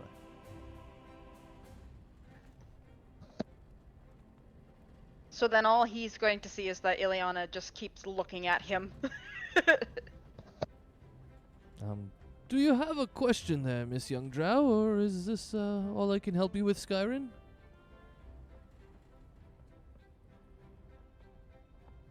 She kind of looks at Skyrim and she's like, I guess that helps. Thank you. Alright, good luck, Skyrim. I'm not sure what you're getting up to, but stay safe. And Skyrim kind of gives him a nod and flips him a few coins, and then he's like, "That's for letting me stay here. We're going to be crashing tonight here, Camuriel." And Camuriel looks at him, he's like, "Alright, you know where the barracks is, just head back." And Skyrim leads you all out of the room. Once they're outside of, beyond authority figures, which kind of scare Five, Five will be like, "So, that guy runs, you said this is a mercenary group? Camp or something?"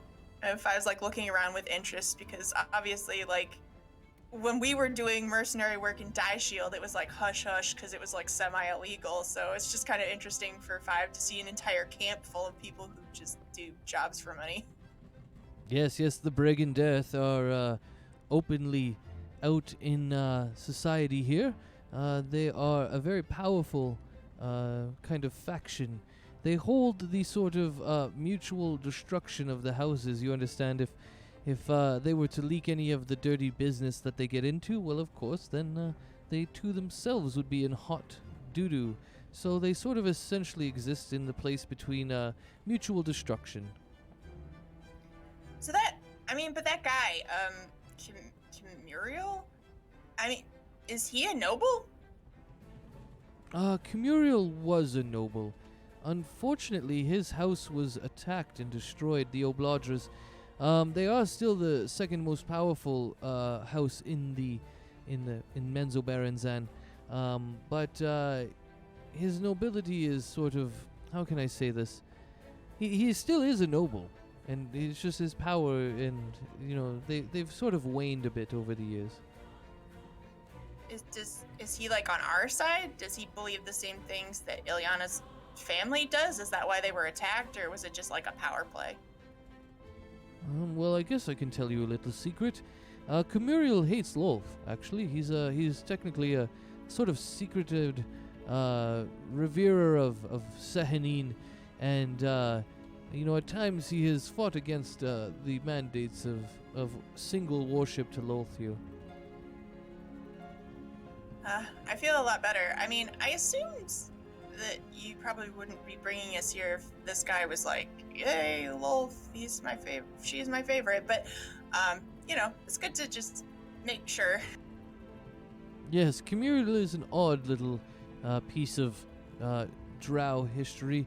He sits in many ways against the society, but well within it, so it's kind of a juxtaposition. But he's one of the people I trust with my life as well. These two that I've introduced you to are basically the extent of my own reachings. I can't reach much higher into nobility or to find information. So after tonight, once we've decided what we would do, I'm pretty much out of resources. Well, the way I look at it, we kind of have two separate goals. I mean, one furthers the other, but step one is to, rescue Ilyana's father, to keep him from, being killed and the house switching over. But after that, I mean, the problem still becomes stopping all these people from trying to bring night to the world, I guess. So, it's good to see who your resources are. Didn't you say that there was maybe like a little bit of a resistance? Yes, there still remains quite a large, I guess you might call it large, might call it small.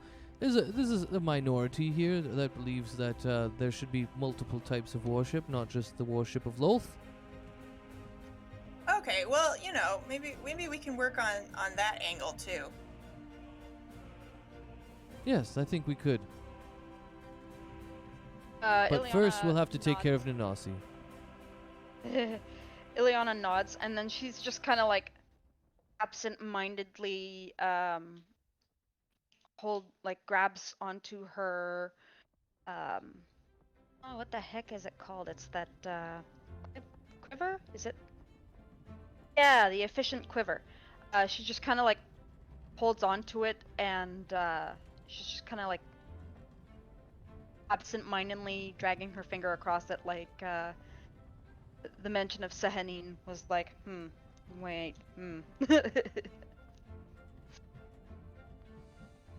All right, well, I'm going to bed down for the night. The rest of you can do whatever you'd like, and I'll see you all in the morning.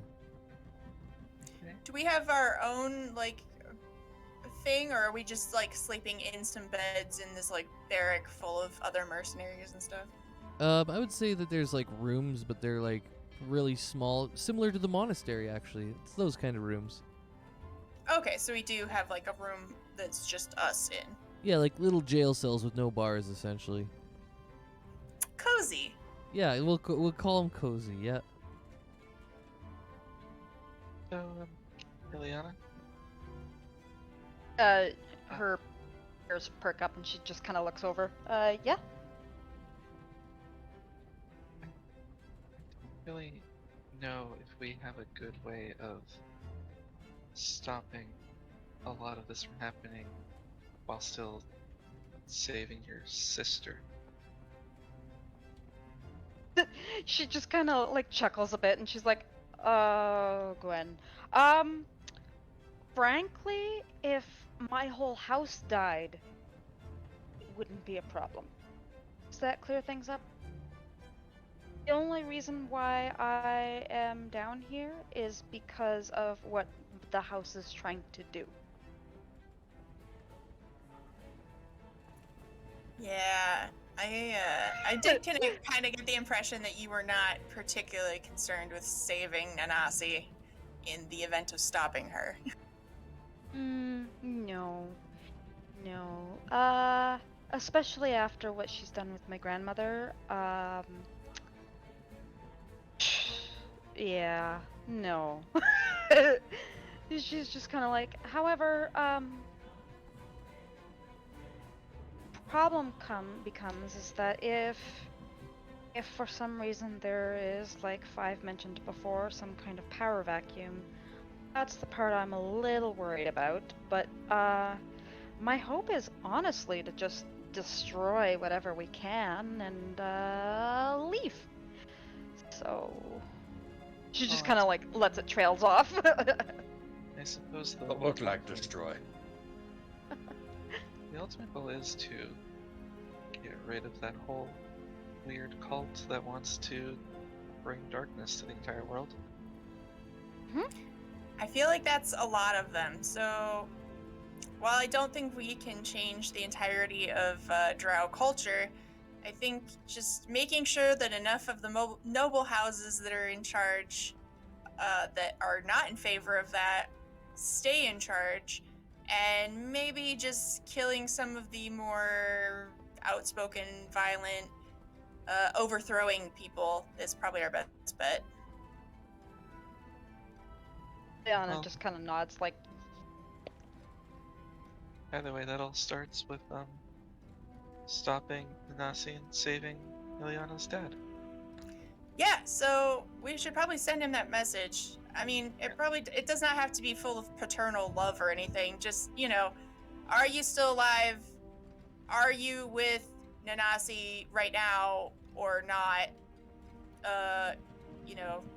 Cough once for yes, twice for no, or something like that. yeah, that works. Maybe not the coughing. Well, last But, time he said he couldn't really talk because he was, surrounded or something, right? So we need to give him something. We can just say that you can answer with your thoughts. Oh, right. I Yeah. always forget that part. Yeah, just say that he can answer with his thoughts, and perhaps ask him if he knows anything that could help us against the Nasi, or if he knows someone we can contact. Just give us a name, kind of thing. I don't know. She's just like, Ilyana's just like, I'm so tired of this place. We've only been here for not even a day. It's like an evening. Yep. 20, 21, 22, 23, 24, 25, 26. Oh no, you gotta cut a word out somewhere. Boom, 25. That's our Gwen.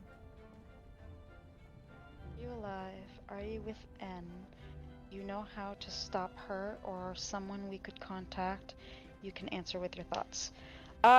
Just put answer with thoughts and put in Nanasi's name. Just because I want to be sure that he knows. That was supposed to represent her name. I just out of character forgot how to okay. spell it. Got it? Okay, cool. Do you know how to stop her or anyone we can contact? Yeah, perfect. All right. So I suppose if he doesn't reply, that might answer the "Are you alive?" thing. yeah. Actually, yeah, instead of "Are you alive?" just put "We are here."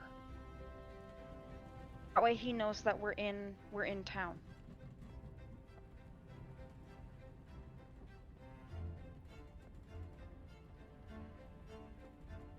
Because if he's not alive, he won't answer. So.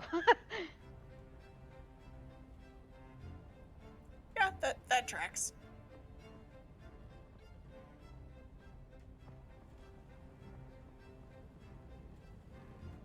And it doesn't give away our position either. Just saying we are here.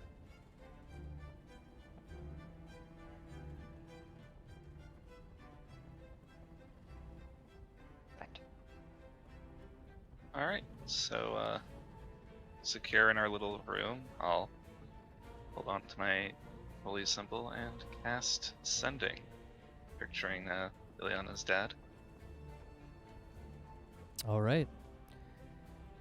So you send, we are here. Are you with Nanasi? Do you know how to stop her?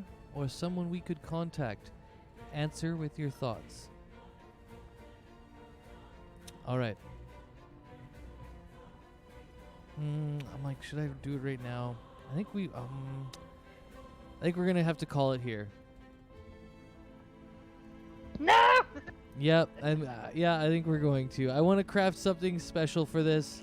Dum, dum, dum. I have an Cliffhanger. idea of what I was gonna say, but I think I can make it a little more special with some more time. So why not do that? And it's a natural, nice place to cut it off anyway.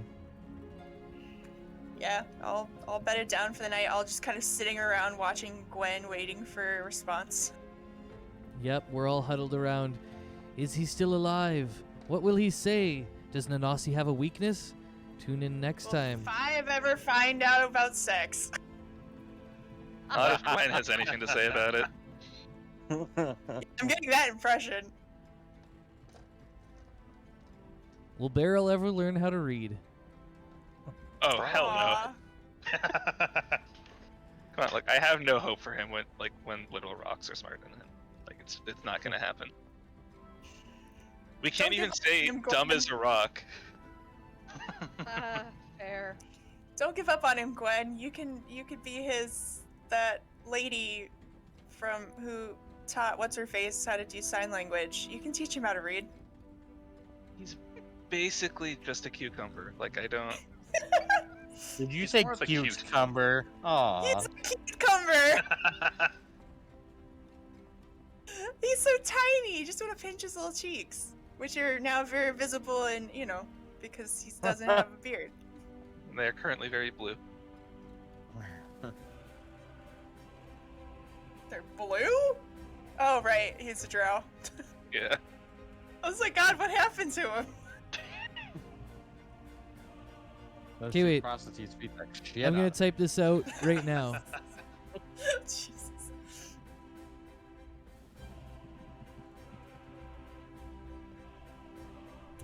Okay, well that seems like a good spot to end it. But yeah, thanks for all of that, guys. That was great. It was so fun. It was exactly the episode I wanted. It was hilarious.